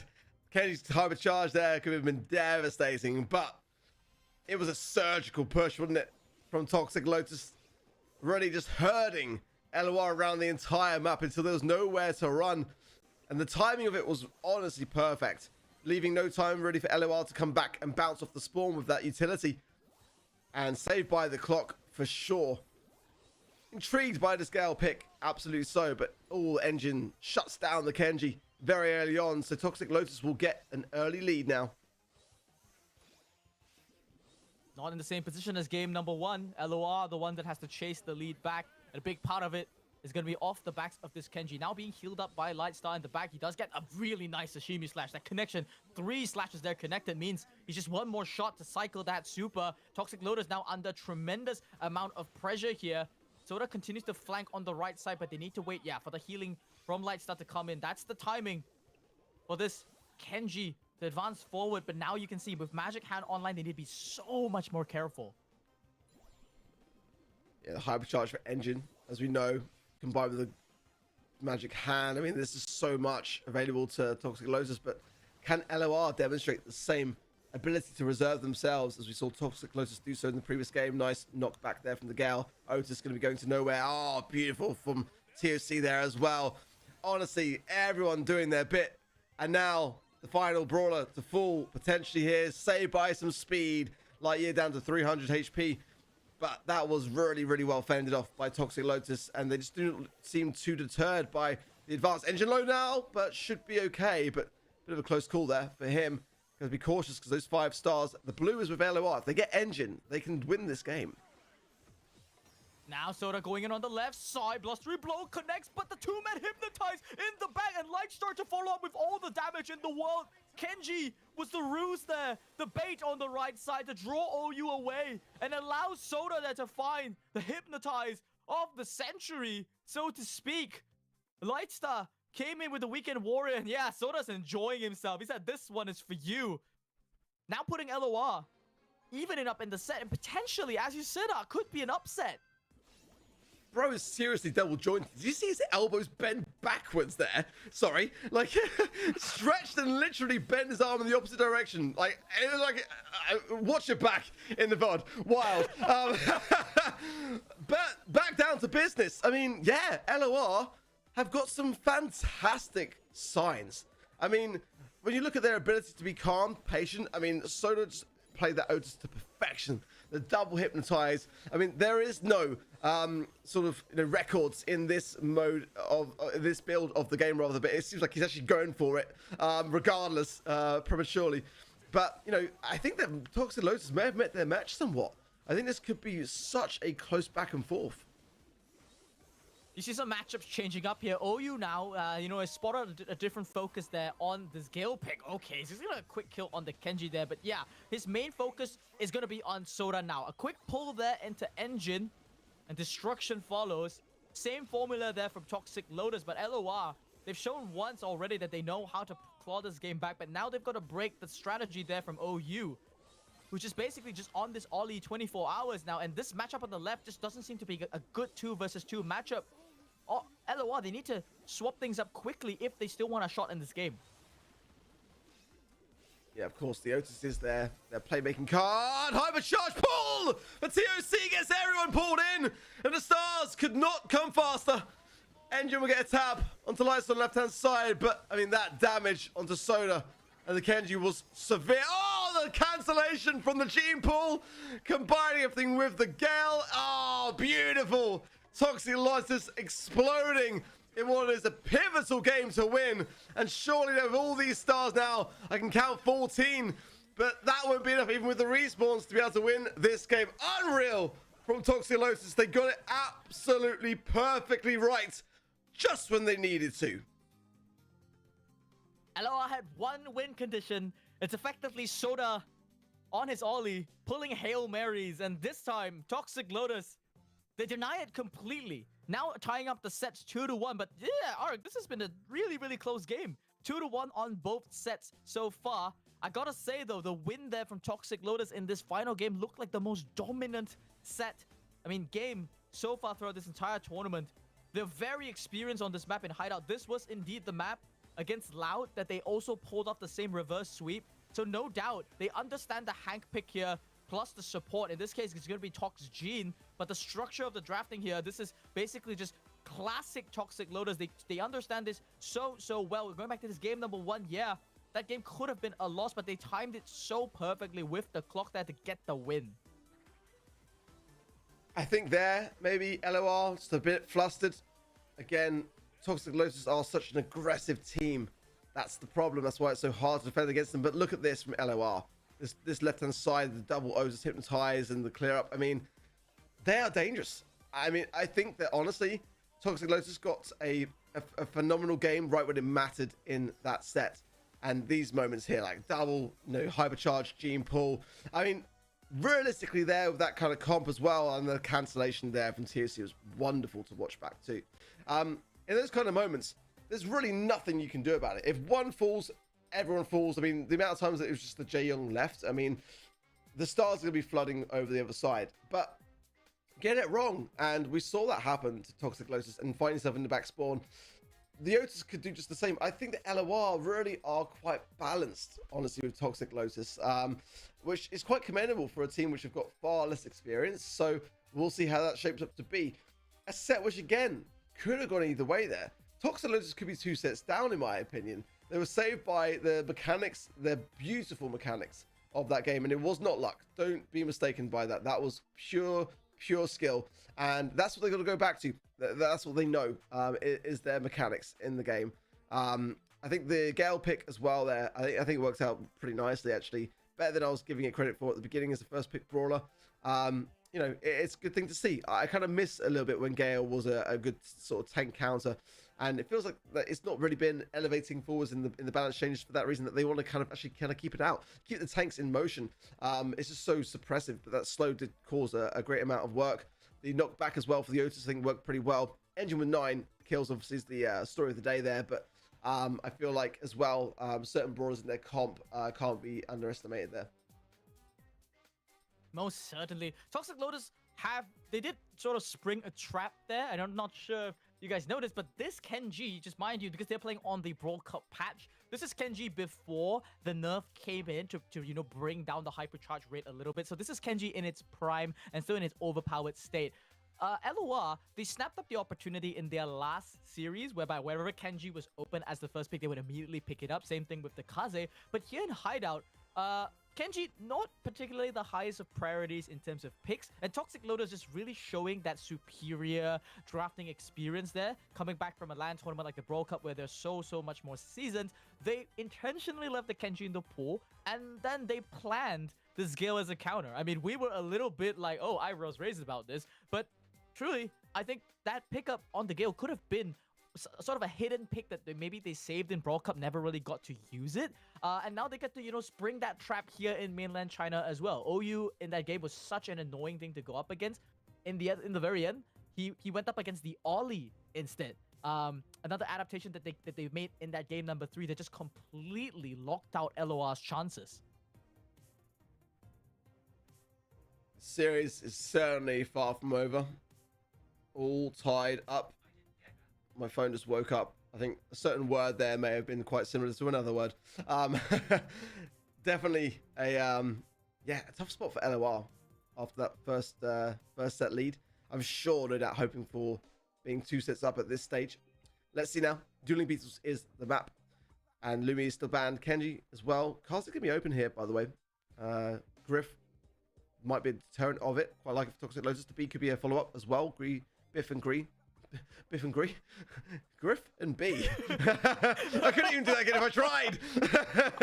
Picked up by LOR and the Draco as well. I really like the B here. I mean, the Griff can obviously break, and now Toxic Lotus will have to consider how much weight to really kind of give to this Griff and how much they want to open up, how much could potentially be handed over as power to that B pick now. And this Hank, I don't know why people are not banning Hank against Toxic Lotus. It's just if it's open, they're gonna pick it up. Yeah, they used it so much at the Brawl Cup as well. It's the #1 ban that you really got to look out for. But LOR, looking at their bans, they respected the rest. I like this last pick, though, from them. You talked about a little bit earlier, one of the best pairings there in Hot Zone is going to be that Barry together with that Draco. But the thing about it is going up against this Griff, the early game is going to be absolutely so miserable if those wall breaks come down. It's only Lightstar that really benefits there from an open map, and he's already got Talk to deal with. I think this is going to come down truly to a true test of this Draco's mechanics. Can he survive long enough in that early game to really get value onto Engine, or will they just completely get crushed by OU and his hypercharges? And he's dead. All right, I answered my own question. Yeah, it's a swift takedown for sure to start things off. Good splash from TOC onto the Berry, which will obviously deflate a lot of the potential healing from the Blaze. But let's see how they fare. Great from the Griff as well. Everyone from Toxic Lotus low, but Lightstar is on the zone, gets a slow, and now good timing, honestly. I mean, taken care of. Toxic Lotus not really getting grouped enough together here. They're going to struggle with this Berry. This final pick could be really strong here for LOR. There though, the hypercharge from OU, it's the one to watch. 2-man, 3-man super. It's going to be cleaning up too. It just leaves Lightstar all by his lonesome there. Now having to play on the defense. At the very least, they've got 2 hypercharges active. We see the slow go once again on the Draco, but now Soda pops out the super, goes on the offensive, but OU gets the chain off back to back, but there's just so much Ice Cream healing on the ground, and a team wipe there for LOR. This Barry, as you said, just being the absolute difference maker for them in the draft. Now, they're capitalizing inside the mid, almost doubled in percentage compared to Toxic Lotus. Oh, Engine getting as much important heals there. It's very tough to see. Toxic Lotus just cannot break through this mid. And look at this, LOR all over this, 95%. It's not even giving them a look in. It's just this again, if you're going to have a Draco combined with the Berry, there's no better combo. It's like they're just outdrafted in this set. It's not about mechanics. It's all about the draft, and Toxic Lotus blinded by their want of getting the Hank and just didn't think about the Berry. It's a tough one, right? They've got to chain off more of these hypercharges from OU consistently, and I got to see more supers come out here from the Baron as well. Yeah, you see, he's just whiffing so many shots now. Very uncharacteristic mistakes there from Talk. He's now finally going to aim down this Draco. Should be an early kill here, and yeah, we need Malaise to start connecting. Lower the healing then, get Engine on top. Should be a quick kill onto Sodia to finish it off. But we do expect this from Toxic Lotus. They have the better early game. They just need to hold on to it. Yeah, this is the much better position, but with the hypercharge potential of the Berry, and even just a super, I mean, it really can turn things so quickly. But with the Draco going down now, this is the best start, let's be honest, for Toxic Lotus. If TOC keeps tapping into this B and suppressing the Draco and the Berry. Oh, here we go, hypercharge for OU. It's going to come back around. These heals from Soda are so clutch, keeping his teammate alive, but not enough. Better, so much better for Toxic Lotus. This comp can still work. They just cannot leave that mid control. They're going to maintain it this whole entire game. Soda now, he's got a hypercharge inside, but no super to follow up just yet. They're running out of time, though. Soda now going to be run down by Engine, should be taken down here. And the Draco didn't even have last stand available. Toxic Lotus show us a completely different side of them in this game. Unleashed, dominating from that first interaction all the way to the last. Maintain just mid-control the entire game. It almost looked like they flipped the switch and just started activating their true powers here. Not an easy thing to do, though, to maintain the control from start to finish with this kind of comp, the healing, the aggressiveness of the Draco, the survivability. Very hard. But this could be a mistake. Honestly, the Draco's going way too far forwards. Take care of that. This is an open door now with 3 members versus 2. They get some good value here. They can push forwards, but the slow is quite fierce onto OU. And these Berry heals again coming through. They can just suppress the Draco now, coming back forwards. Berry falls. That could be disastrous for LOR. And a great open door here for Toxic Lotus to get into this mid position. LOR, they've secured a pretty decent amount of advantage there in the early game, and Lightstar getting a very, very nice kill there onto Talk. That's going to open the floodgates for the rest of LOR to just surge forward inside the mid. Now this Draco getting a really nice forward position. Soda's got OU boxed in on the right side, but can't finish him off somehow. OU allowed to stay alive in the mid, managing to get this flanking maneuver. And a team wipe from them. With Engine getting a nice kill there as well. LOR, they threw away such a big advantage. OU is going to be allowed to stay at large now in the mid with a hypercharge super. Going to be doing so much damage. This should be a kill for sure. Just Lightstar left now, having to 1 versus 3 this situation. Not going to be able to do it. OU is going to get a kill there once again. And it's a tie game for both teams. Draco coming in. Hypercharge there. Laying the carpet as well for the Draco. He's going to get a double here. Surely if he can just find OU 8 HP above his head. And that's going to be a lot of time wasted for Toxic Lotus. They've got to regroup and rekindle. Get that HP back on track. And push together like a squad, like a unit with the help of these heals from the Byron here. Oh, he does win the trade against the Berry. But again, it's always Lightstar staying on that zone. And Toxic Lotus, they've got to go now. They've got to push harder into this. I don't think it's going to be enough. I think they're going to be able to retake, push back 9%. But they've done it before. They could do it again. Can Toxic Lotus do the unthinkable here? They are fighting so hard. 93%, and that is key! Oh my word! OU, with that hypercharge, it's going to be enough! There's no time for LOR to get off this defense! Toxic Lotus are just too good in hot zone! They're so composed! The ice in their veins every single time! It's there! LOR, at the very last second, just crumbled under the pressure there. Soda and Fungo on this Draco. He had the positioning in tow. He had last stand available. Didn't even get to pop it there to get onto the zone. And Lightstar, just the last 2 interactions, couldn't keep it in. And just like that, that's going to send Toxic Lotus now 1 set away. But make no mistake, guys, this has been the closest series the entirety just yet. 2-1, 2-1, 2-1 in 3 sets. We could see Toxic Lotus run away in the next one, but LOR, they sure put up one hell of a fight. I'm just so impressed with Toxic Lotus's survivability. Like they're just so locked in. They really are when it comes to hot zone. Like they just don't back down against all the odds. They bring back these scorelines, and it's not the first one they've done today. You know, it's just really quite incredible to see their perseverance in this game mode. It's gotta be noted. I want to say a big shout out to Lightstar as well, because I mean, despite that finale towards the end, like he was tapping away. A lot of that capture for LOR was all down to him, honestly. Staying on the zone, being the last man standing time and time again. But in that final game, it just was, for me, Toxic Lotus just upping the gear. Knowing exactly when to balance the aggression and the push, because I counted them out for a lot of the game, I'll be honest. They were looking down, down and defeated. To bring this back the way that they did was honestly phenomenal. Truly the masters of dueling beetles as well. Looks like the number 9 is cursed to be the percentage of any team ever to before. Yeah, you can see here in the final moments, it's the same. 9% was all that they needed, but then just a little bit too overzealous there. Soda drops hypercharge super connecting onto the B in the back.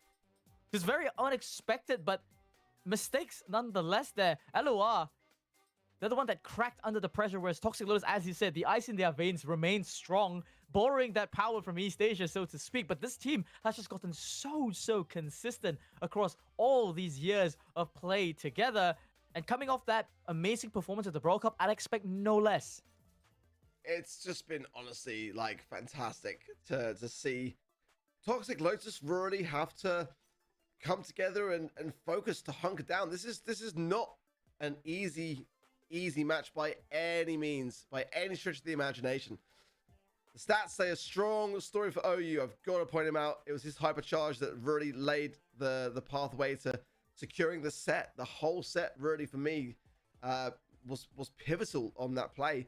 But 14 kills aside from it, 488 DPS, a really phenomenal game from him. Would love to see the objective though standings too, because I've got to say I feel like a lot of that was LOR, and I feel like looking at the majority of that series, I'm kind of surprised that didn't go the way of LOR, if I'm being just complete up and honest.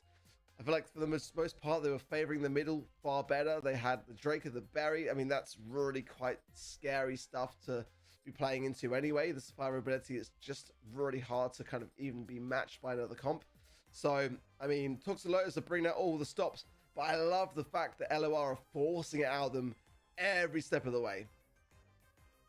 It's always nice to see another team just, you know, push Toxic Lotus to the limit. This is what you were expecting. It's not the full upset just yet. We could be headed towards that if LOR takes this next set and truly sends us all the way. But folks, just bear in mind that with these two teams, they're already punched their ticket to LCQ. Whatever that they do here truly is for seeding. They're secured for that LCQ already. They're just pretty much just playing here for that experience here as well. Get that additional sort of understanding of how a LAN environment works. It's really, really important. Soda's got some LAN experience on his team, but the rest of LOR, this is potentially their first LAN ever. It's the first time Lightstar has seen the crowd. It's the first time that Fingo has seen the rest of it as well. And under that pressure, I gotta admit, I'm so impressed at how they're doing. And this is what I love about this is the fact that they have locked in LCQ. Like, a team is going to be playing off against LOR. And when you look at how closely matched they are to, you know, Toxic Lotus, the consideration really is like, okay, how are they going to fare at LAN with a bigger crowd, you know, against teams from around the world? How are they going to be able to manage those kinds of nerves? Are they going to be able to, you know, be as strong as we're seeing them today on home turf, away from home? You know, that's the kind of thing that I have in the back of my mind. But regardless, I love that we've now got a rival team to Toxic Lotus, and this series again still unresolved. May even be a grudge match later on today if whoever loses this match escapes the lower bracket later on, where we've already got a team waiting for them. The grand final yet still to come, despite this being very much a grand finals worthy back and forth. I'm really enjoying this match. I said that it was the one that I was looking forward to, and it's proven to be just that. It thoroughly deserves to go to fifth and final set. Whether it will or not really determines on this next one. I love the little mini rivalry between Star Dragon and Soda as well. They're the only two players that are not from the mainland China region. They're bringing their expertise from the outside of their region. I think Fungo is also from Hong Kong as well. But Soda and Star Dragon are two players that they competed in other regions, so they understand how the rest of the Brawl universe and how that competitive meta exists outside of mainland China. That's why we're seeing comps that, you know, are a little bit more familiar to us that did watch the Brawl Cup. You could show up these drafts and you would tell me that this is a match literally lifted and pulled straight out from the Brawl Cup. Now we're going to be heading into Heist though. And this is really where, you know, I think the expertise in drafting really has to show. Because earlier we saw a matchup whereby I think some of the best picks in the entirety of the Heist meta were just completely ignored and then defeated. So now I want to see two teams that, you know, with slightly more updated knowledge about the draft, how do they navigate in Heist? Is it going to be an advantage to Star Dragon with all the experience? This is the man who invented Miko practically at the Brawl Cup. Toxic Lotus's signature pick, which surely Soda will ban. Yeah, there we go. Whoa, double Miko bans on both sides. The respect is given. That's going to allow Kaze to slip through though. I'll be honest though, I was kind of surprised to see so many people just be completely blown away by Miko in Heist. I mean, it's always been a brawler which has been a viable option in Heist. I think it's just kind of since the rework to the safe, that's kind of where that particular brawler then found a bit more of an avenue back to things. I mean, the star power literally does 100% more damage to non-brawler based items, such as safes. So, like, I feel like the brawler was literally designed for Heist. But it definitely, I think it was the results of seeing it work so well that opened everyone's eyes to the fact that, oh yeah, we've just been sleeping on this brawler. Draft flying through for pit stop, and this Shade now is making me so worried. Yes, it's playing into the Jackie. The best counter, not even arguably into Shade, is Jackie. So LOR placing a lot of confidence in it regardless. But the Hank, I don't know. I mean, certainly if you get the torpedoes directly on the safe with a hypercharge as well, I mean, that's going to be devastating. But the Shade is definitely my favorite of the brawlers. The Kaze is definitely a good one as well here. I mean, you know, I think, correct me if I'm wrong, but I mean, there was definitely, you know, an element of reworking Heist towards there not being base races by having the stages set upon the safe. But these are two dive comps. I mean, I don't think we've really got a scenario where, despite this rework, that base races are dead. Yeah, I mean, you can't really entirely upturn the meta and make control good. I just have to point out, though, One, this is Pit Stop. We've not seen this map at the Brawl Cup. This is a exclusive sort of showing of how the past patch would have looked like on this map. And guess what, guys? If you allow Jackie on defense, Talk is just gonna literally AFK in the base the entire game as the sole defender while he sends Engine and OU on a mission for the rest of the game to just keep diving this safe. And LOR, they've got the weaker version of that in the form of Lightstar's Hank, but make no mistake, this Toxic Loader's safe is gonna be so hard to breach. Yeah, if Engine can creep forwards as well, Melody on the safe. I mean, that's my favorite brawler to have realistically in like this kind of scenario. And TSC, he knows his place. He's going to sit back. I mean, against the Shade, what can the Shade do? Oh, that's the 1% that they would like to have established in the Shade. If they got that 1%, that would definitely have given them a helping hand with the stages, but wasn't to be. And I think Toxic Lotus might be kicking themselves a little bit because OU might be able to close the gap here, but you can't really get much more.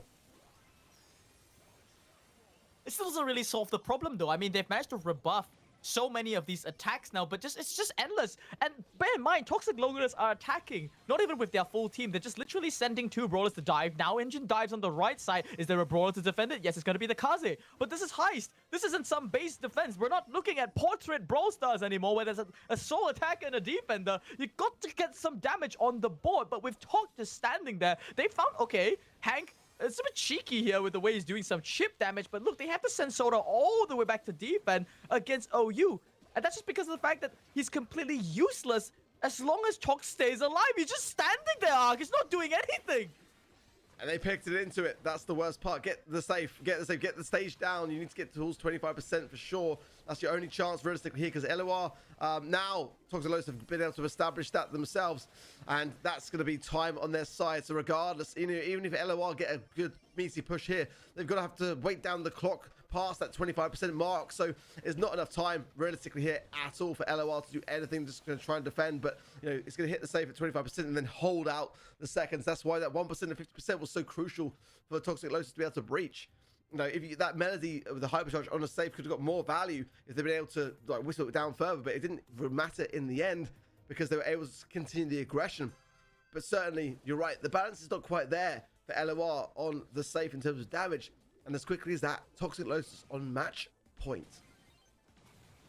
This Hank pick from Lightstar, I'm not sure I'm a fan of it, to be honest. I mean, in this pit stop especially, he just looks so confused. Now you see they have to send 2 people back just to defend against OU. They're even going to lose Soda as a result. And that's going to allow Engine some time now inside the mid, going 1 versus 1 against Engine. But he can just dodge out to the right side. Looks like the plan has shifted up. All right, so just get the Fan Storm down on the save. That's the chip damage, and then immediately send the Kaze back to defense. Could be a play that LOR can make, but it's still an uphill battle for them this game. Well, OU there, rolling around. Not sure whether it's necessarily the plan to have done it in that fashion. Goes down regardless to the Shade. Now a bit of an open door, especially while TOC is a bit distracted. But then the Shade goes back to defend what has to be done, I guess. The Melody can't be left on the safe. And just the Kaze, not really ideal. OU now forced to defend in TOC's absence, coming back for his squad at 96 HP. But now's the time. LOR needs to get some damage. The Shade is in position. The long arm's going out, trying to cycle then off the back of OU as well. Gets to take down 2. So doing a good job here, but it's down to now double defense and Engine being left untouched. You can't let him get through. This is the best showing we've seen so far from LOR, though. So much damage coming down to them, and at the very least, they are just 1% away from shredding that second layer of shielding. Toxic Lotus are going to get there first, though. OU with this nice play, and now allowing for Engine to come in for the follow-up there. But Akaze dashing through, and Soda now on the defense, converting to the offense. Talk decided to leave the base. There could be a gamble gone wrong for Toxic Lotus. Maybe they thought they had the final push there. Soda just needs to answer one more push there from OU's rolls in the back. It is 25%. Yes, he's going to do so. The final layer of shielding is gone. But Lightstar gets another kill onto Engine. A big one at that now. LOR finally can find some opportunities to attack for themselves. They've put the last layer of shielding available. It could go either way, Ark. It genuinely can. It's tied currently. Let's see where the damage lies. It's definitely with Toxic Lotus, but they do secure it in just the nick of time. They move on to the grand finals. It was not, however, the cleanest. And they know it from their faces. LOR were a fantastic rivalry. We may see this grudge match later on today, but a win is a win. But nonetheless, the Chinese mainland region has been blown wide open as a challenger rises. They fell, but they've still got a second chance. They are not out today. I don't think we've seen the last of LOR and this grudge story. But what a phenomenal back and forth. Toxic Lotus definitely knew that they were up against a worthy competitor. You know, they had to really kind of dig deep and get that communication back on track, because so many of these sets could have gone the way of LOR. I mean, this deserved to go to a 5th and final set for me as well. But a crazy, crazy state of affairs. LOR were dropped to the lower bracket. They've got a second chance at grace today. They've already earned themselves an LCQ spot, most importantly as well. So there's that to bear in mind.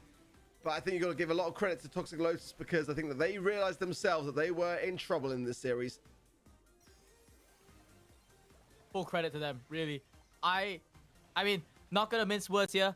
This is the first time I've ever seen Hank on pit stop. I'm not sure if this was an intentional pickup by them. Maybe they were trying to block out throwers. Maybe it was just the factor of overthinking. But I gotta give props to Star Dragon. Immediately just spotting out the best pickups here on this map. The strategy on a map, by the way, that they have very little data and experience from. This map did not show up in the Brawl Cup map pool. This is the one map that kind of stands out across the rest there. And yet, Toxic Lotus just seem to be ahead of the curve. They've studied, they know that this Jackie on defense is just completely busted. It's probably one of the second best defenders in the game. Maybe second to Cordelius as the other really, really nasty defender that you can have. And they snatch it up. They played really, really well. Game number 2, I gotta give props. LOR, they almost found a solution to the problem there. Just needed, you know, one more good engagement. And yeah, this is the last moments there. It could have been theirs if they just managed to ward off OU in those final moments. Yeah, it's so close. Down to the wire there. I mean, they did pick the shade into the Jackie. You know, as soon as I saw it, I thought, well, I love shade here, but I'm certainly not loving it into a Jackie. And as we pointed out throughout the game, it just really didn't kind of find its place for the majority of the time. It was just a bit of a waste in that regard.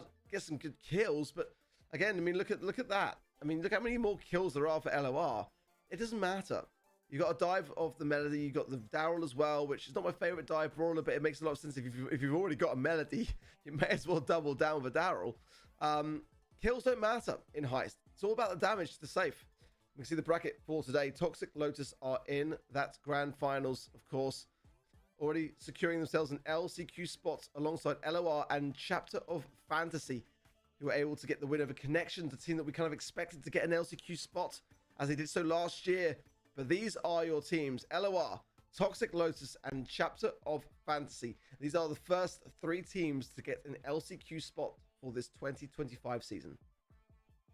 It's going to be so interesting to see these teams go up against the international competition.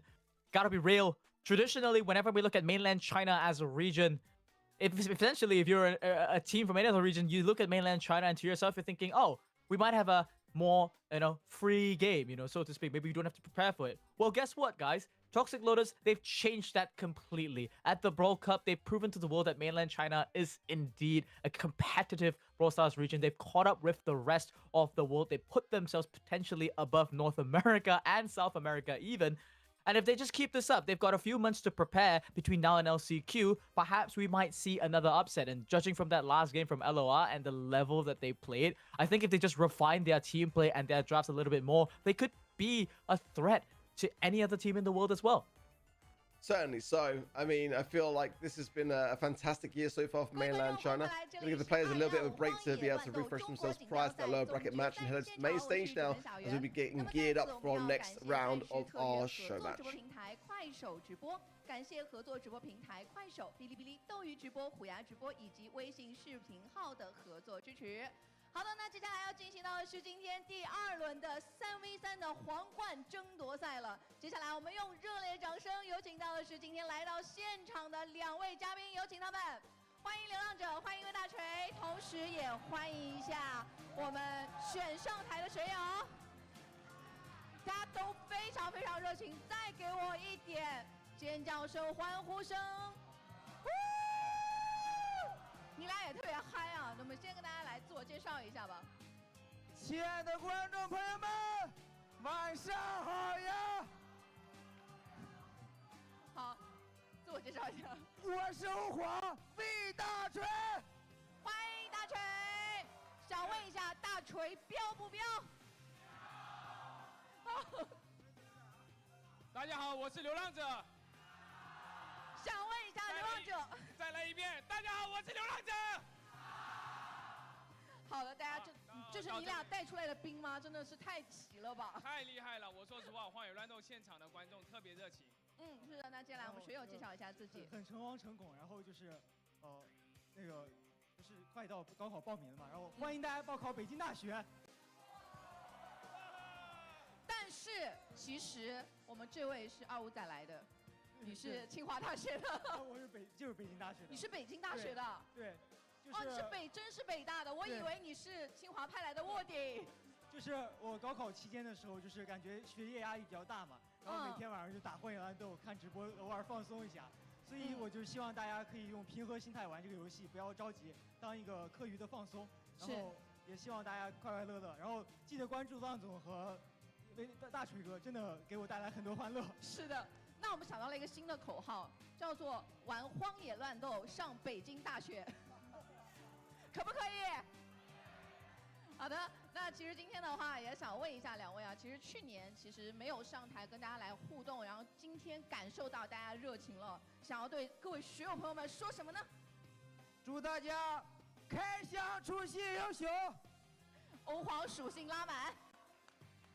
祝大家生活比蜜甜。多美好的祝福！那我相信我们祝大家技术比流浪强。大家说那包的呀？包的呀，大家都很强，但是我很帅。没错。好，那我们都知道流浪是某一个英雄佩佩的那个专属玩家，是不是？但今天据说看了上一轮比赛，你好像对这个英雄好像没有那么满意了吗？一样满意，但是可能大家看我佩佩多了。今天我上场呢，要打一个专门的英雄艾德加。是的。我要为506玩家证明，506才是最屌的。506万岁！哦，那我们接下来问一下大锤，大锤你有没有心目当中比较喜欢的英雄和阵容呢？我觉得你的问题已经是答案了。我最喜欢玩大锤到底。谢谢啊，别的也玩不了了，年纪大了。好的，那我们也非常期待3位在舞台上带来的精彩表现。有请3位来到我们的对战席，有请。好了，那我们今天的这一轮的3v3的皇冠争夺赛马上就要开始了，各位为你心目当中的自己喜欢的主播和水友加油，好不好？好了，那我们接下来时间来交给解说。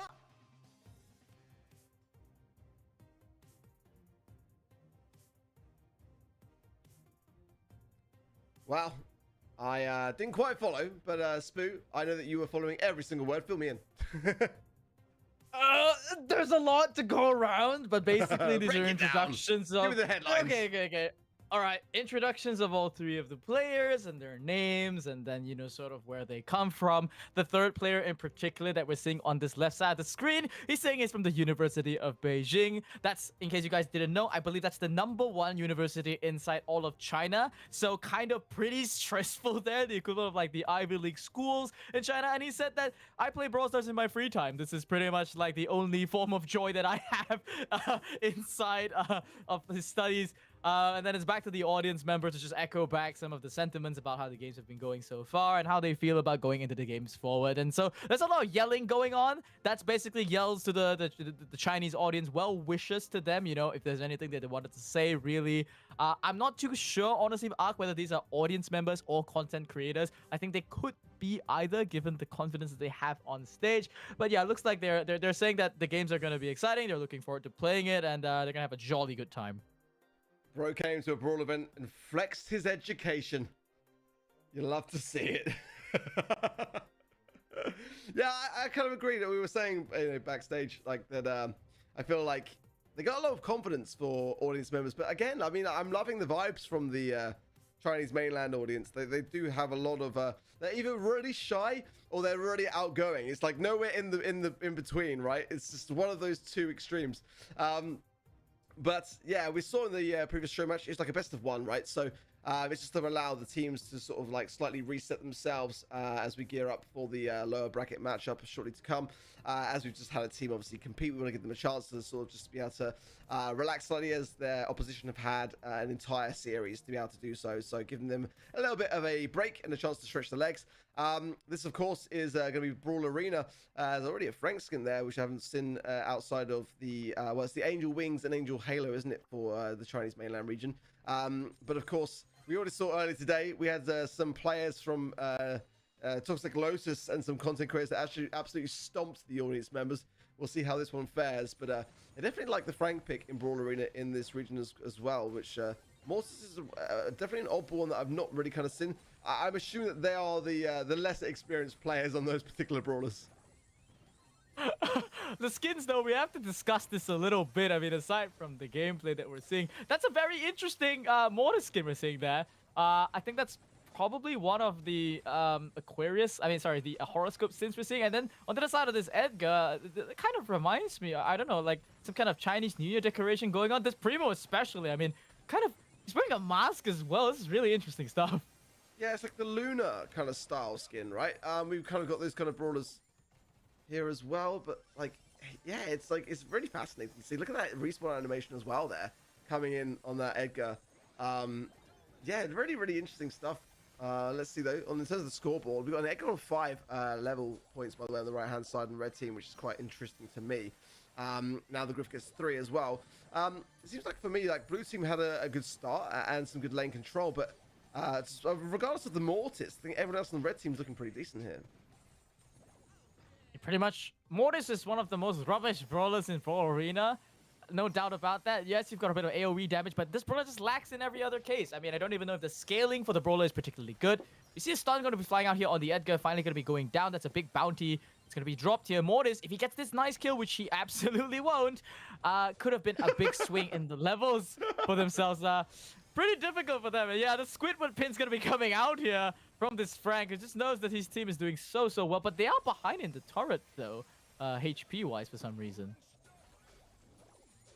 Yeah, it's the maybe just playing with the food somewhat, or just farming, of course, as well in the jungle stages. That's where I would want to be primarily if I'm playing all of these brawlers. I love to get the Griff to break a lot of that bush side realistically here. Edgar v Edgar, gonna go one way there. Griff's got hypercharge though as well, but not showing many signs of using it so far. But both sides really kind of struggling to kind of gain access to that initial turret, it seems. Double laning on this left-hand side though with the Edgar, and they finally get it taken care of. So there's power cubes, yeah. We're a little bit unsure, but it's adding 50. I'm not sure whether it's just like XP bonus or whether like they're actually like power cubes of such, but certainly a slightly different kind of way of playing out the game. I'm still kind of unsure as to what that icon is on the left-hand side by the blue team there as well, that kind of paw. But we've kind of seen in the Brawl Talks in China, definitely a different variation, a bit of a different spin on Brawl Arena. Yeah, that paw button, I do believe it's actually a shop that you can access, and the numbers that you're seeing on top, the gold color numbers, are indeed, you know, just gold values you can use to upgrade your brawlers. But you see an all-in attempt coming in here. This is, after all, the first edition of that Brawl Arena, where the damage from that final turret, not really the most consequential thing. So an early first push going to be going out there. It only does 15% there to that final layer, and with Kaiju online, that becomes the next amount of focus, and it's online and it's dead. Already that's gonna be a tremendous lead given in terms of damage reduction. And yeah, you're seeing our blue team here just strut their stuff and go forward. They know that they've got so much damage reduction and health and just move speed. They can just barrel in. You got Edgar diving the fountain here, practically jumping one more once again. This last turret doing no damage whatsoever to this man. Yeah, that Kaiju buff's so strong. I guess, yeah, the sort of shop that you get when it opens up in the UI, I'm realizing now the spectate won't show that, right? So it's going to be on the player side. They can get like various little buffs along the way to be able to give themselves a better chance and to be able to like basically buff up their brawler aside from that Kaiju buff, something we don't really have in any other region now. With the Frank stun finally on the safe here on that final turret, teammates aren't really kind of going for the safe though. They get a great opportunity there to push for it. You got the Kaiju buff still in full effect. Good shots there from the Frank now finally coming in. And blue team look like they've got this thoroughly in the bag. They're all buffed up, 14, 11, and 11. And that Kaiju buff still active on all 3 players. But yeah, kind of playing with their food, just enjoying the event. And I mean, I'm all for it. Why just kind of just try and end the game early when you can just have some fun with it? They're on stage. Make the most of it. Yeah, this Frank just cycling in and out of that, that turret, playing with their food. Finally, the Kaiju buff expires, but that's because a new Kaiju has indeed respawned. You're gonna have to try and hope for a steal here if they want any chances to win this game. The Primo just seems to have ideas to end the game, though. Now 10% left, and the Frank comes in with the pain to finish off our show match in lightning speed. Wasn't as fast as Toxic Lotus, but still, great showing from them nonetheless. 那位来到我们的舞台中间来，飒不飒？彪不彪？好，那我们看到今天啊，确实，我觉得场下观众看的是最开心的，因为终于看到艾德加倒下了，那一波感受怎么样？我说实话，我艾德加太少了呀，我都不敢说自己是一个506玩家了，我应该是比较纯正的那种正统的506玩家，带着纯正的味儿就来了。应该用上黑鸟的皮肤。好，那我们要问一下我们的水友哈，那今天跟你最喜欢的2位主播一起站在舞台上，感觉怎么样？是不是回去学业更牛了？我当时感觉就是看到他俩一个大锤一个艾德加，我就仿佛一股魔力在驱使着我选普里莫。我们3个自爆流组合。是你们觉得你们这个3个组合最大的你们3个这个组合最大的特点是什么？我觉得形容一下。彪子。又彪又飒。好的，那我们看到今天的比赛的话，其实已经是进入到了白热化的阶段。那接下来就是我们的季军争夺战以及冠军争夺战，而且我们已经决出了 LCQ 的3个晋级名额。那接下来先从我们的一直观赛的水友朋友来说，有什么话想要祝福到我们的各支队伍？有什么期望？就是对于这个裁决，就是裁决吧。然后就是因为陈鑫是我很早就一直关注一个选手，当时他最早的时候龙神在一起玩，后面他玩，所以就是对他见证他成长，就是希望长江后浪推前浪，就是陈鑫带队裁决可以和 TL 较量一下。然后对于 TL 就是小欧也是看了5年了，希望欧神今年能圆梦吧。好，果然是我们北大学子，一碗水得端平。好，来，我们让刘洋者来说一下这次比赛对于最后的这样的名次猜想，包括支持的队伍有什么话想要说的？我觉得，实话来说，每一支队伍今年表现都是很好的，因为线下观赛起来非常的激烈啊，大家也非常的热情。我希望每一队不论输赢吧，把自己的所有的东西打出来就好了。是的，大锤。我觉得电竞比赛啊，胜者为王。是啊，不论是已经有很多成绩的 TL， 还是今天新进的扣浪裁决，我也表现都不错，尤其是裁决今天打的也非常的激情。期待他们打出更好的亮眼的操作吧。成绩谁拿第一都支持，加油！是的，我相信所有的 CNBS 玩家都和你们有一样的期望。再次感谢各位带来的精彩的表演赛，有请各位到我们的台下继续休息，继续来观看我们的比赛。好的，在这里我们要再次感谢一下我们的赛事特约合作直播平台快手直播，感谢合作直播平台快手、哔哩哔哩、斗鱼直播、虎牙直播以及微信视频号的合作支持。那么在这里呢，我们将会为各位来送上一份精彩的好礼。那么在前阶段游戏内上线了首个超凡品质的双形态英雄，他是谁呢？他是风姬。没错，那么一度成为了版本的热门角色。那在今天观赛的同时呢，官方也为各位准备了10个风姬角色的领取机会。那么同样在屏幕前以及现场的各位观众朋友们都有机会获得。那么大家可以通过扫描屏幕上方的2维码，直播的2维码来进行抽奖。在今天的18点30截止，大家可以踊跃参与到一直到晚上的8点钟时间，将会陆续的通过我们游戏内的邮箱来通知开奖。请记住我们的时间，我们的截止时间是18点30，我们的开奖时间呢是在20点，也就是晚上的8点，将会通过游戏邮箱的方式来进行开奖。想要领取风姬的斗士们，赶紧来参与我们的活动吧！好的，那么今天的表演赛到这里已经是全部结束了，而接下来将会有非常紧张的季军赛以及冠军赛在等待大家。我们先稍事休息，马上回来。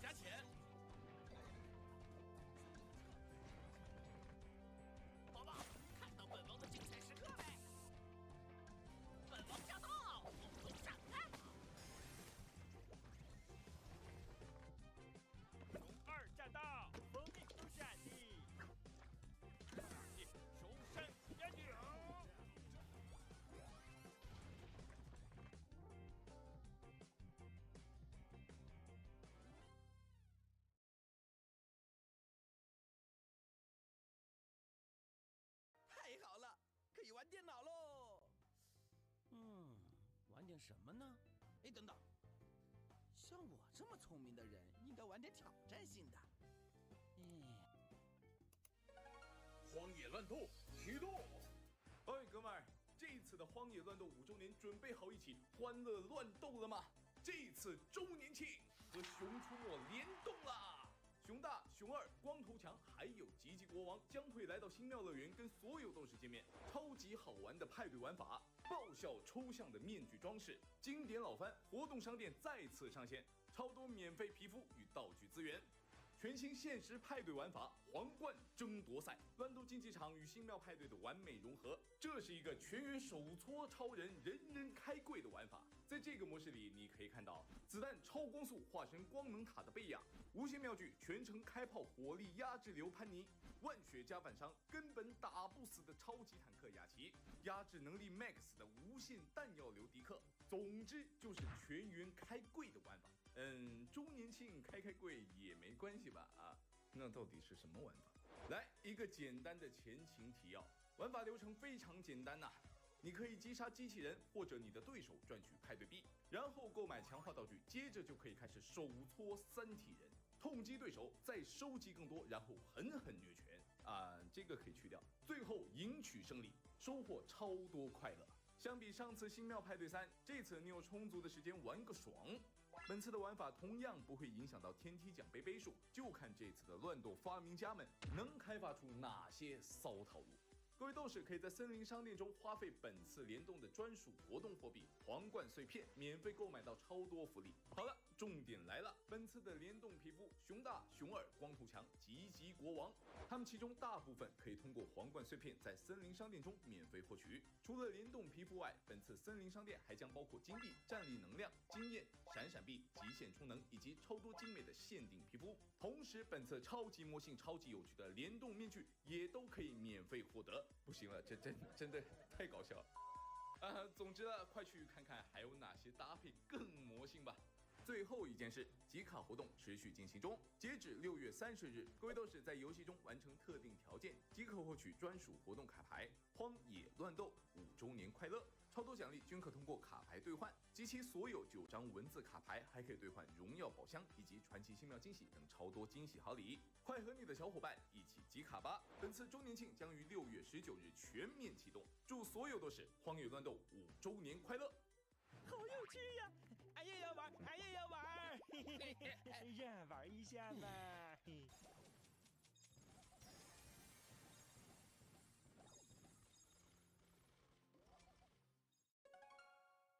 The world is my stage, fill the lights, full of fear. To sense to the star, which one do you hear? No cut up the dance, I'm too good. Staying late like you know you should. This is the show business, not your business. Think you're the one, but honey, nah. I'm made for the, built for the, I run for my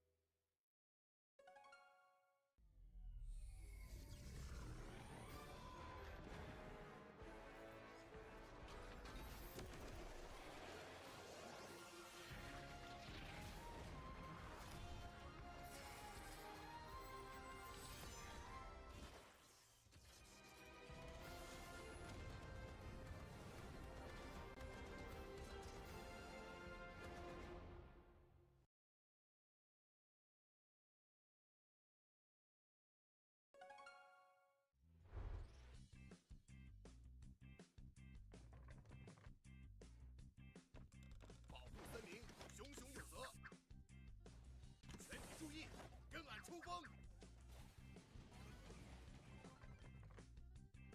兄弟们撤，强哥要清场了。老板，这活得加钱。宝宝，看到本王的精彩时刻没？本王驾到，红龙闪开！龙二驾到，封印都闪地，重山压顶。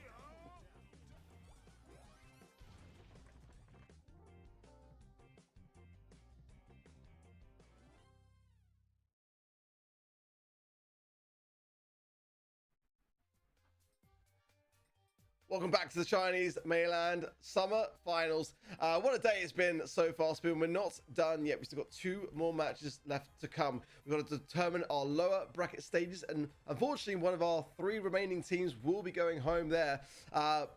Fortunately, though, however, for them, they've all got LCQ tickets locked in, so that it will not be being played for. We're playing for seeding, playing for prize money at this stage of the competition. Toxic Lotus have made their way to the grand final, so we are now waiting to see who is going to play them down from that lower bracket stage. A chapter of happiness or fantasy, depending on how you want to interpret the language, is going to be going up against LOR, a team that we just saw almost go all the way against Toxic Lotus. So this is potentially going to be a match to basically see whether LOR are truly deserving of that rematch against Toxic Lotus, or will a chapter of happiness continue their upset streak and take down another team here? Well, folks, we've got 2 more games left among these 3 teams. It's time to crown who's truly #1 in China. And if you are just joining us, I mean, you missed an absolute banger, but it has opened our eyes massively to LOR as a real contender for this #1 seed spot in this region. I mean, the scorelines are 3-1 in favor of Toxic Lotus, but I mean, beneath the surface, every set going the distance, and it could have very much been one that went to the 5th and final set to determine it, in my opinion. Very little to say between the 2 teams. I think they're very evenly matched, but I think there's a different story to be said with LOR versus our next opposition, simply because as the lowest seed coming into this competition, it's going to be a tough thing for them to continue on to face up against Toxic Lotus. I mean, we have seen some promise, but it's not going to be easy, that's to say the least.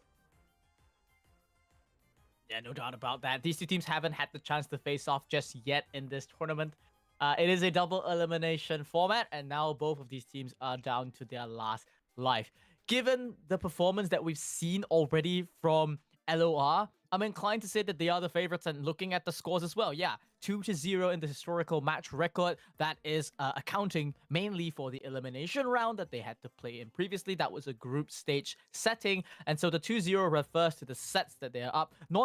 Honestly, not too much statistics to go under there, but it does paint a small picture that chapter of happiness here are the underdogs going into this match. But looking at them, Mark, they're looking a lot more comfortable starting in this game compared to when we first saw them enter the stage against Toxic Lotus. I'm glad that they're warmed up, and I'm hoping that they bring us another banger of a series to watch. Yes, again, confidence that is key. A lot of these kind of obscure meme references we're not too sure of. Sometimes we see some that we do have and can relate to. We've seen Kogia already today being flashed around in the crowd, which is great to see. Okay, Gen 4, first pick of a potential Gus here is an interesting one. Not kind of necessarily where I'm thinking. I love the Finks though. That's kind of much more I'm thinking in this particular map. I mean, Gus, you normally play Gus mid. On this map, you haven't really got that luxury without a wall break unless you bring one in. It could be an idea. Griff, break things open and have the Gus be able to get a better line of sight. But, I mean, if you're not breaking the mid and you're leaving that firmly put, then Gus is going to be, I mean, kind of a bit tough to be able to break into the center of the map. And you don't really tend to play Gus lane. Maybe that's the plan for Chapter of Fantasy. We'll have to wait and see. But the Tara coming in, the Ashe as well. Good brawler picks, but, I mean, what are your thoughts here? Ashe or Hank? What's your mind at? Because if you got Hank in the mid in Gen 4, great place to be. But Ashe can also have its way with the Bush and the Rage too. It's kind of an interesting combination to have. very skill-based matchup for sure. Hank has, you know, some slight initiative in that early game, especially if he's running that slow. You catch out the Ashe and let your teammate just pinch him out. That's going to be the Finks most likely coming in there to help win out that matchup. But Ashe does have that hypercharge potential that has to always be accounted for. He could perform a pretty good rundown here against that Hank as well as the Finks here if his gadget is offline. I do favor the LOR draft slightly more here, especially with that last pick of the Shade coming in. I think they understand this map slightly better. I'm with you completely about the weakness of this Gus. Yeah, you can already see. Just completely forced out there. But Ashe did win up his matchup against Hank. That is pretty expected here, to say the least. But still 3 gems to 1 on the side. And LOR, they've got a time warp to set up that retake on the mid. Yeah, it's just that. If they keep this Gus in mid, then maybe it can work, especially with the shielding over to the Ashe, right? That's kind of the ideal of the Gus primarily, but it's just these angles. Getting out, again, losing control now, trying to get back in when these brawlers are, you know, really pushed tightly into those corner sides. A Gus can do nothing. You're going to have to flank around, and with the Shade being able to get behind the field of action there as well from Soda on the right-hand side. I just cannot help but favour this LOL draft quite heavily. I mean, they're going to be preying on the mistakes made on the other side of the field, realistically, here. Wow, hypercharge there from 10k, just completely rebuffed there from Lightstar. There we go, 2-man gravity. That is the trick that they're looking for a chapter of happiness. The Gus didn't convince her, but this Tara certainly did. Soda fed one too many shots there. Immediately getting the hypercharge, managed to capitalize on that entirely of the mid zone. Now it's just a matter of just hiding out. And they've spotted correctly. Yes, Tara's been spotted, but it's only got 4 seconds left. Gus pops out the shield. It's an impossible comeback there for LOR. But man, the respect not given to the Tara gravity. Callouts from Soda perhaps falling through. That's just big sort of turnaround there for the side of Chapter of Happiness. I just want to point out, I'm pretty sure he's got a nosebleed. So, like, I mean, that's what we're talking about in terms of the pressure that is being placed upon these teams that are not necessarily always used to being involved in, like, a LAN environment. I mean, and to get the game win with a nosebleed, I think is pretty commendable. I feel like I definitely jinxed it. I do apologize. I mean, I did say that it was probably depending upon mistakes made or like a single turnaround play. And that's kind of what we saw. Whether or not they'll be able to do that twice, I'm not too sure. But this Gus, again, you know, it really is relying so heavily on this shielding that, for the most part, LOR should be able to establish a pretty solid amount of mid control here. Once again, we see the same story. Just the early game going completely in LOR's way. It's very difficult to win these matchups, and the only mistake that LOR really made in the last game was just not respecting the fact that hypercharge gravity was online. Yeah, you can see Soda is just cleaning up the trash here. Just diving inside the enemy base, getting 2 quick kills. Gus is free. Tara is practically free. They've got a gravity online, though. This time, you can see the respect given out there. Robotic Rat's going to drop, just deleting Soda, and now running in for the rest of them. It's just going to be this gravity you got to keep our eyes on. He's poised on the left side. Is he going to use it onto Soda? He is, but it's going to be a whiff. Predicted there by Soda. Wonderful sidestep there from him. The 1-win condition taken away from them, and now it's LOR to just walk away with all the gems. They have no idea where the Finks lies. They're really playing a guessing game here. Going to the right-hand side now. They'll know, but there's 3 seconds left, and they cannot close the gap. Gems was split, so there was a possibility, but not going to be enough. They're playing a dangerous game really here for me on the side of Chapter of Happiness. They are just putting so much dependence on this Tara to be able to get that final killing blow. And you're going to see there with some smooth plays in that Shade side by Soda that was able to deflate and de-escalate a situation very carefully and quickly. So this comp can be okay, it can work. The Ashe I'm quite impressed by so far, being able to close the gap with the Rage, but it really is looking all down to this Tara. And once that mid control is established again, how can the Gus penetrate that with no wall break? It is really realistically can't. Very weak mid that's punishing the Chapter of Happiness here. This Gus, he's got a bomb active. You know, if it's connecting this on the Finks, probably the best target. But Soda's on the hunt now. Gonna be rebuffed there by the shield, and then it's gonna go back into the mid to deal with the rest of the team. But still, a same position maintained here. And this Gus, yeah, you got a shield, but you're not really doing anything. Gravity is online though for the Tara, but immediately just gets swatted down there by Soda, who's gonna go for a double kill here. This is like the same picture from game number 2. Yeah, he knows that his position is best left on that right-hand side, trying to bait these gravities out, and he does get victim to one there, but ultimately he didn't go for the Ashe when he could have done. That left-hand side lane now will be then taken care of by that Ashe, as I'm talking of it. But I think that was kind of smart, though, to get back into that corner. It didn't work out. The Tara got the upper hand, but realistically, he needs to be focusing on his matchup. That's the key, realistically, there for me. 8 gems to the 4 now as LOR. Bringing things back slightly, but again, that Gus forced out immediately from that mid. Wasted hypercharge there from the Tara as well. I'm quite sure he's like one shot away from the gravity. That's why he was so desperate in trying to use it. And now, with the timer beginning, it's going to be scouted there by Lightstar. This continues blowing the bubbles in the mid. And they're leaning all the way to the left. They know exactly where this Tara is. The Hail Mary not going to be coming anytime soon for the Chapter of Happiness. They can even leave Lightstar in the mid. They've got 1 excess in gems. It's just so easy for LOR. They've drafted this beautifully. And they're going to secure the first set off the backs of it. Yeah, I mean, that end bit with Lightstar there, just duking 2 players in the middle.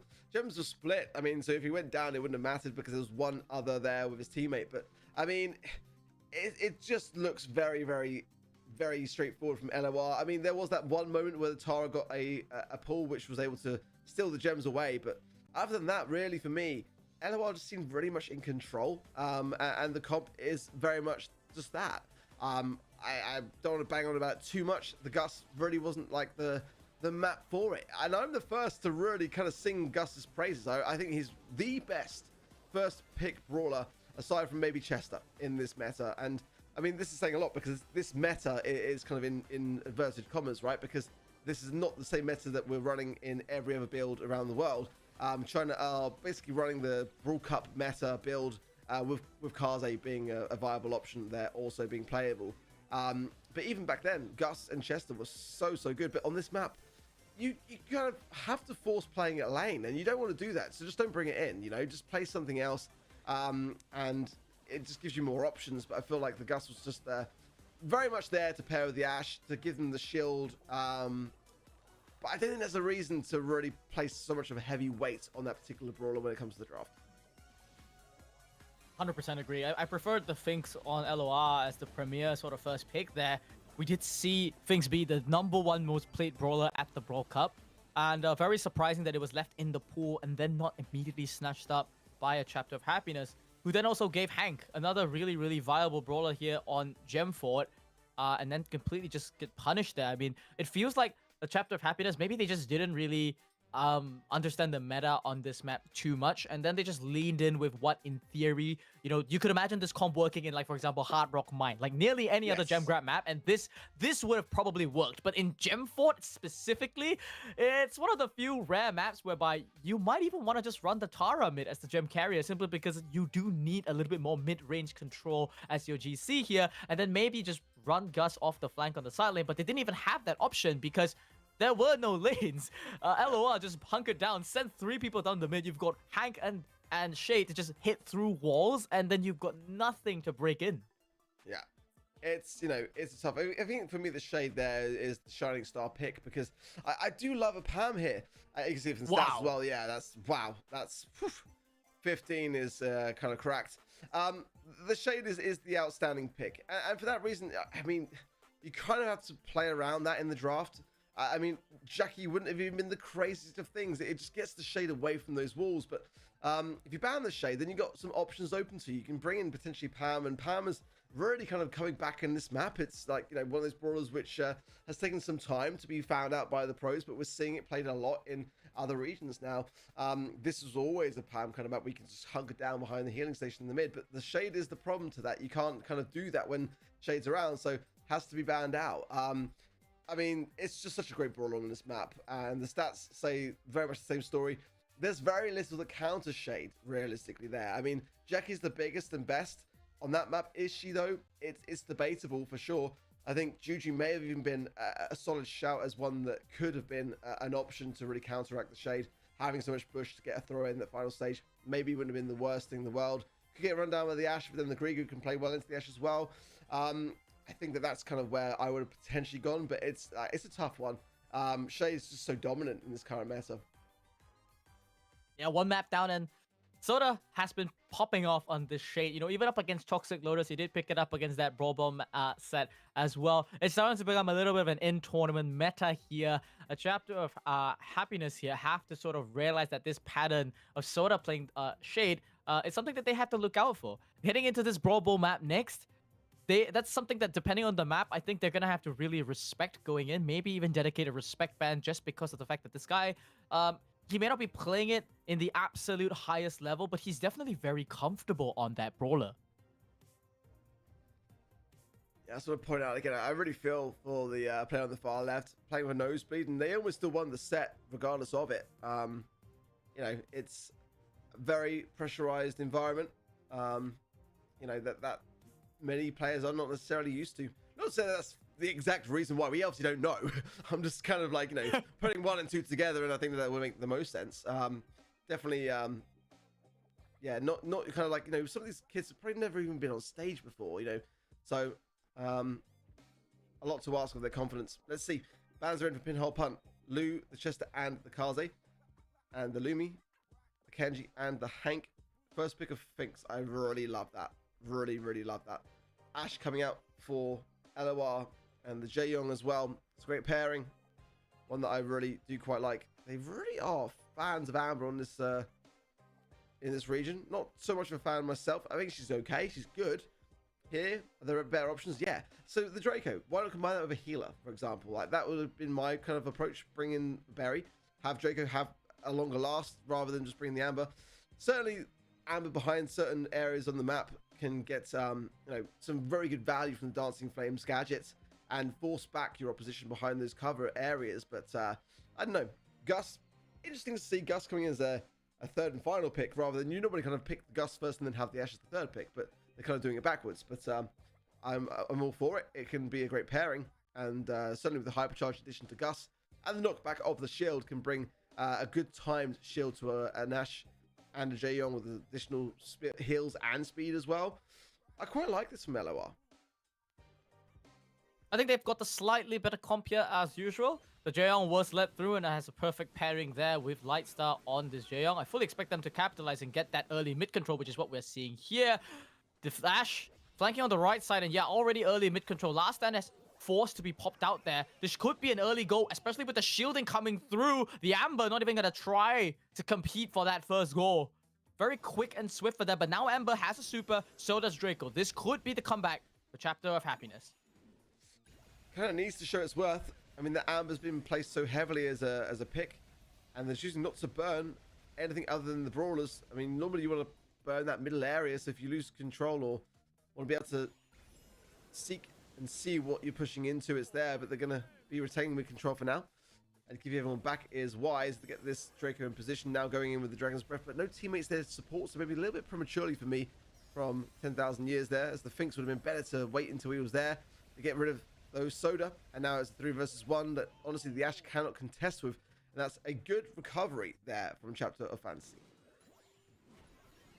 Now with the hypercharge on the Amber, it's a big resource that they can just use at any time. 2 Brawlers, 2 clumped up. Now popping it out. He's going to be connecting onto 2. It's completely undodgeable. They've accepted their fate, just trying to use the Jaeyoung to get the heals back. Now chaining off to a second Amber super, but didn't connect onto anything. That's going to allow the Ashe to creep up in the backline. Now they're just waiting for this Draco super to time out. It times out, but with the last stand active, there's just so much damage going into the side of LOR. It's just Lightstar against the world. He gets one. Can he get another? Trying to get this pick off. It ends up getting it, but a complete trade on all sides. The ball just sitting in the middle. A reset of positions for both teams, who are now still tied 1-1. Very tense. Very close. Now the Jaeyoung heals coming in for the Ashe. Could be at a pinnacle moment in time. He's just got to stay alive. But the Ashe didn't go for the ball. He's got hypercharge. He just dashed for the ball. Why are they not doing that? They're so scared of the Finks. Maybe the gadget potentially on the Finks could be somewhat of a blocker. But that was an opportunity there for sure to score that goal, in my opinion. No? I'm perplexed as well. My face is just scrunched up into a ball. There's got to be some kind of miscommunication. He's running back to the Finks from the there. Finks. He's not even running the gadget, which would stop him in his tracks. That was a goal. Just beeline for the goal, hypercharge it, and you got the Jaeyoung there for support, and they just kind of stood there. There's nothing else except for maybe the Amber gadget to stop it. Definitely a choked moment for them. Yeah. LOR is going to be beating themselves over it now, but they have to just keep pressing forward. Now with the hypercharge active onto Soda, as well as Amber, trades out everything. It's going to be Ashe that scoops up the ball here up against a Finks. Soda is the strongest brawler on this map. Make no mistake, a pass across the board. He finds the connection. Beautiful shot there to get the super. And then finally another wonderful shot. The man of the hour, Soda, just so locked in. makes up for the mistakes of his teams, who still seems to be pretty jolly despite the scrappy gameplay that they have displayed so far. Yeah, goal is the goal. That's what matters. Early gadget pop there for Lightstar. The Weekend Warrior, as again, is just like the kit to run on Jaeyoung. It's so strong. Those shots pack a healthy punch. Can also be used as well up close and personal to get some area slash damage too. So got a lot of versatility there. As on the side of Chapter of Happiness, just going to sit back a little bit now and utilize some of these things. TPs, try and bring the time warp into the equation now on the left hand side. Push the Amber through, try to burn down the Ashe on the right hand side and try and find this opening here. Robotic Rats coming down now, but the ball cleared out. LOR did well there. Might even be able to get a dash for the goal here with a bit of help from Jaeyoung. Swapping over to that right side of the map. Oh, but the ball control kind of abandoned there. Ashe now disconnected from Lightstar. It does bait out the Dragon's Breath there from 10k years. And Robotic Rats powers boosted with the Hypercharge, now going to be doing so much residual damage to the backline, gets him the speed that is needed. And with Lightstar healing up, this could be potentially a good chance. There we go. Kind of missed the shot there, but I don't think that was really the plan. Just wanted to get the kill into there. They barreled in on all sides. No really good way for them to clear the ball. And LOR, they're going to get one goal to the name. Now a second potentially coming with Soda's Hypercharge going in, deleting the Draco. That's one. And now Lightstar passes the ball over to the Ashe, which once again, no commitment from him. He finally sees it, Ark. There we go. He finally found the play. 3 games later, he finally got the confidence that's needed and the calculation in mind to just pick up the ball. Maybe he heard us, Ark. He finally got the walk in. I mean, that's what Ashe is for, right? It's just a great brawler just to literally just run it down. And I was kind of surprised that LOR were being just very hesitant to do so, despite kind of valuing the brawler as a first pick worthy to then have the Gus as the third and final pick.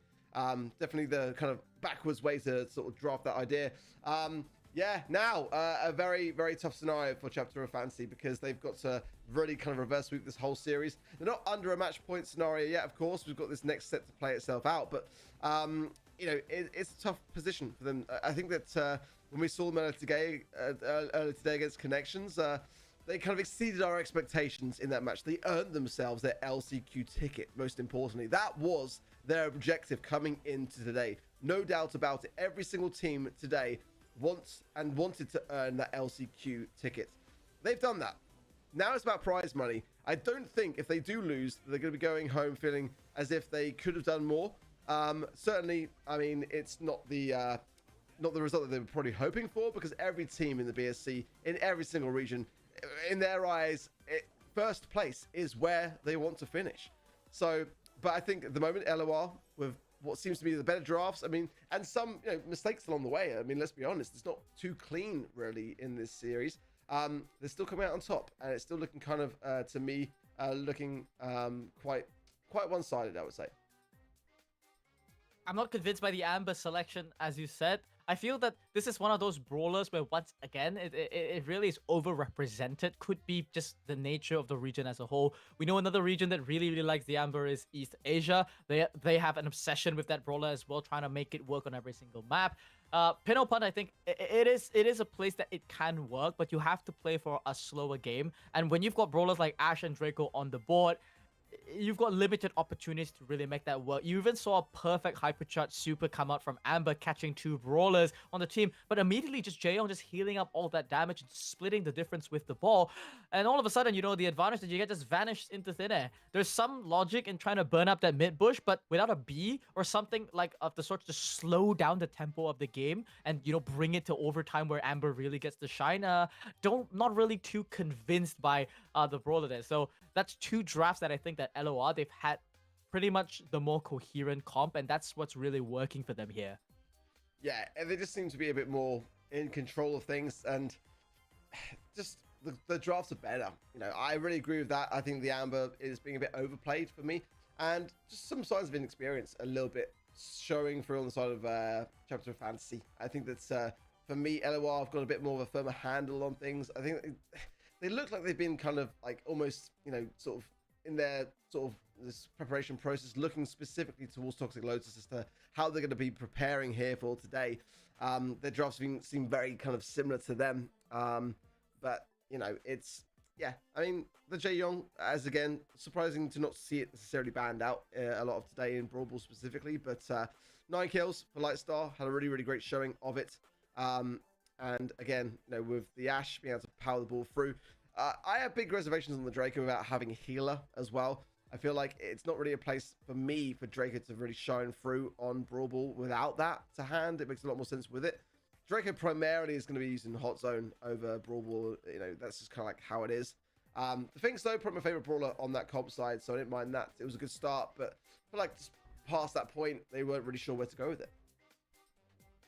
Completely agree here. Draco is slightly overrepresented as well, you know, in these Asian, you know, APAC continents as well. East Asia loved the Draco as well. They forced it throughout the entirety of Brawl Cup. Some amazing maps played by Zeta Division there, where they picked Draco and then they even just tripled down, went triple tank, made it work. But that only works because they were Zeta Division.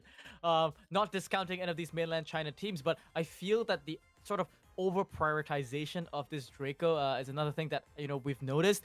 It works against the Hank, sure, but you have to play it to a really, really good level. Against the Ashe, though, I think that's not truly a matchup that, you know, you want to pick up the Draco for. It applied a lot of pressure in that game number 2 and allowed them to secure at least 1 goal. But that was really because I would say LOL kind of dropped the ball there. Didn't really prioritize much, fed too many Draco supers. Didn't really play too much with the spacing, so to speak. And that's why the brawler looked good. It's not because the brawler is that strong. It's just because of mistakes coming out from LOR. Yeah, that's exactly how I see it too. It's like the moments that we're seeing for Chapter of Fantasy, and looking back for previous sets also, like in Gem Grab, we saw that one game that was won by Chapter of Fantasy was because LOR made the mistake. So that's kind of how I can see maybe a potential turnaround. That's not how you want to play out a series. You know, you want to play against the team and bring aggression and lead that kind of way, rather than just hope that they're going to then fumble something along the way. It's not the way to go about it. So if LOR make mistakes, then yeah, I can see this turning around. I can see Chapter of Fantasy maybe making the grand finals today, but they're depending upon those mistakes, in my opinion. I don't think they've quite yet got the same level of technique that we're seeing on the side of LOR. Yeah, and once again, the expertise that comes out from LOR in terms of the drafts has to be attributed, I think, a large part to Soda's influence on this team. He is very, very much in tune with the international meta, and this is where we're really starting to see a mainland Chinese meta go up against sort of the rest of the world. And drafts-wise, LOR, these picks out from them. The Gus was a little bit, you know, bizarre that we are seeing from Pinopan, but it does fill the role beautifully there because there is a weakness in the form of that Amber, and they were looking just for, you know, another long-range hitter that they could pair up with the Ashe. They had 2 choices, really. They preferred the Gus over the Byron there, and completely respectable. They understand the drafting theory. It was going to be flipped on the head, right? I mean, you pair the Ashe with the Jae-Young immediately, but usually you want to conceal the tanks. But hey, it works out in this case, at least, because your opponent's drafts are leaving even more holes than yours. Yeah, for me, it does come down to a lot to the draft. Mechanics, definitely there's something to be said there for sure, but I think that what we're seeing on the side of LOR, it's just safer stuff. It's just more meta stuff. It's more tried and tested around the world. That one game to show for it, again, was the result of an LOR mistake. So we do need to see a substantial turnaround in this series by Chapter of Fantasy, or this one will be over. And again, both of these 2 teams on stage currently have earned LCQ tickets. They will be at the LCQ. So they've already done a fantastic job today. It's just about prize money now, and of course seed. Man, Soda's giving a death stare to the other team. I just want to point out, like, this man, his aura on stage, he's just been constantly throwing thumbs down, staring down at the other team, and just kind of having a good time here. I have no doubt that all of them are friends here, but we're going to be heading into potentially the last draft for Chapter of Fantasy, unless they can turn this around now. The bans have flown out. It's going to be an open business, and Kenji has been let through, so has Kaze, and so has Jae-Young. So immediately, yeah, snapped up there. Kaze is going to be the selection for LOR. I think rightly so. This brawler has to be respected, especially in Hot Zone. And Chapter of Fantasy, they clap back with Jae-Young, and I like this a lot more. In this map, Draco does excel, and you've already got a Jae-Young to back it. It is pretty good start for them. Now the Gus pickup from LOR, not too sure how I feel about this. Yeah, I mean, it can be combined with the Kaze, but is it the greatest of things? Oh, the Kenji as well. Combine both of them for LOR could be very much to my liking. The thing is, the berry is available here for... They're going to go Griff. I mean, yeah, break open, but then you're kind of doing yourself a bit of a detriment to the Draco. I would just kind of go, do you know what? Bring the berry. Let's double down and keep the Draco in the mid with the Jaeyoung heals as well. I don't think I would have gone wall break there myself. I think that, like, it's not a bad idea to try to get the map open, but I think what you've kind of got with the Draco, you've already committed to an idea that you just haven't seen through. It just kind of feels to me a little bit fighting almost against your own comp, you know? Yeah, the wall breaks do benefit the Gus, actually, among everything. We're already seeing this on the left lane. This Griff starting to suffer, and now in the mid, trading out as well. Draco barely wins out a match against Soda, but it's about the mid control. And yeah, you've torn up the map, but these shots don't really be committing well. Now the Kaze dashes across, you know, tried to force out the Dragon form from the Draco, successfully doing so. That's going to allow Soda to do some damage here, but going to be falling here. This Draco has to chill for a little bit, no damage yet, but it's going to be the Kaze that's still cleaning up on that left side. The Griff, as you mentioned, it feels more like a weakness. Now Hypercharge super tears across the entire field. Team wipe there very swiftly for LOR. Yeah, it's like, you know, you've got this brawler that's designed to break open the cover to expose the Kaze and the Kenji. That's the primary idea behind the Griff. But they've got a Gus. Like, I mean, Gus is going to be able to then feed more Hypercharge, more utility, more shielding over to those same brawlers to be able to close the gap without the cover. So I just don't understand the logic of it. It's just kind of like giving it to LOR on a platter at this point, and you can just see whatever the idea behind it was in their minds, it's proving to be the opposite. The husband and wife Japanese duo now going to be capping off the game with 7 more percent. As Sashimi Slash flies out from Soda, this is the beginning of a comeback here, but with the Fan Storm inside the mid, now obscuring the Jaeyoung. You can see the Kaze on that right side just healing up. He's got the Hypercharge, and you don't even need to use it. Just dashes out to the mid, just drive them out with sheer presence and aura. LOR with infinite aura now on stage as well. They know that they're 1 game more from victory and a rematch against Toxic Lotus. And I'm biased. Maybe I shouldn't say it, but that's what I kind of want to see. I kind of want to see that. I really do. It was so great to see it as the match prior to this that I want to see, you know, can Toxic Lotus be toppled? And LOR are the team that are potentially able to do that, in my opinion. So, I mean, as much as I've loved this run from Chapter of Fantasy, and it has been a great run, I mean, the bottom seed coming to this competition, they've been able to earn themselves an LCQ ticket. That is huge for them. That's their best performance to date in their careers. I think to turn this one around now, it might be just a little bit too much to ask, but they have got somewhat of some control, but they're choosing not to break. That's the key really here. 40% in climbing. I think as long as they stop breaking open the map with the Griff, which again was the reason they picked the Brawler, and they're doing just that now. So they lose control, that left-hand side is going to go against them. They've got a really, really early lead, and once again, it's just off the backs of LOR's poor positioning there, just diving with the Kaze and the Kenji and leaving Lightstar to rot. The same thing happened here. Once again, they've conceded such an early lead. This just feels like LOR just dropping the ball here. Now Lightstar pops the Hypercharge, but not really getting a connection that it needs. Draco managing to get a second super chain back-to-back. Seeing so much pressure now. It's a really big uphill climb for the side of LOR. Almost 90% that they have to deal up against, but they do have the Hypercharge there. A 3-man slash there. And one more there to chain onto the Draco. No last stand for you. LOR, they might have dropped the ball in the early game, but they're clapping back hard here towards the end. Why did they break their left-hand side? You were doing so well.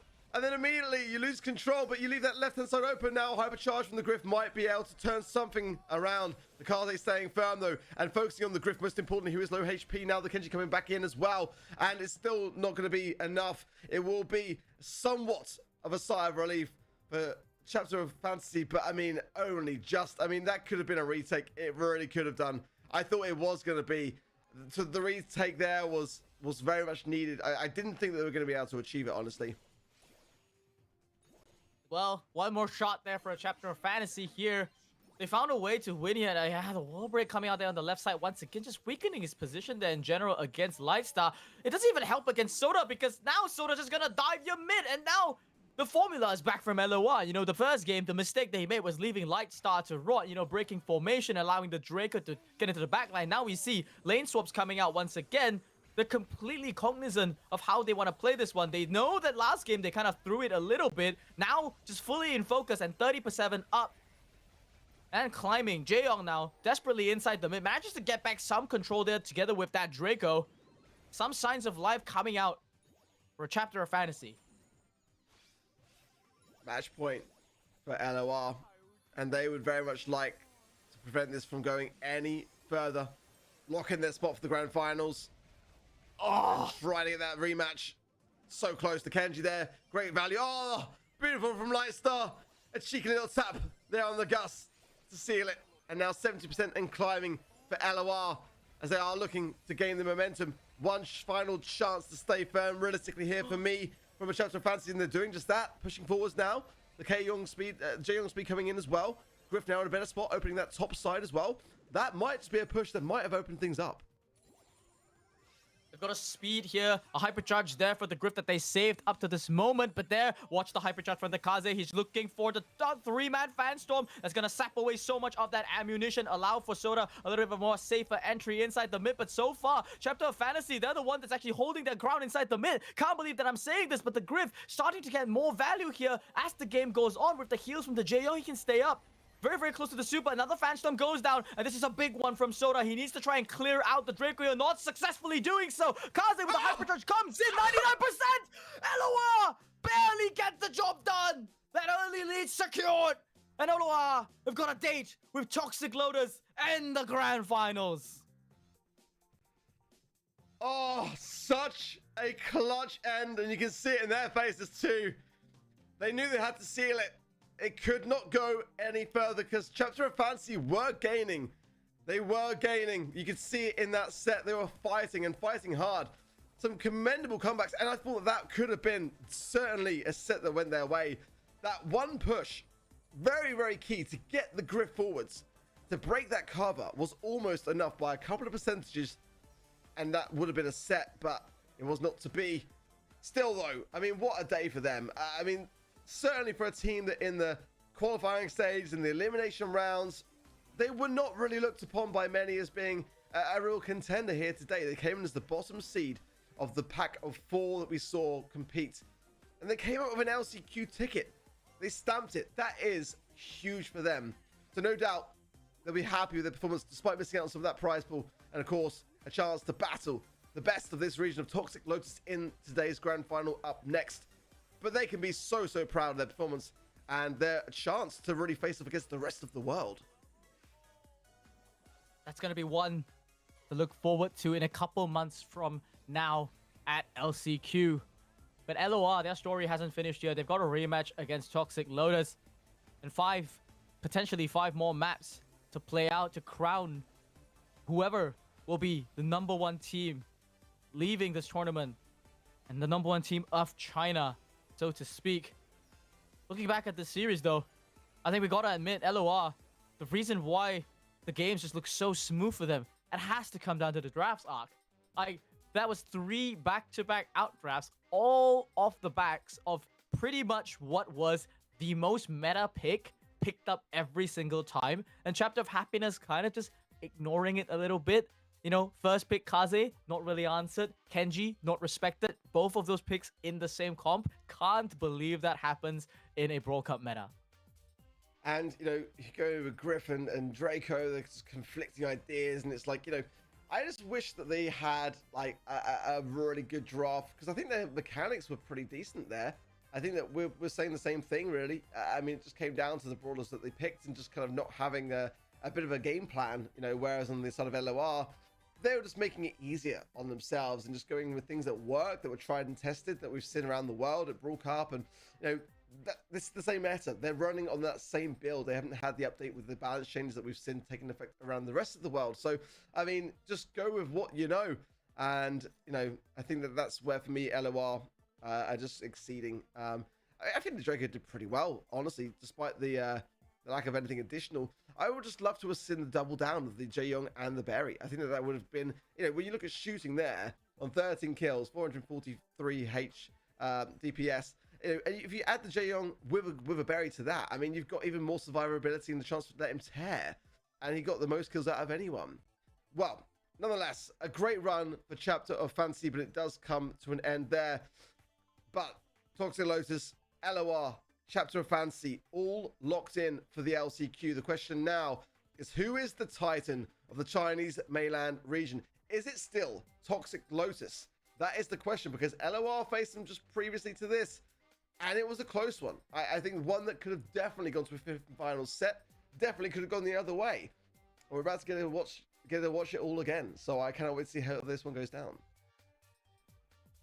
I'm hoping for a close one, so to speak. It has been a long day of competition, and I can only imagine that for the players, it's even more tiring. They did get some breaks throughout the show matches, and so hopefully LOR, they're going to be coming into this one, not feeling too battered. This would be back-to-back, the fourth set that they've had to play. Toxic Lotus have a little bit more of a slight advantage of the rest that they have in general. And I do expect that Toxic Lotus, they're just a lot more seasoned, right? They're the team that has been to nearly every single LAN opportunity that mainland China can get. They're the team that has to be the one to beat, but they're not unbeatable. They've dropped one set today in total, and quite a plenty amount of games. A lot of 2-1s made by LOR, and the drafts from these two teams are the closest of any two mainland China teams. It is a brand new set of maps though, Ark, so it's not like it's going to be a total rematch. They'll be heading into the grand finals map pool, which, gotta say, taking a look at it in advance, Last Stop, Triple Dribble, Layer Cake, Ring of Fire, and Bridge Too Far. And every single map screams to me like it's going to be a war of strategy between the two drafters, because these are maps where it's super duper easy to get an advantage there. It's not like, Shooting Star, whereby you can just pick, 3 long-range brawlers and it's pure mechanics. These are maps where it's really, really important to get a good game plan that's solid enough to stay afloat. Otherwise, you could just get completely run over. And when you say it like that, that's what makes me think like Toxic Lotus will still be out on top, because Star Dragon's just that good as a drafter. Like, he is just so in touch with what the rest of the world are doing, looking at every other region and taking what he feels is the best ways to combine it. And more often than not, it works. The drafting for Toxic Lotus cannot really be touched in that regard. I feel like most of the time it's, if there are mistakes, it's very minor. It often will just come down to mechanics and moments or lapses of judgment sometimes, and maybe overconfidence, I would say, is where I think Toxic Lotus struggle the most. I think that they get a little bit confident and overconfident because they have maybe like a really great starting bounty, and they got all these stars, and then they're like sitting back and just getting a bit over aggressive, and then they lose them all. That's kind of how I see Toxic Lotus. But when they knuckle down and settle down and go, hey, we're behind now, let's just cut this out, let's stop the nonsense, let's get back down to business, and then they're able to really fight back well. So they not only just overconfident, but they're also able to be grounded enough to notice it themselves. That makes a great team.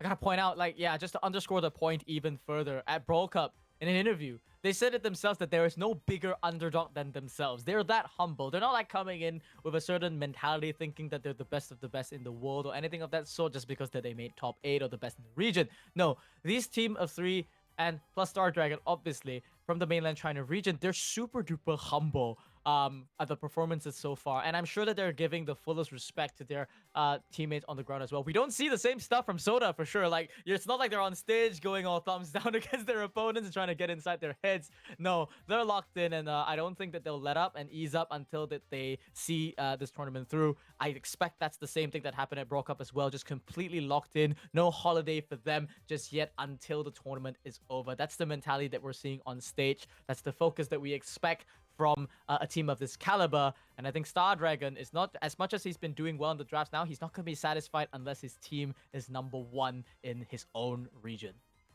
Yeah, I mean, he's just phenomenal. And I'm so happy to see that in the Brawl Cup. And going back, I still remember distinctly on day one saying that I expected to see some big moves from mainland China. I wanted to see them do well, and I could never have predicted the fact that they would then do what they did against Tribe and Loud, but I mean, I still feel like there was a good turn in the times for mainland China. We're kind of seeing it continue on that way, and I think that it's been able to inspire many in this region to really fight and to be able to get themselves into a position to demonstrate that mainland China have got what it takes to keep up with everyone else in the world. Despite being on like a slightly different build with slightly different balancings, I mean, we're only talking a couple of months here. If that, I think they're doing fantastically well to sort of look around what everyone else is doing and make up for that kind of lost time as well. So as we are gearing up for our grand finals, if you are just joining the stream, a big warm welcome to you. You have missed a fair amount, I'm not going to lie, but this next matchup will be set to be a banger as the teams are getting ready. We've locked in our LCQ contenders for this region already. And this match now is going to be very much for seeding, for prize money, but pride also, as Toxic Lotus are the teams to beat in this region. LOR, they're hungry to topple them. That's right. This is a culmination of more than 4 months of competition here in the summer split from mainland China. It pretty much started as soon as the Brawl Cup concluded there. 2 months of monthly finals to qualify 8 teams to join Toxic Lotus in an elimination round of a group stage with 9 teams having to play across 2 days. So they had to play 8 best of 3s in 2 days against every other team in their region, finish in top 4, and now compete in this finals in a double elimination bracket to finally isolate the final 2 teams. Toxic Lotus remains pretty much unscathed, so to speak. They've lost the least amount across any single team, only 2 sets up till this point, but they're not unbeatable. LOR showed us in that upper bracket semifinals that they can keep things competitive. So you guys, if you guys just came in, you're probably here to watch the best match potentially of the entire tournament. And with that said, hopefully we'll be starting our games very, very shortly. Yeah, teams are on the stage. They're getting themselves prepared for this next draft. And one important one that will be going back in the bracket. You know, the first set that we saw between these 2 teams previously today, Toxic Lotus lost it in that first stage, and it gave LOR that early lead. And that was the moment that we just all realized that, wow, this is actually a team which could cause the biggest of upsets in this region. Again, we're not too sure yet how the seeding's going to fare later on down the lines at the LCQ, where mainland China seeding is going to fit around the rest of the world. But we know historically from just Brawl Esports generally that you are always giving yourself the best possible shot of any outcome by having a #1 seed. It's as simple as that. So for Toxic Lotus, this will just be another day of business and ensuring the win. They need it. They know it themselves, having been at so many lands and played against so many teams around the world, that you want to be able to assure yourself the best chances as early as possible. That can determine your entire bracket run in Brawl Esports. So for them, certainly a win that they're going to be looking to seize and grasp very quickly here. An important one for that, for seeding, for glory, for honor, however you want to name it. Perhaps it's just the pride of knowing that you didn't lose to a former friend or teammate here as well. It could be seen in a multitude of ways.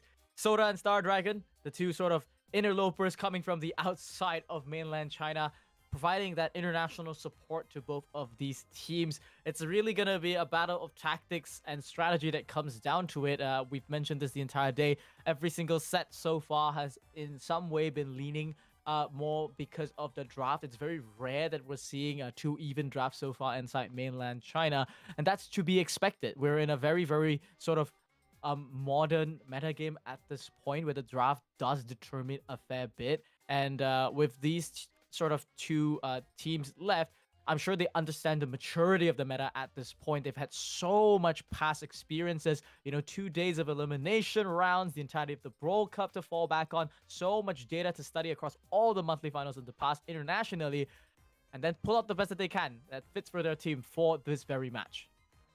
Well, again, not too sure on the delay on stage. We're not really in touch with the admins in the Chinese mainland region, but nonetheless, we're not just yapping for the sake of yapping, guys. Before you guys start going at us in the chat, we are just waiting for the match to get underway, and as soon as we have that happening, we'll be able to shift over to the stage and the players, of course, and that all-important draft. But until then, stuck with us, sadly, 2 handsome young men. You know, here to entertain and to fill you with knowledge of this region. But it's been a great day, honestly. I'm really, really impressed with this region. I think we're well beyond that point now, Spoo, in the Chinese mainland region of just kind of watching them all battle it out and just going, right, that team's won, move on to the next. It now has some more back and forth, which is a really, really great thing to see and some great signs of growth. Indeed, 3-1 is the historical match record. Mind you, this is in sets between these 2 teams so far today. Toxic Lotus has taken 3 sets. Technically speaking, if you count the elimination round, they're actually 5-1 up against LOR. But this LOR roster, they've not dropped a single game of Brawl Ball just yet. That was the signature mode, and it persisted through that final, that previous series. In terms of sets, at the very least, they're the ones that won against Toxic Lotus. And now with both teams locked in on stage, you guys can finally cease hearing us yap for a fair bit as we find our final two teams in a battle of wits. Once again, the map pool loads in. Last stop, triple dribble, layer cake, ring of fire, bridge too far. The question is, will we go all the way, or will Toxic Lotus unveil some kind of a final form that we've not seen just yet? What has been kept in the back pocket? Has there been anything kept for LOR? Any secret magic? Let's see. They're going to have to bring out all the stops. Because for me, Toxic Lotus have just been so good this year so far. I mean, they're the real top of their game. And it's wonderful to see them just really bring home the goods for their home region. Last stop up next. Akaze first pick. Lumi Band. Kenji still available here, must be mentioned. And Janet, again, I do like Janet here. It's kind of like it's kind of been forgotten slightly. I think that with the Pearl ban, Pam could be a lane option potentially that we've seen floated around other regions. Otis now combining for Toxic Lotus. The Fat Splatter, of course, can do some good work on the lane side too. They're lacking a mid. Finks for LOR is a very good shout. And Angelo is an interesting choice.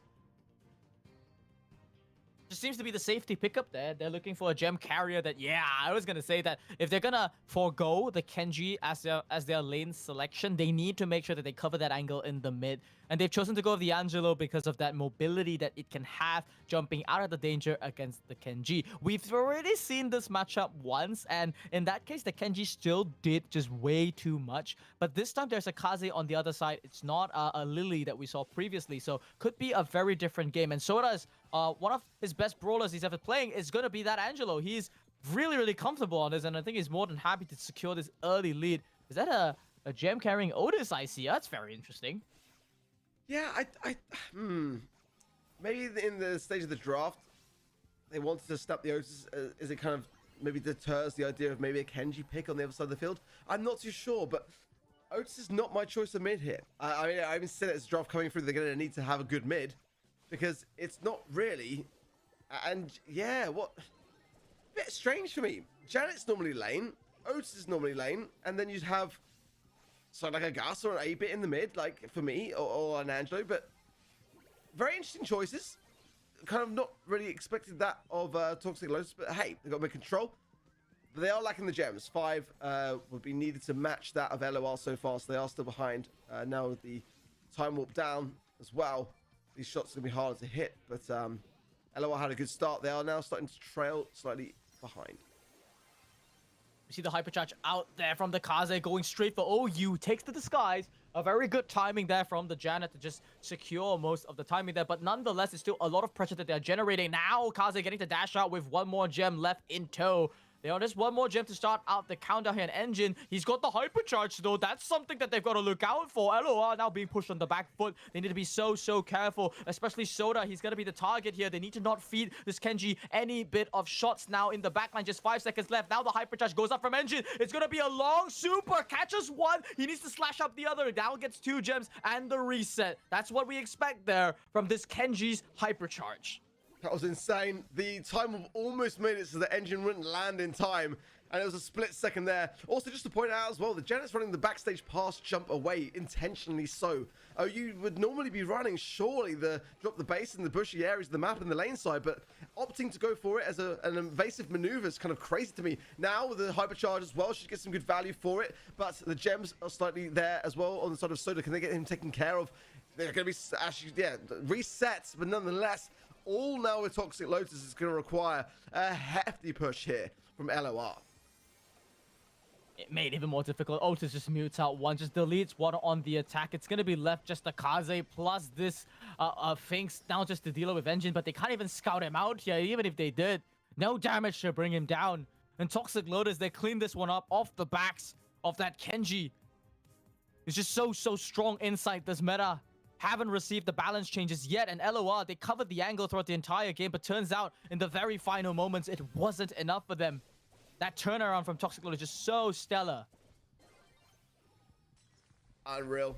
Again, the thing about Toxic Lotus is their ability to make a comeback. It really is.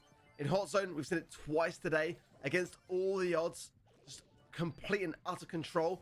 And there, with the restaking of the gems, like, against so much, the time and the brawlers on the field, and the Engine comes out with the goods. Just crazy. Nice jump away there from Soda, because that Kenji was cutting it quite close to the Angelo there. So those 4 gems will stay solid with LOR for now. But certainly this map now being played horizontally, it seems. Engine will fall down there. Now the time warp goes down. These shots from Soda now, packing a punch. The poison as well will trickle down. And good time for it behind the time warp. Engine going the aggressive is being taken care of quite swiftly this time round. A lot of focus seems to be on that Kenji, and I love it coming out from the side of LOR. They realized that that was the win condition from Toxic Lotus, and they're just dedicating every single resource to shut it down. But that's going to allow Talk to sort of rise up here on that right side. Fat Splatter connecting onto Soda, gets the kill as well. And OU is going to try and go and steal some gems and use that backstage pass to get out, but it goes straight into this Kaze, as well as Lightstar gems falling all over the place. Talk going to be the next one to fall as well, and now 10 gems scooped up by LOR. They're still not out of it just yet. Engine could make a comeback, but it's still 12 seconds left on the board, and a much different situation in this game number 2. Yeah, it's going to be a very, very tough thing to call now. Engine's going to make a play for it. Has got super as well, but everyone from LOR goes to the right, and Toxic Lotus were not prepared for it. Tying things up really nicely done. No mistakes this time round. No gems drop, no reset for Toxic Lotus. And again, very much the same as we saw already between these two teams here today. This first set, so crucial to pick up so close along the way. Last time it was LOR to kick things off with the first set in their pocket against Toxic Lotus. Will it be the other way round this time? It's time to early kill onto the Kaze here on that left side. Talk rotated to that left side, and now it's going to be allowing Engine here to just lurk in that right lane, apply pressure onto Lightstar. This is the first time that we've seen Toxic Lotus take that early gem lead, something that's very, very crucial for the LOR strategy. They're the one that's supposed to be excelling throughout this early game and only starting to concede gems once Engine's hypercharge comes online. But instead, we're seeing a bit more of an early start. More trades go out here. Talk maintains his dominion over that left lane. But at the very least, they managed to deny Engine any kind of supercharge so far, with Lightstar on the right lane just being so passive up against Engine. Well, Kaze now pinched out between OU and TOC as Lightstar falls as well on that right-hand side to Engine. Now, good aggression, the gems dropped. LOR just did not see that coming. Engine's so dangerous. And again, hands it over to OU, the best person for the gems with the Janet. They are split. TSC has 2. He's probably their best bet to really target now, as though you can just take to the skies with all late. Just feels like LOR have dropped the ball in this game. The plan not really coming together. Now with hypercharge coming out from Talk, gonna be able to stun up one. It's a really, really solid defense. Take to the skies just in case. Hypercharge as well. Toxic Lotus, game number 3. It looked like they flipped the switch. They've toggled so hard. Talk was crushing the Kaze on the left. Or Engine, on the other hand, didn't fall a single time in that game number 3. Just a very clean start there from Toxic Lotus, but LOR definitely made them nervous for a moment in this set. Yeah, a little bit disappointing for them, as again, we know how close these sets can be. And that was certainly an opportunity for them. They will see it that way for sure, because see, it's hard to get even a game against Toxic Lotus, let alone a set. And to come that close, look at this reset. This was amazing. Like, to escape that time warp in just the nick of time to land it before the timer was going to run out was just honestly crazy. It's cutting it so fine. And that will be another moment that LOR will look back on and just feel like, oh, that was our game to win. You know, but that was our set to have.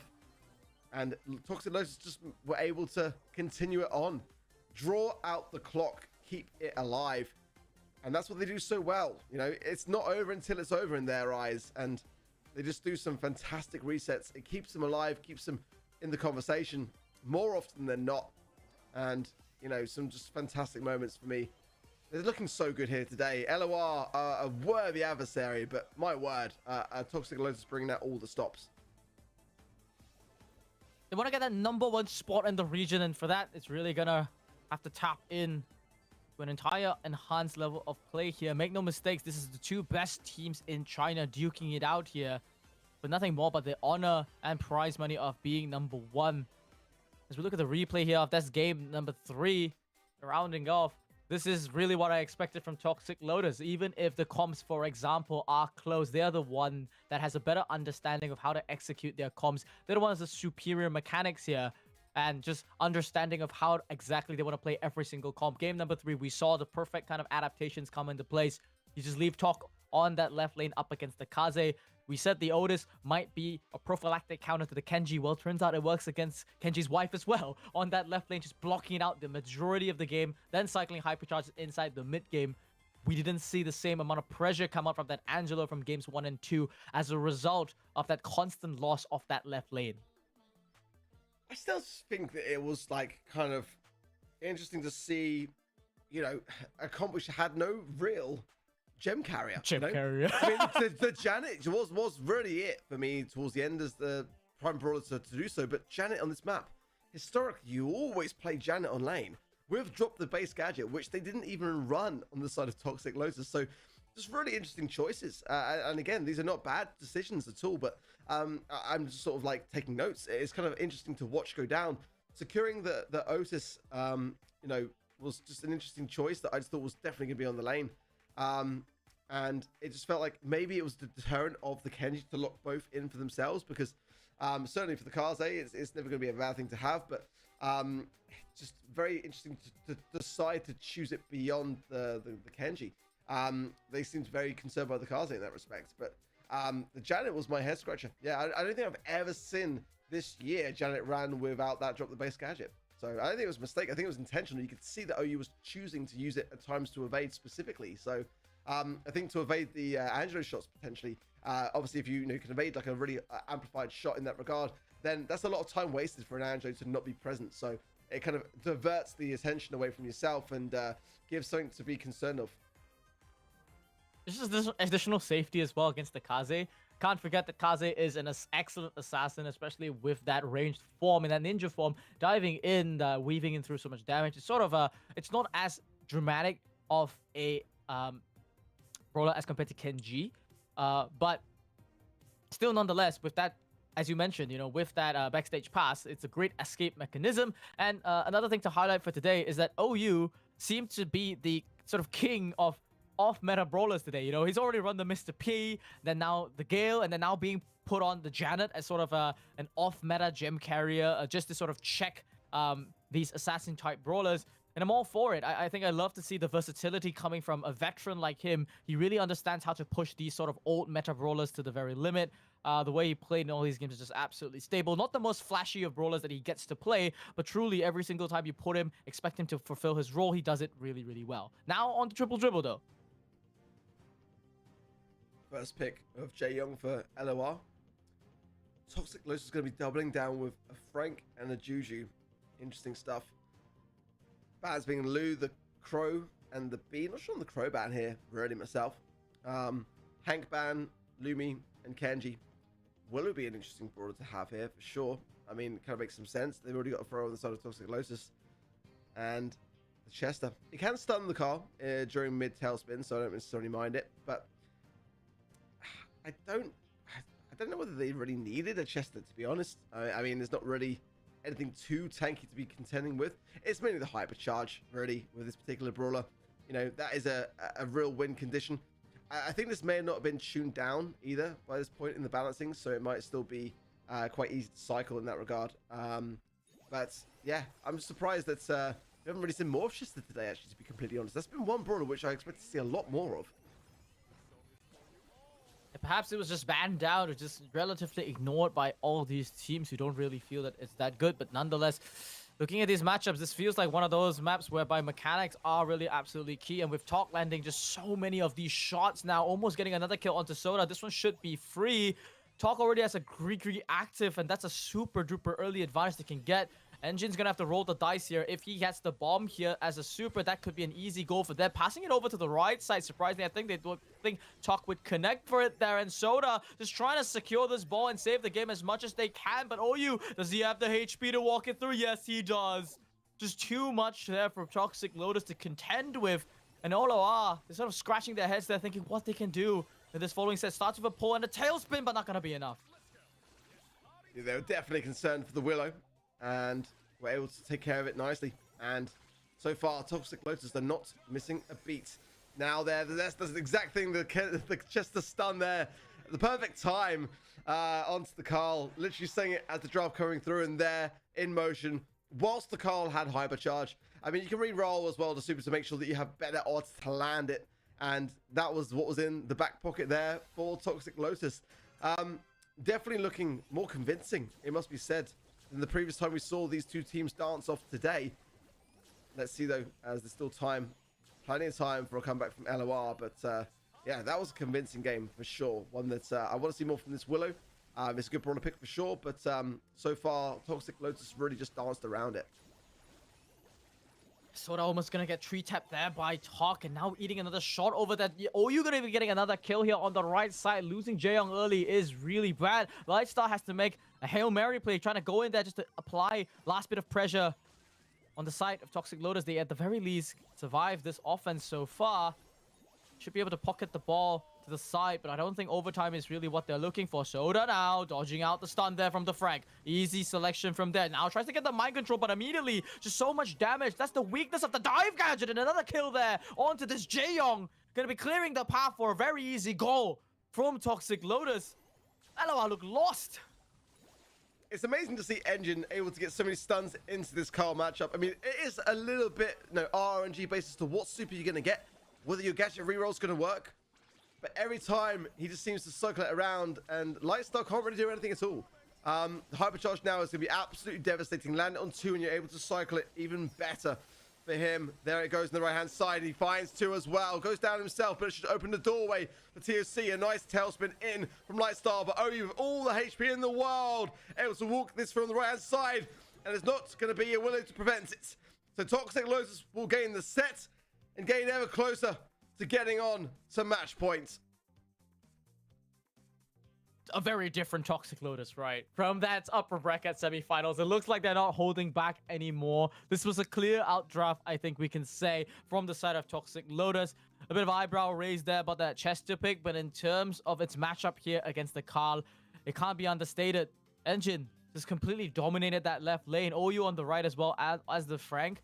It was laning practically against 2 at such a massive part of the game, up against this Jaeyoung, up against this Willow, and yet it never fell a single time. The idea of trying to get this mind control on the Frank didn't work out, and yeah, so does, every time he dived, it kind of felt like he was, diving to his death, because, it stuns you momentarily, allows the entire of Toxic Lotus to just converge onto you, and so not really the best of Willow games, if I have to be honest here. I mean, it felt like the idea of using it as an anti-tank thrower selection was a bit overrated. And just a superior thrower in the form of this Juju just took over this game. I think Willow's a hard brawler to make work. Is it a bad brawler pick? No. I think that I've seen many teams get some fantastic defenses with Willow. But Toxic Lotus were really prepared for it. I mean, there was many a time when they would go out their way to evade it and just secure the kills on it. The hypercharge was earned towards the end, but no super. And then just then, I think an attempt was made to gain a mind control. I think just a little bit shy, actually, because that connected. Looking back, that was a hypercharged super. I mean, I think that poison trickle actually just happened in the millisecond before it connected, because when you've got that connection with the hypercharged Willow, you are invulnerable. So that was almost a save. But I mean, just the way that Toxic Lotus were always in control, for me, a lot of that came down to the Chester into the Carl. I mean, stunning out time and time again. They were just in full control. The comp was just really thoroughly on their side. And LOR, I don't want to say it, they've bitten enough more than they can chew, because this is far from over. But certainly from what we saw earlier today in this series, they're not looking like the same LOR. I think that's more to say, though, for Toxic Lotus having just got better and better throughout today, in my opinion. Looks like the cheat code has been activated. They did get every single stun possible. Engine with 9 kills to his name and 4,011 damage per second, only dying twice. Talk didn't die a single time throughout this entire Brawl Ball set. This is, I think, one of the most dominant sets that we've seen so far between these two teams. LOR just seem to be feeling that they're missing sort of another brawler selection on their team. I think they'd much prefer, honestly, instead of this Carl pickup, if they had something more like a tank, for example, and then preferably maybe laning that Willow up against the Chester instead, and then, just conceding the fact that this Juju matchup is not a thrower versus thrower matchup that you just want to take. you have inferior range, you've got inferior in terms of burst damage as well. You'd much rather farm off a consistent target and then always have that threat of the mind control, as you mentioned. That's sort of the way that Willow tends to be drafted, and not as a thrower versus thrower matchup. So I hope that LOR, they're going to be able to dig deep for the upcoming map, because it could be their last. Yeah, definitely a crucial time now. To reiterate, of course, both of these two teams are locked in for LCQ. This is the grand finals, so this is really where the prize money comes into a big factor, and of course seeding. These are the two things that both of these two teams want to lock in, secure, and the bragging rights, to be the best of your region. And Toxic Lotus so far for years have always been able to hold on to that mantle. So to have now a challenger, it really has felt like the most convincing challenge that we've seen for a long time. But when it matters most on this grand final stage, it does feel like it is drifting ever so slightly away from LOR. But we have seen wonderful things today, some reverse sweeps potentially in motion. Let's see where this is one. And looking at that, look at the first brawler. Look at the first brawler. It is layer cake, but you still ban it everywhere. And LOR did not ban it. Was that intentional? I mean, I don't know. I don't know. They predicted this. They left every single one left inside the pool. Looking at the LOR bans, the only one that I guess, Jaeyong, that's the other one. So pretty much all four of the big four bans, that's been really shown that now, wow, this Buster selection is just so good against this Kenji and Kaze combination. Yeah, you got the husband and wife duo, but like, what do you round off this draft with? It's gonna be the Barley selection of all things. I guess the feeling that this Barley could be the difference maker in terms of kills here, but not too convinced that I do think that it could be run down here by the Jaeyong, but I gotta admit, this is the most explosive draft that we're seeing there from the side of LOR.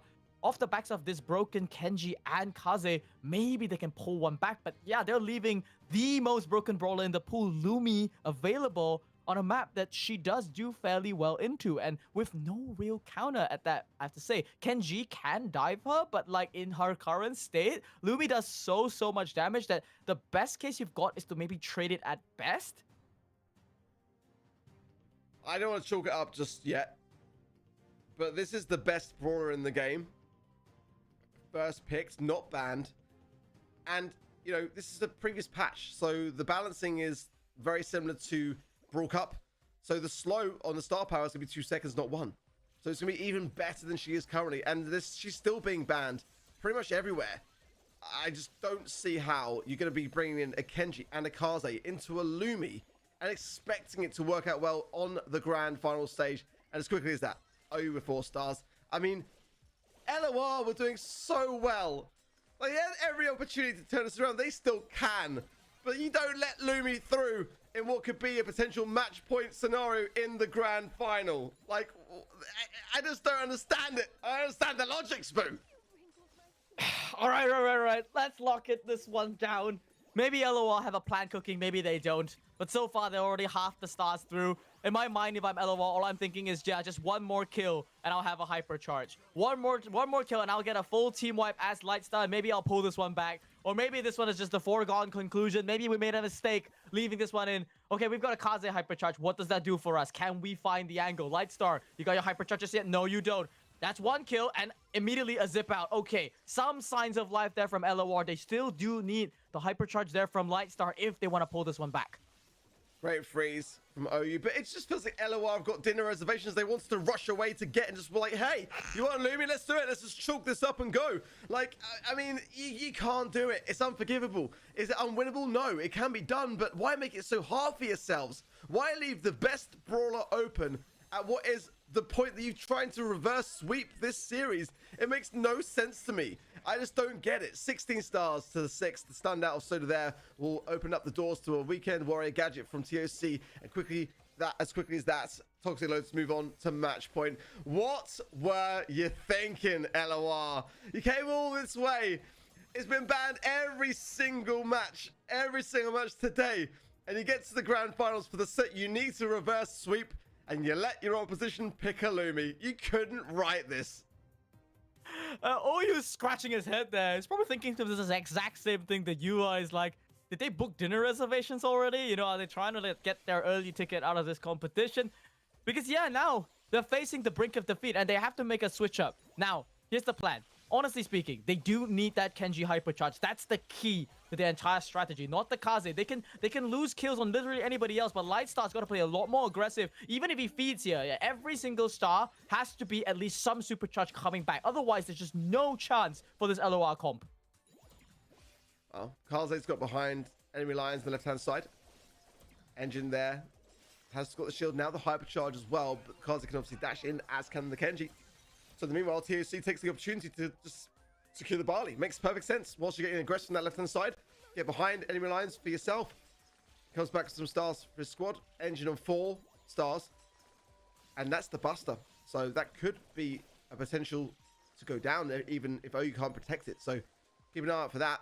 Surely the Kaze and the Kenji are going to have a better matchup into the Buster than they are the Lumi. We're seeing a retreating movement there from LOR, just trying to hide behind this herbal tonic that's slowing down the pace of the game, and I don't think that's the idea here with Soda narrowly there, dodging one ability but getting pulled by Engine. It's just a downward spiral there from them. Lightstar not getting anywhere close to super, let alone a hypercharge. And they've only got 40 seconds left. Yeah, you got a Fanstorm down in the backline, you obscure the vision, but what does it matter? Tox giving the callouts of like the exact position. You've got last call there to block in the entirety of Toxic Lotus, but no damage to follow up. Soda's finally in a good spot here. Lightstar, he finds the first target of the game. Can't clean it up against Tox. One shot away. Soda, he misses the mark there. Not going to be able to get the shot in. They finally get a kill into OU, but 15 seconds left, Ark. And I don't think the plan's working out for LOR. There was no plan. They left Lumi open, and now they'll bear the brunt of that mistake as Toxic Lotus remain victorious in the Chinese mainland region. Your #1 seed to LCQ, and a phenomenal run here today. What a deserved victory as they are still on top in Chinese mainland. And the crowd goes wild with the Sea of Phones out to capture this victorious moment from the emperors of China here, who remain dominant year after year after year. They hoist the trophy. Well deserved from Star Dragon, Talk, Engine, and OU.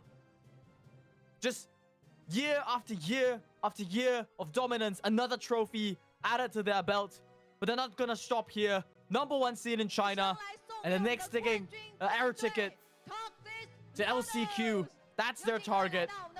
What a tournament from Toxic Lotus. They've only dropped 2 sets coming here. Take a listen to the boys as they give their victory speeches. 大家好，我是小欧。大家好，我是兴隆。好的，那我们看到这一次，其实我们又再一次见到了 TL 站在了冠军的领奖台上。我看到刚刚有观众给你们送上了属于你们在他们心目当中的荣耀。其实对于很多 CNBS 的玩家来说，你们就是 CNBS 的光。上一次看到你们在国际赛的舞台上，其实是 Brawl Cup 的我们的乱斗英雄杯是拿到了全球第4的一个名称。然后这一次在预备我们的 LCQ 的资格赛的争夺，然后包括中国锦标赛是一个怎么样的准备呢？我们会不断跟进版本。证明中国是强于第3赛区的。是的，那我们也看到了这次在决赛的过程当中，你们不仅仅是发挥出了绝对的实力，同时也对最终全球资格赛以及最终的这个全球赛的荣誉是志在必得的。那接下来问一下各位，其实这一次也出现了非常多的黑马战队，特别是我们让教练来回答这个问题好了。然后这次也看到了你们在决赛的对手。裁决他们也实力强劲，有什么话想要对这次晋级 LCQ 的各位 CN 战队来说呢？我觉得我们中国赛区比大家都想象都要强，我们大家都有机会进去世界赛，而且世界的各个队伍都低过我们。像我们这次 Brawl 就证明了自己，证明我们 CNBS 是非常强大的赛区。让我们一起为 CNBS 加油欢呼！好，那接下来我们要问一下小欧，我们看若白已经跑。话语权来交给小欧了。小欧这一次其实算起来是我第5次采访你，这么多年了，你一直活跃在我们冠军的舞台上，有什么话想要对所有的 BS 的玩家们说呢？首先，我觉得我运气很好，每一年都有非常厉害的队友。然后真的是很感谢很多人支持我，今天应该有很多人从外地赶过来支持我们的，非常感谢，真的非常感谢你们。谢谢大家，非常感谢大家，今天来了非常多的斗士们。大家若白有什么话想要对现场以及屏幕前一直在守候你们的玩家们说的呢？感谢我的队友，感谢粉丝们，我们会努力的。相信你们，我们 LCQ 再见。好的，那接下来我们有请到我们工作人员为我们的冠军战队 TL 来颁发属于他们的冠军奖金牌以及冠军的定制赛事礼盒。有请各位在舞台上留下属于你们的冠军合影。我们把它放下来，一起合影留念一下。舞台给到你们。让为真正的王者之师再次送上你们的祝福。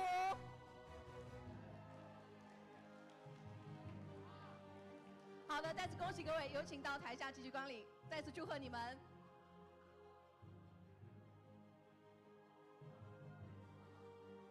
那么今天的比赛到这里已经是告一段落了，再次感谢赛事特约合作直播平台快手直播，感谢合作直播平台快手、哔哩哔哩、斗鱼直播、虎牙直播以及微信视频号的合作支持。那么本次2025荒野乱斗中国锦标赛的比赛到这里已经全部接近尾声，感谢所有观看比赛的各位观众朋友们，以及来到现场的各位斗士们。也感谢自4月份以来一直勇于参与到我们的比赛当中的选手们。我们的 CNBS 将会在一次又一次的赛事当中锤炼，最后变得更加强大。也请各位持续来关注荒野乱斗官方，获取更多的赛事相关资讯。未来我们也将会为各位转播 LCQ 以及全球总决赛的海外精彩赛事。我们 LCQ 不见不散，再见。What a day for Chinese mainland. Spoo, it's been a pleasure casting it with yourself, and great to see Toxic Lotus still on top in this region. We heard some words there. Do you want to give us any thoughts on the interview? You had some translations going on, writing it down, no doubt, as you did before. Yes, let me just read it out to you real quick. I mean, I can't get every single thing down, but mainly it was his thoughts about the tournament, thoughts about going to LCQ, and any messages to the rest of the team. So we got Engine saying that we'll prove hard to continue that, to show that mainland China is a competitive region. And, you know, any message that they had to the rest of the teams, you know, in mainland China that will be joining them at LCQ. Stardragon had a big shout there saying that he hopes that the rest of the teams that qualified will be inspired by their previous run at the Brawl Cup, knowing that Chinese Brawl stars can never be underestimated. You know, big shout from them. Finally, then just message to the fans, you know, as usual from White and OU. It just says, thank you, they love the audience, a huge bow from them. OU, by the way, got the biggest cheers of any of his 3 teammates. He's a living legend in mainland China, been competing in this region for more than 6 years. I'm not surprised he's got such a massive fan base yelling out his name. He is called Oh God, by the way, in mainland China. So that is just how much respect that they have for him. And lastly, just said, yeah, see you at LCQ, because this is not the last that you'll see of them. Top man. Well, Spoo, mate, if it doesn't work out in casting, you know, you definitely got a job as a translator for the mainland Chinese region. I mean, that could be you. It could be you, mate. No, it's a great insight, and we really do appreciate the effort that you went through today to try to bring some of that to light for the streamer. Those watching around the world then can learn and hear, most importantly, from the teams themselves. But it's been a fantastic day. As we close out the show, any sort of final thoughts? I mean, yeah, Toxic Lotus, the #1 team of this region. What we expected coming in, but who else surprised you, and kind of what are your thoughts leading to LCQ? Honestly, I'm really looking forward to see how LOL will perform at LCQ. This is a team that I think, you know, the second rated highest inside the region. Lightstar has yet to show up at an international land just yet, but I think this year, as his debut year, you know, earlier in that second half, already proved that he does deserve this position as the second best team inside mainland China. And he can walk away feeling proud. You know, he took so many games off Toxic Lotus, made them sweat a little bit in this tournament. And if they can keep up that effort, you know, tapping a little bit that energy, trying to learn from Stardragon and his drafts, no doubt I have confidence that mainland China may field just yet more competitive teams in the international Brawl community. Yeah, I've never been more excited for what Mainland China can bring to the BSC. Cannot wait for the LCQ. A huge congratulations, of course, to Toxic Lotus for coming first in this competition. But a massive shout out as well to LOR and to Chapter of Fantasy, who have locked themselves in for the LCQ also. We will see you three there. And for the rest of the competition around the world, we've still got many more monthly finals left to come, and that is going to be a very exciting prospect with double points on the horizon. There has never been more of an incentive to get it right, and we're no doubt going to see a lot of shifts along the way. So do ensure that you keep up with everything over with the BSC. Tune into the event.brawlstars.com website as well. You can place your predictions in the next monthly finals. And of course, Brawl Esports on Twitter. Make sure that you've got them on notifications. And that's where you're going to get all your news. But for us, for today, for now, that is all. It's been an absolute pleasure. We will see you in the next monthly finals. Take care. All the best.